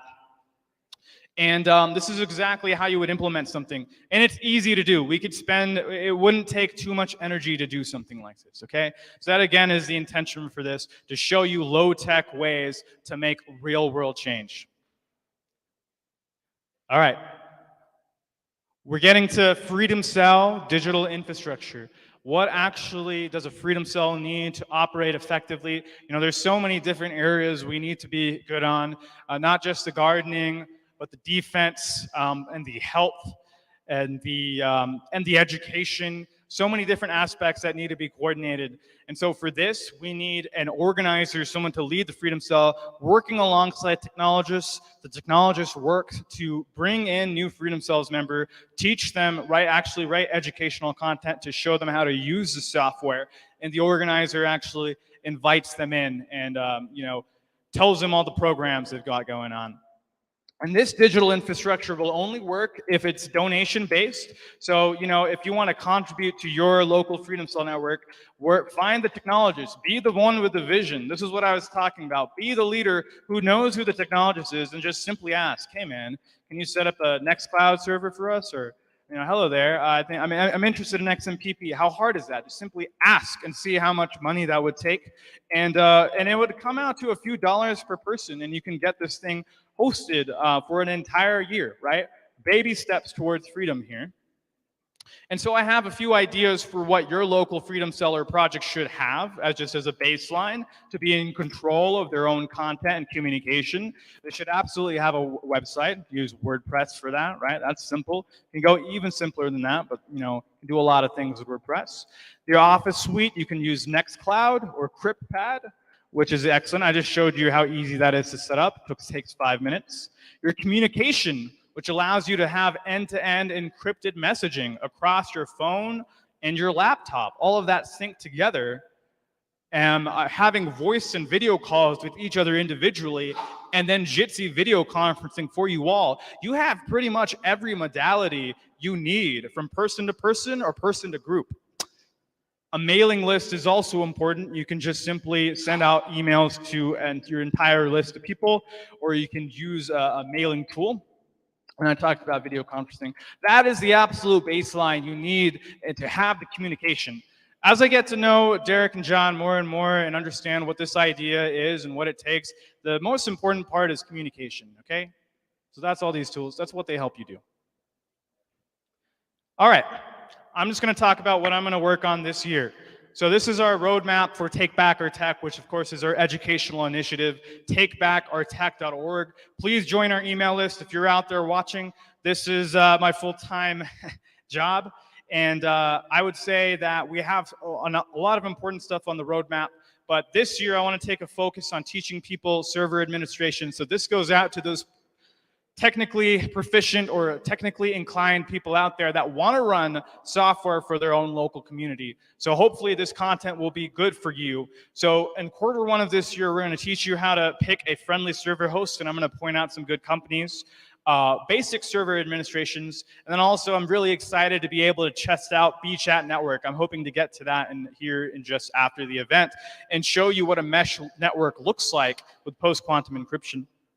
Q2, we're actually going to be talking about the apps we can run on these new servers that we've got. And setting up your own website, we'll do some WordPress basics, your own email server, and your own XMPP server. And then Q3 and the rest of the year, why don't you tell me? Why don't you use the Contact Us form? I know there's a lot more than just this that we're going to do this year, but let me know what you want to hear about, and I'd love to write about it. If you are a technologist and you want to get involved and you want to help write, please reach out to us in exactly the same way. We'd love to have you. And our company, Above Agency, which sponsored this event, the creative team that helps with the Greater Reset and Freedom Cells, we are also working on big things. So I love to offer all this open source software for you to free, and I also would love to host it for your behalf as someone you can trust. And this is what the new services we're going to have available for you this year. So You can go to abovephone.com/suite or abovephone.com and see all about the current services we have now, which are VPN, email, Jitsi, XMPP, and your own private search engine. Next year, we're going to do even more. Derek has been highlighting how important it is to get connected with different languages. Okay, I got you on software for that. We're going to use Libre Translate and allow you to translate your text into 20 different languages. How awesome will that be? We're going to continue to improve our search engine. Thank you. We're going to continue improving the knowledge base of the Above Phone and give you more resources there. Q2, we've had a great success with the Above Phone, and our customers have been just saying, please, let us know what else we can get with the phone. We want more EMF mitigation strategies. So the next thing we're going to do is offer an Ethernet adapter that you can get with the phone. So now you don't even need to connect with Wi-Fi. So that's going to be awesome. We're also going to have an EMF sleeve on the phones, as well as cases and screen protectors. Q3, we're finally going to take it up and offer you encrypted file storage. We could even run CryptPad. We're still evaluating what tool is the best and easiest to use, and giving you an office suite that you can run if you don't want to run yours yourself.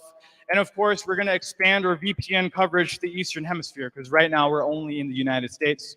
Q4, I don't know, you guys can tell me if you're interested in this, but should we make an Above laptop?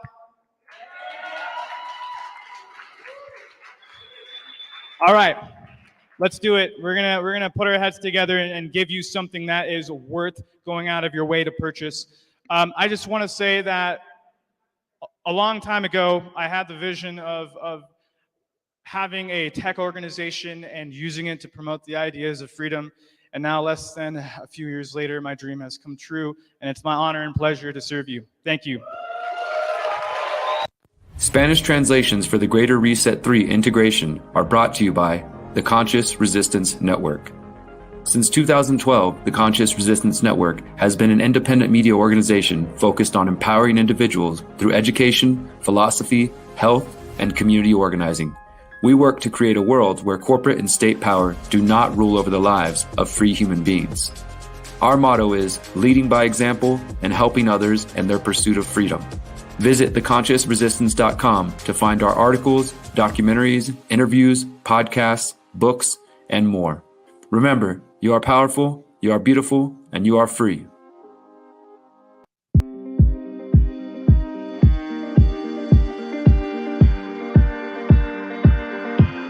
I'm going all the way up. I'm going all the way up. I'm letting go in my heart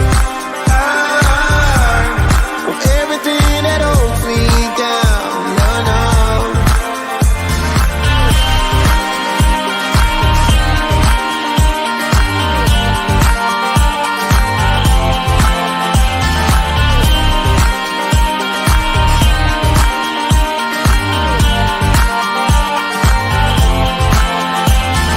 Look up to the sky and I got this will live inside. Then there's no need to hide.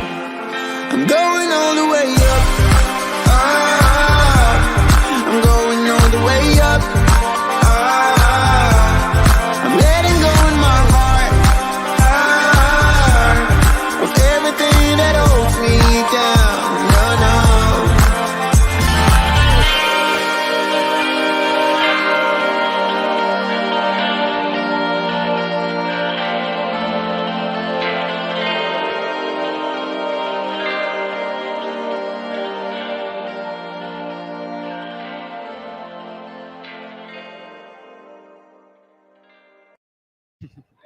Hey, I love having such amazing friends. Give it one more round of applause for Ramiro Romani.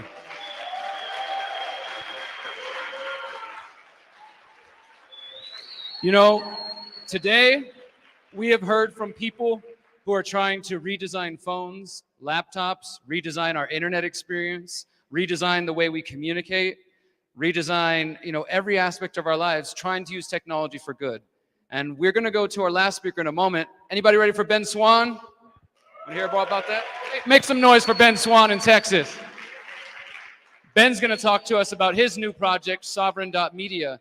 And just really excited for that. I want to mention a couple of things before I share a brief story about Ben. I do want to mention that, again, we have workshops in-house here in Mexico, and I know John's got info about workshops happening in Texas too. There's going to be an authentic relating one happen after we wrap up, shortly after 3. The local communities discussion is happening, and for our Spanish speakers, there will be a translator. So if you speak only Spanish and you want to talk more about communities, you're welcome to attend.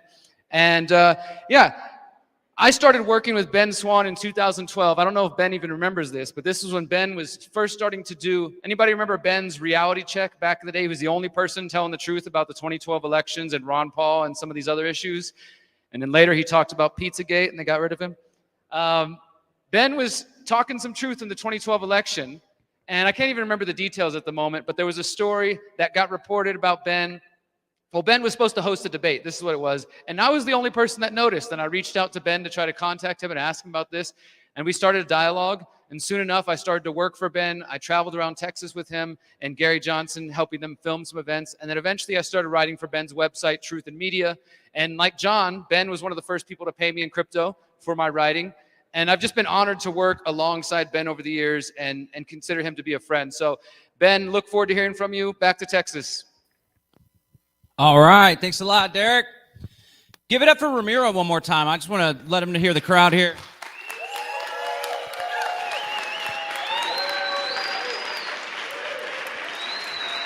That was a great talk. Wow, we're all growing and improving our skills and kicking some serious butt for the cause of freedom, bodily autonomy, privacy, and all things that are good. So to bring things back full circle, Derek was writing with the Liberty Beat, the news service I was doing, paying him in crypto. And Ben Swann actually was the headliner for our 1-year anniversary party. I think Derek might have been there as well. So it's really cool that there's a lot of folks that have been in this game for quite some time. And like I just shared about the work that we're doing in the Greater Reset, when you stay at it for that long, you start to develop new skills. And the passion, it doesn't fade. The passion just keeps growing stronger and stronger, and the fires of liberty burn hotter and hotter. And one thing I want to share about Ben, I think it's been a theme today, and it's a theme with the Greater Reset, is we choose to surround ourselves with and highlight empowered people. And Ben got pretty much censored from just about every single social media platform out there after getting booted from his job on a network, local network television news service. And what did he do? I mean, I'm sure it was frustrating and upsetting, but instead of just sulking, I guess I better just give up, he said, you know what? Screw that. I'm going to create my own decentralized, censor-resistant news platform, and I'm going to share my gifts and my skills and my insights with the world.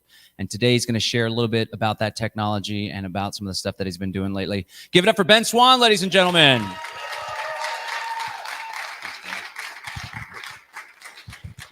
Thank you.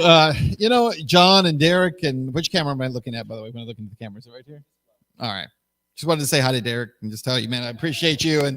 And yeah, Derek and I have worked together a long time and have known John a long time. You know, when you're at these kind of events, one of the things that always happens is you come into it and you hear from so many people, and they're talking about so many different things, and this guy's got a phone, and now this guy's got a phone, and this guy's got a social media site, and all these new people who are coming along, and you see them all lining up, and you say, wow, who do I go with, and who do I work with, and who am I associated with? And all I would say to you about that is, when you do your research, you need to look out at the people who have been doing things for a long time. What is their track record? One of the things that COVID and this moment that we've been in, by the way, I brought my mask in case anyone asked for it, so like I'm going to wear that. But the idea that like with COVID, you hear all these people, right, who want to come along and be like, oh yes, and I know what the truth is, and I'm all of a sudden like this newfound person who suddenly is going to tell you all these things, and you try to decide, well, can I trust this person or not? I would say to you, go just look at their track record, right? Because the person who lied to me yesterday is not telling me the truth today, and the person who told me the truth a year ago and 5 years ago and 10 years ago is probably telling me the truth now. And I would say that's probably one of the biggest problems that we have right now, is that people really don't do that, right? Because in a media culture of immediacy, it's not about your track record, right? And we've actually abandoned that in media, and we've abandoned that in news. Certainly this idea that there is a record of being right that should count for something, we actually don't do that anymore. We actually believe that it's okay that they're wrong yesterday and the next day and the next day and the next day, as long as they keep telling you the correct lie, right? And so they'll keep telling you that it's okay. But if somebody tells you the truth in the past and they've been called misinformation and a liar and disinformation, and now it turns out the things they told you were true, that person never gets recognized as actually having been a truth teller. So anyways, I tell you all that to say people like John and Derek, these are guys you can trust because they've been doing this a long time, right? Their track record, their history shows you that they have integrity and authenticity in this space. Having said that, I want to spend a few minutes just talking to you guys today about the media and decentralizing the idea of media.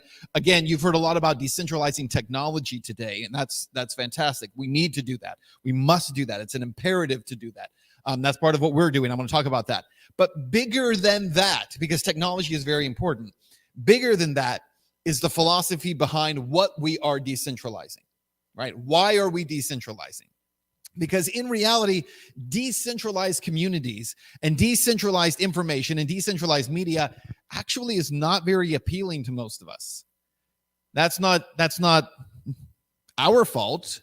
It's really the fault of corporations and systems that have trained us to not see decentralization as a good thing. And the reason I say that is because in reality, like if you go to a social media site or a network, right, most of us are drawn by how many people are there and how much activity is there. The more activity there is, the better it must be, right? That's what we believe. Of course, that's completely wrong. Just because Google is the world's biggest search engine doesn't mean it's the world's best search engine. But we think it's the best because it's the biggest, because it operates faster, we think, because it has more integration into more things, we think. We think that our iPhone is better. Why? Because of the integration and all the apps that are built onto it and the systems that are built into it. And so we've been trained, not you guys are smart, that's why you're here. But in general, society has been trained to believe that it's not a good thing to be involved in a decentralized system because that system is smaller and therefore weaker. That's what we believe. And not we. Whenever I say we, I'm talking about the we who's not in here. But what we as a society also believe is that the bigger something is, the more powerful it is, and therefore it is better. It is preferable. Why do I tell this to you? Well, actually, something that was just said in the green room a minute ago. The name of this event is the Greater Reset, and then there's another word, right? What's the other word? Activation, maybe, but today is integration, right? How do we integrate the Greater Reset into our life? Because if everything in your life is activation, that's fine. But if it's all to remove yourself from the system, you're not really integrating the system. Now, if you say, hey, listen, fuck the system. I don't want to be a part of it at all. Any part of it, I want to be completely separate from it. That's fine. No problem. That's great. The only problem with it, if there is one, is that means you leave behind everybody who's still in the other system, right? And so when you become a separatist and you just say, I'm not going to be a part of this, and you leave all those folks behind, that's actually, to a great extent, kind of what these organizations and groups want, right? So if you're a big media company or if you're a big tech company and you say, hey, there's 30, 40 people in this room. Those 30 or 40 people want to leave, and let them go. Who cares? What they don't want is those 30 or 40 people to go and take 10 or 15 people each with them and take them out. And then those 10 or 15 people, right, go and get 10 or 15 more people and that creates a mass exodus away from their platforms. And that's what they can't have. So when you come to a place like Austin, you can't land here in the airport and walk out without, of course, being in Texas, my home state, from here, grew up in El Paso, love Texas.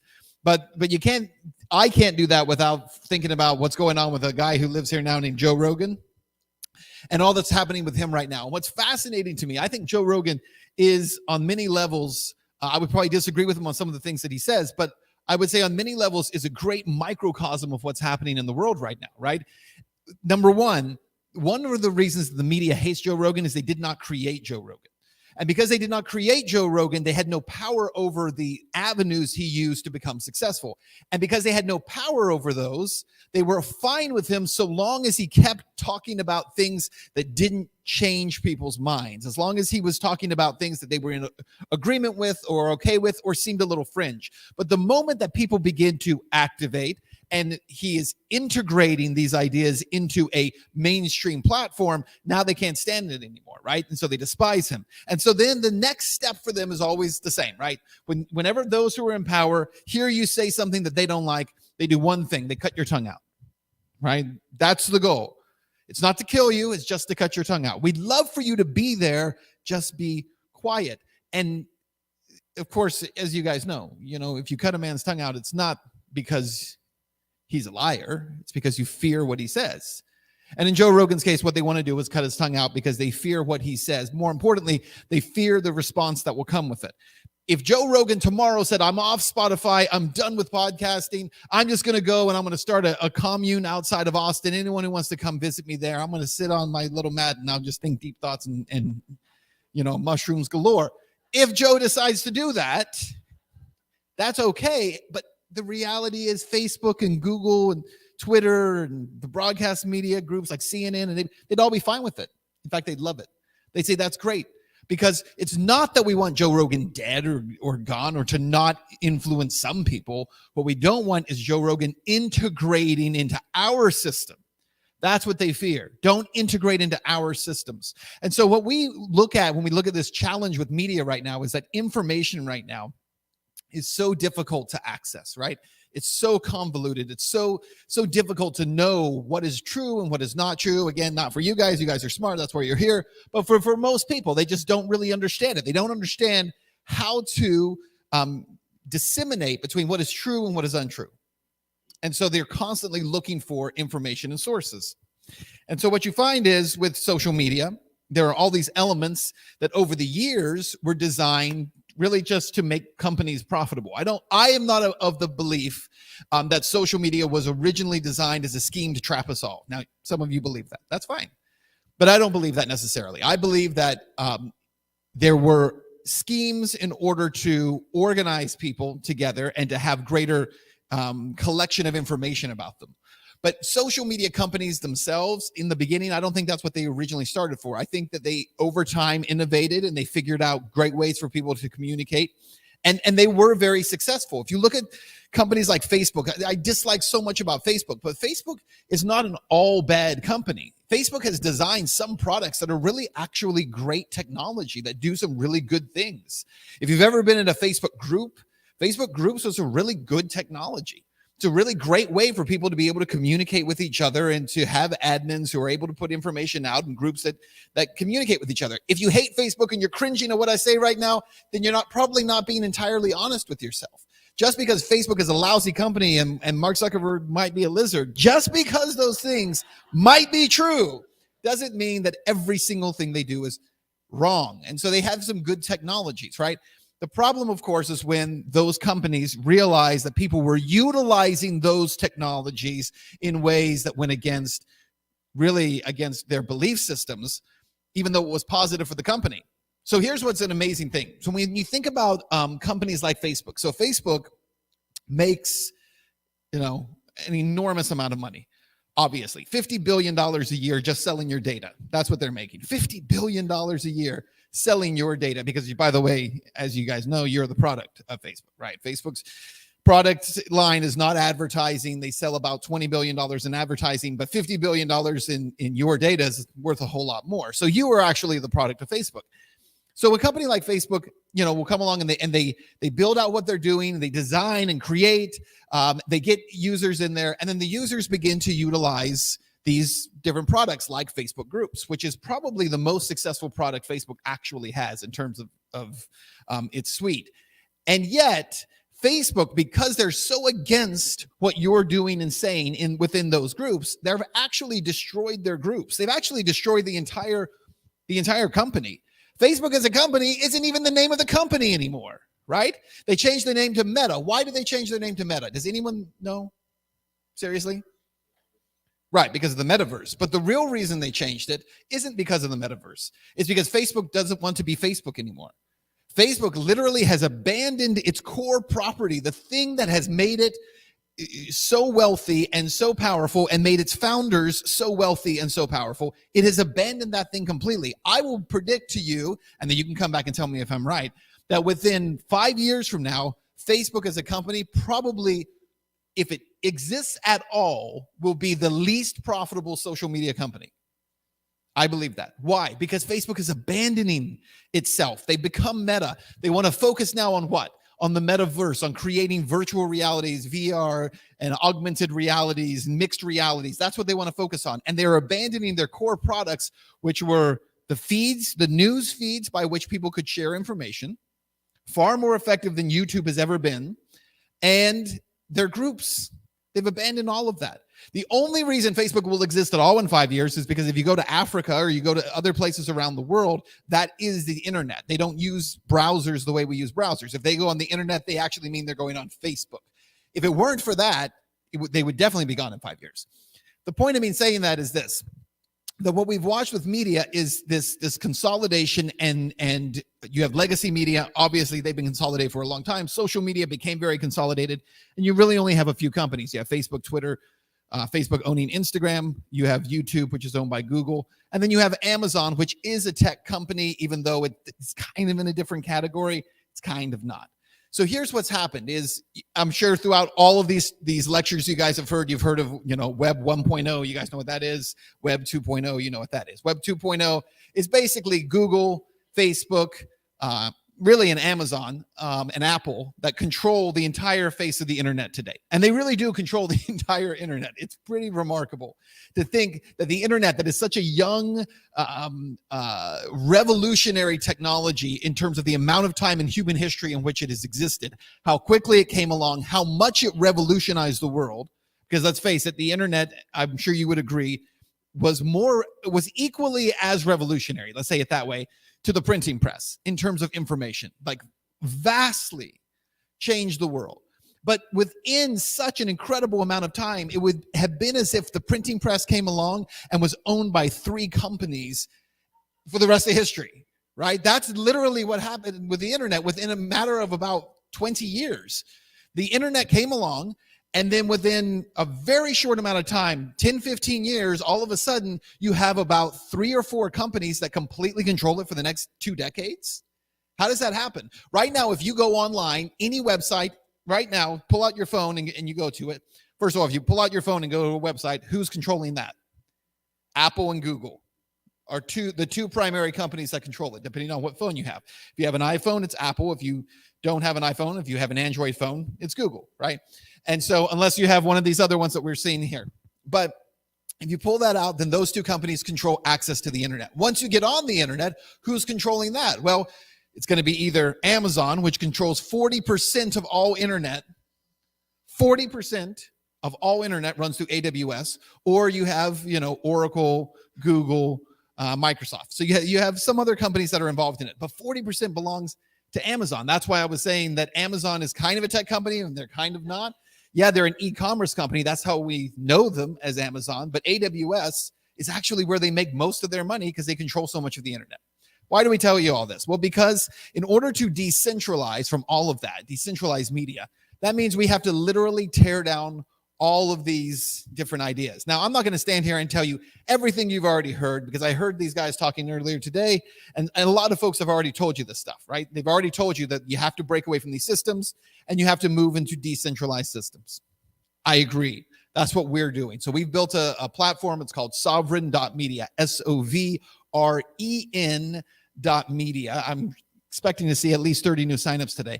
And that platform, right, is going to become a decentralized platform on 2 levels. So the first level is this. We are right now a centralized company that is utilizing decentralized technology. And within the next 3 months, all of our technology will be completely decentralized in terms of our servers, our domain systems, our messaging systems, etc.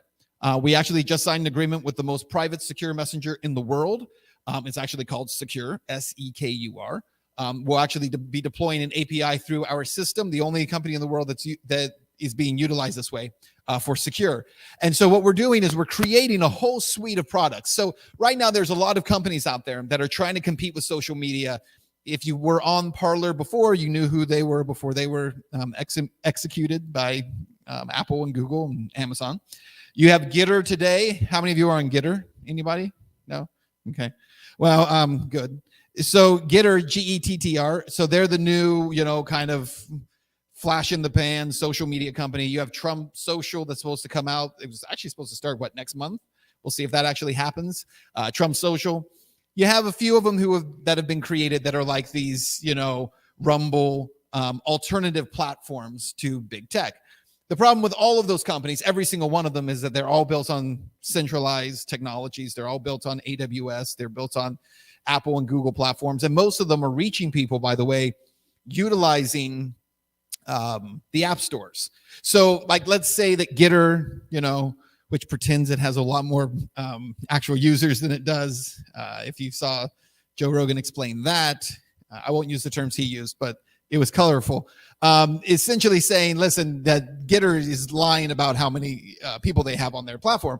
But let's just say they do. Let's say they have 1 million people, right? Let's say that they're allowed to continue to grow and continue to grow. And then they decide they're going to post one thing that goes against Apple's terms of service. Well, then Apple cuts them off. 80 to 90% of their audience accesses to the App Store. You can't get to them anymore. And so they're done. That's literally exactly what happened with Parler. They're just doing it again with Getter. They'll do it with Trump Social. If he ever gets his launched, they'll do the exact same thing. You do one thing we don't like and we take you down. And that's why Getter's already started, by the way, removing content creators and taking people off. It's not because of things they posted on Getter, by the way. It's because of who they are in their private life. So we had this conversation the other day about our platform, and somebody asked me, they said, well, would you allow terrorists on your platform? And I said, are they cutting people's heads off on the platform? They can't submit videos if they're cutting people's heads off. No, not that. But what if they actually do that? Okay. So if they actually cut people's heads off separate from me and they're not posting that, then yes, they could have a profile. And they said, why? And I said, because why not? See, one of the things that we're talking about philosophy here. So one of the problems that we have is we've created in our society a belief system that the way we purge the world of evil is to pretend it doesn't exist, or to not let evil people speak. Because if they can't speak and they can't put stuff online, then they won't exist. Like, they'll dissipate into the atmosphere, right? Which is, we all know that's nuts. You know that's nuts. And anybody who says it knows it's nuts. But it's not said because they believe it to be true. It's said because it makes a false narrative by which they remove people who have nothing to do with the things that they're talking about, right? So in the term that we love to use nowadays, you hear it all the time in media, white supremacy, right? As if white supremacy, this rampant, raging problem in society. As you look around, you're surrounded by white supremacists and you didn't even know where these people came from, and they're everywhere. And they are growing in numbers because they're online, because they're on Facebook, right? And then you find out that the only way to stop them is to delete their Facebook pages. And if you do, then they all go away, right? You can laugh at it. It's so stupid. It makes no sense at all. The concept is completely insane. But when you keep repeating that over and over and over and over and over to people, they start to believe it. So what we're working to do is to say, well, how do you take the best elements of social media, the best technologies, the best designs, and let's utilize them in a way that actually encourages growth and information and allows people to grow. So with our platform, we have content creators. They have their own news feeds.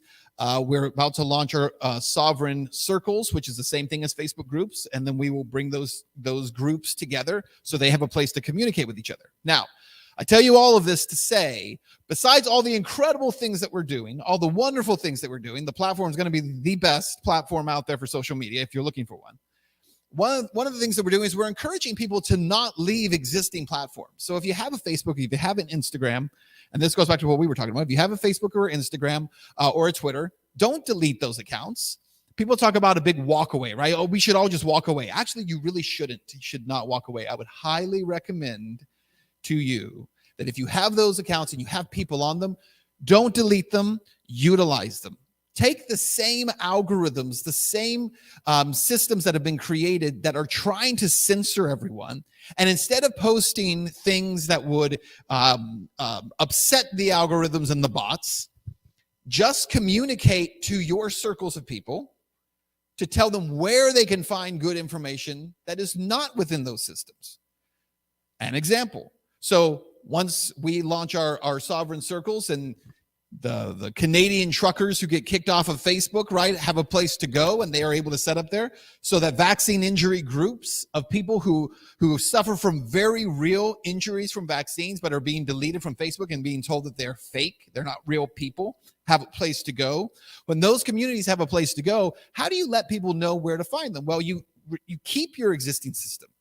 You keep your existing social media, and you don't post in there and say vaccine injury is real. You say, hey, if you want to learn about what's really happening with whatever your code word is, go to this place where people don't have to talk in code. And then people can travel over. Now, eventually, Facebook's going to catch you doing that. And eventually, Instagram's going to catch you doing it. And they're going to shadow ban you and eventually ban you outright if you keep doing it.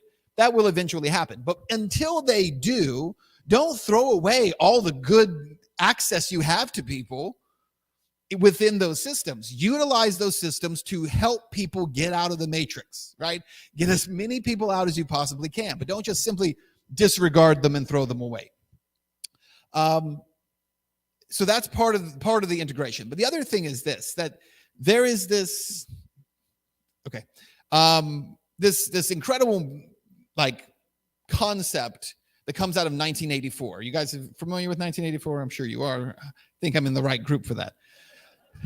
So, then you're familiar, right, with this whole scene in which, the main character is getting tortured, right? And as he's being tortured, he's being told to, if I remember correctly, say again? Right. And then you're doing the 2 + 2, right? And he's saying it's 4, and no, 2 + 2, is it 5? Sometimes it's 5, sometimes it's 6, sometimes it's 3, right? You know what I'm talking about? So that was the whole thing. But the line that jumps out to me from that whole interaction is the part when the torturer is saying, it's Winston, right? Is the name Winston? He says to Winston, he says, it's not the crimes that you've committed that we care about. We don't care about those crimes. What we care about is the thought. And then he says this, it is not easy to become sane. Oh, if we have ever been living in a society that tells us every day that it is not easy to become sane, this is that society, right? Every single day, they are telling you something that is a lie, and you know it's a lie, and you're looking at these people in your TV or on the internet who are telling you over and over and over things that are completely untrue, and you know they are.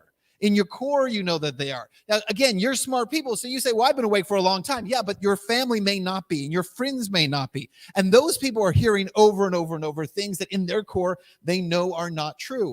But as long as they keep hearing them, they will eventually become sane, right? They'll eventually just begin to accept that insane things are sane. They will begin to accept this crazy idea that people who are born white are inherently evil. Right? Because they're inherently born with the curse of whiteness, right? Which is insane, but they're trying to make you sane. Or people who will tell you, hey, put a mask on a little kid and let them walk around like this. It's much safer for them. In any other time in history, we would have said that person is actively committing child abuse. But now they're telling you, no, it's not. You're insane to believe that it's abuse. We got to make you sane, right? And so over and over we see this. And what I get frustrated with is people do one of two things. You either say, I just want to turn it all off and not listen at all. I want to shut down, okay? Or you say, I'm just going to nod my head and agree with them. I'm just going to pretend that what they're saying is true. I know a lot of people who are just pretending that it's true. Right? They just go along with it and they just pretend that this is fine, or no, just trust them, because eventually, if we bow, they will stop. That's what they believe. So I got to tell you that John said something in my introduction here, which when I lost. Well, I didn't really lose my job. So let me correct one thing. So when I did my report years ago on Pizzagate, my firing didn't happen then, but it was a long time coming. And it was because I had already poked the bear over and over and over again, right? For almost a decade, I had been causing problems. Every single boss I ever had in broadcast television, I had ended up in some kind of screaming fight with them. at some point, sometimes multiple times. They hated what I did, but they loved the ratings that came with it, right? People would respond to it. And so you'd be stuck in this quandary. What do? Either we kill him and get him out of here, or we hold on to the cash that's coming with it. And so we always had this horrible relationship. And when I finally did do the report on Pizzagate, I actually was not fired. I was not fired till a year later. But I'm going to tell you guys what happened with that. So I did this report. I was called in immediately. And my bosses basically said, can't believe that you did this thing on television. I said, I don't know why. I ran it through all the process. Everybody who worked here had already looked at it. My bosses had already approved the script. So that shouldn't have been a problem. They were like, well, so you're going to have to make a decision. We're going to think about what to do with you. And they came back and they said, we're going to either fire you or you can not be on social media at all. I'm not kidding you. This is literally the conversation I had with my general manager at the 8th largest CBS affiliate in the country.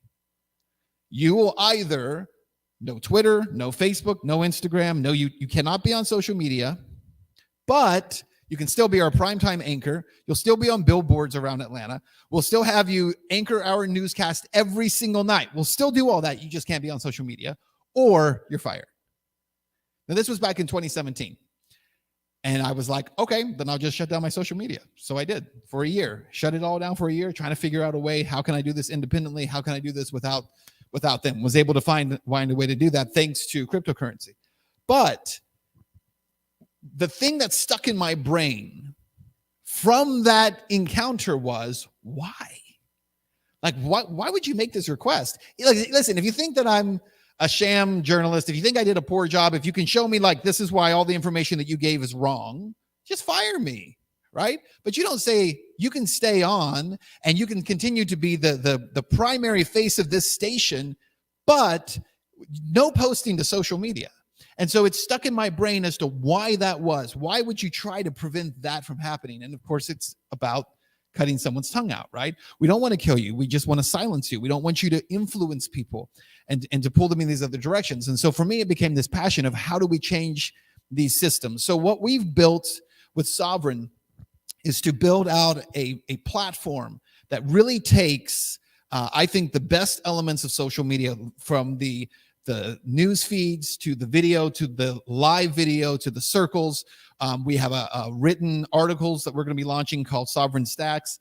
It takes all these different elements and it puts them into one place. And then what we're doing is we're decentralizing the technology around that, using IPFS servers around the world so that, you know, if a drone happens to hit a server farm because, oops, sorry about that, can't really do that to us. If you understand IPFS, basically we're taking all the files that we bring in and we scatter them around the world onto different computers that are running nodes, which essentially means that there's no one place. No one knows where any particular piece of content is. No one knows where any particular file is. It's just spread out globally. That's how IPFS works. I think it's a great system, and it makes a whole lot of sense, especially when you're dealing with content that you're trying to prevent from being removed. We're using a domain system called Unstoppable Domains, if you're familiar with Unstoppable, in order to secure our domain system. Now, you know, just hearing some of what's been said today, there are other ways to do this. There might be better ways to do it. There are certainly worse ways to do it. But here's what I'm convinced of, is that the step to take in all of this is that we have to do this in order to decentralize the pieces of our technological response so that they cannot simply be taken down. You will never be able to go into an app store and get the Sovereign app. I'm afraid you won't be able to do that. But later this year, you'll be able to go directly to our site, get a progressive web app that downloads directly to your phone and does not require Apple or Android in order to be able to operate and run. You will be able to use a messaging instant message system directly through us that does not require an app store and does not require support from AWS or any of these other tech companies. So that's what we're building right now. Now, we've already launched and we're up, but we will not be fully blockchain supported until about mid-March to mid-April, somewhere in that time frame. That's when we'll be there. The other part of this, though, I think is very important, is that at that point, we will be a centralized company over which I am the founder and the CEO, with a decentralized set of technology. But in the future, within the next decade, the plan will be to become a decentralized company with decentralized technology, meaning that we are actually set up as a DAO, a decentralized autonomous organization, which means that eventually I will no longer be in charge of this company, and it will actually be absorbed by an autonomous organization of decentralized people who are stakeholders and users who will have power over the system. So the goal is to take this social media system and not hold on to it and build the biggest company possible. It is to build the biggest social network in the world and actually give it to the users who will actually be able to run it and control it, who will have governance over the system, who will make decisions for it and actually have voting rights and voting authority. It's already been done many times within the crypto world. It's never been done within the social media world. We'll be the first company to actually do that. And the point of doing it is to, again, restore authority over information to the users and to the people. That is our goal in what we're doing. So, by the way, just want to mention, somebody had mentioned to me a year ago, maybe even before that, we had called this project ISE.media. It's now Sovereign. The only thing that's different is a name change. So when we first launched it, we did a WeFunder as part of doing that. And so there were people who invested in it, and they were like, well, what happened to the other one? What happened to it? Well, nothing happened to it. It's the exact same company, which is set up, by the way, in Wyoming, where they actually recognize a DAO as a legal entity. So that has not changed. That company still exists. In terms of branding, the only thing that's changed is ISE is now called Sovereign, SOVREN. That is the difference. Okay. I just got the 5-minute warning, so I can take questions from here, Mexico, wherever, for 5 minutes. Thanks, Ben. Super excited about what you're doing, man. I appreciate your vision. And again, a lot of people have vision and ideas, but what really is valuable, in my opinion, is getting those ideas, putting them into play, and making them a reality. That's where the challenge comes in. Does anybody have a question here in the audience? Anybody? All right, you got any questions down there in Mexico? D bros? And if not, you better fake one, Derek. Anybody got a question for Ben? Anybody want to ask Ben a question? Whoa. Somebody come on up here. What's up, Ben? How are you doing? Great talk. I'm good. How are you, man? We're doing good. Show Ben the audience out here. Make some noise from Ben Swan. It's a totally international. All right, we got a audience question. from all Whoa, over. that's awesome. Okay. All right, here we go. Hey, Ben, quick question. What kind of integrations are going to be implemented for the Sovereign? Like, what can you integrate into it? Like payment systems or commerce? So we plan to eventually integrate commerce into it. Right now, it is set up primarily for information. So it's going to be focused on media and taking, again, those different elements from written articles, live streams, etc. But as communities grow and communities build, eventually there will be an e-commerce. So similar to what, Facebook Marketplace, a similar type of system to that. We've already had some people talking to us also about doing publishing the way that Amazon does publishing right now, so that you can self-publish, and we help to distribute it. So we're working on those as well. Taking it back to the printing press. Right. Like Thomas Paine. That's right. That's going to be hard to shut down. We used to hand out DVDs with 9/11 Truth documentaries. We're thinking about doing that again for the whole COVID stuff, but then we're like, nobody has a DVD player anymore. How do I use this? There you go. What the heck's that thing? Any other questions down there, D? I got one, Ben. What's the next big story you're working on? Wow. What is the next big story? I don't know. You know what? You kind of caught me off guard with that. I don't know, because it's crazy that I got to say, can I brag for just a second? We're talking about being ahead of stuff. I have been so ahead on so many stories, including like during this particular time, this COVID time. Like I'm the first guy, I don't know if you know this or not, but the first reporter to actually report on the Wuhan lab being the source of the virus.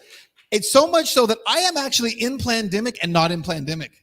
Like it's my voice and not my face. Mickey, if he's watching, this is my moneymaker. But so yeah, but been ahead on so many stories. So off the top of my head, what are we working on right now? I can't tell you because I just can't think of anything. I got nervous. But why the Greater Reset was the most transformational thing I've ever participated. We have one more question here. We got a tiny bit of time. Angel, come on up. We got one question here from Buda. Hello, Angel. Hey, go right ahead. Angel Robbins of the Solar Punk Summit. Hey, Ben. Hey. So I have a love-hate relationship with social media. Okay. I thought you were going to say with me. Let's not talk about the hate part. No, it's all love. Okay, It's all okay, love. okay. But with social media, it feels like we need to be on it to communicate. But in our society, I think it plays a really divisive role. Yes. So I wonder with Sovereign, like how you see Sovereign really being a part of shifting us out of these negative stories, negative narratives, negative patterns that we've been in, and like moving into a more cooperative space. So that's such a great question. It's such a great question. So I think that is accomplished better with the circles issue that we were talking about. I don't know if you heard that part, but we were talking about Facebook groups, right? So one of the things I was saying is Facebook actually did a really good thing when it created groups, because it created spaces where you kind of set the parameters of what you want that to look like, right? And then you find like-minded people who come to you and say, hey, I want to be a part of that. The problem that Facebook has is anytime you want to talk about something real, they want to remove you, right? They want it to be a commercialized, how do we put people in camps and then sell stuff to you or sell you, because now we have your data that, you're a bunch of rock climbers, so now we can sell your data to rock climbing interests.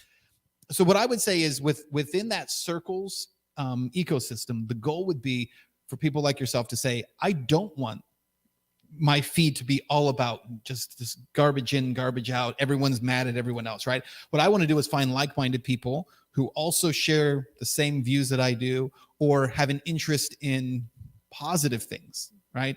And so then you create your circle, you create your group, and then you say within this circle, these are the parameters and this is how we live, right? And so you really can create, I think, strong communities within those spaces that you have control over. And it's not just being the subject of a news feed or an algorithm. And the last thing I'd say is we are not algorithm based. So when you choose to follow, right, you can clap for that because I hate algorithms, hate them. When you choose to follow content or you're interested in certain things, it comes to you based upon what you have said. We do not have some algorithm pushing junk at you all the time. Okay, cool. Guys, thank you so much. Appreciate your time. Give it up for Ben Swan. Woo. Thanks, Ben. Appreciate it. Thank you so much. All right. All that was right. awesome. We did it. Another day. Another 5 day, hours. another dollar donated to the Freedom Cell Network. Hey, everybody, thank you so much for all the support, everybody here in Mexico. We appreciate you guys just rolling with the punches the last few days. We got one more full day tomorrow. We do want to let everybody know, listening here in person and online, tomorrow we're back to 3 p.m. Central. 3 p.m. Central. And we're going to go have talks till 8 p.m., and then we'll have music here in person. We'll be here at the venue till about 11 o'clock. I'm going to be performing my music tomorrow, so I hope you'll stick around. 33. And yeah, lots more to come tomorrow. Tomorrow, Tonight- we're going to be talking to James Corbett tomorrow, Foster Gamble, our own Andres Bravo here. Plenty of other great activists. And John, you guys have some partying going on tonight, don't you? Yeah, I want to invite the Central Texas audience, but also those watching online. We're going to fire up the old live stream. We are going to Indra's Warehouse, which hosted our very first Central Texas Freedom Cell Network meeting a while back when people were like anxious about leaving the house because it was locked down. We're like, you ain't locking us down. You can't lock down an idea whose time has come. So we're going back there tonight. It's an awesome anarchist art collective. And we're going to hear from the Great Medicine Show. Jordan Larson's the DJ. There's going to be fire spinners. There's acro yoga, lyra, all sorts of cool stuff. And then we're going to hear from Natalie Rise, who's a conscious musician that puts on a really good show and has some incredible music. So if you're here in Central Texas at this event or one of the hubs, you got to come out there. We're going to have a great time. It's going to be a wonderful community celebration. And we're setting up the cameras. Rebecca's going to help us get this all set up, and we're going to fire up the stream so you guys can enjoy the show everywhere in the world. So the show starts at 8, and then we'll probably fire it up around 8:30 or so to watch the Great Medicine Show. And then after that, we'll hear from Natalie Rise. I hope you guys will tune in, and I hope you guys here will join us. Sweet. So that means everybody here in Mexico, if you heard that from John, they're going to be live starting around 8:30. Natalie Rise probably playing about 9 p.m. Central. So wherever you're at in Mexico, you can tune in. We'll play it live on our website and all of our channels. You can watch Natalie Rise perform tonight, and then we'll have music here tomorrow. But we're going to say goodbye today, and we're going to end with a song from Natalie Rise. But you guys know how we end the show. Y'all ready? Yeah. You guys ready in Texas? You guys Yeah. ready? All right. I am powerful. I am powerful. I am beautiful. I am beautiful. And I am free. I am free. Good night, everybody. Woo, woo.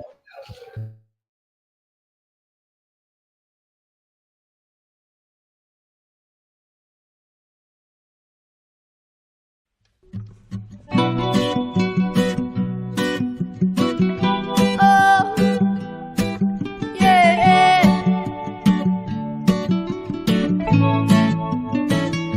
Keep waking up now.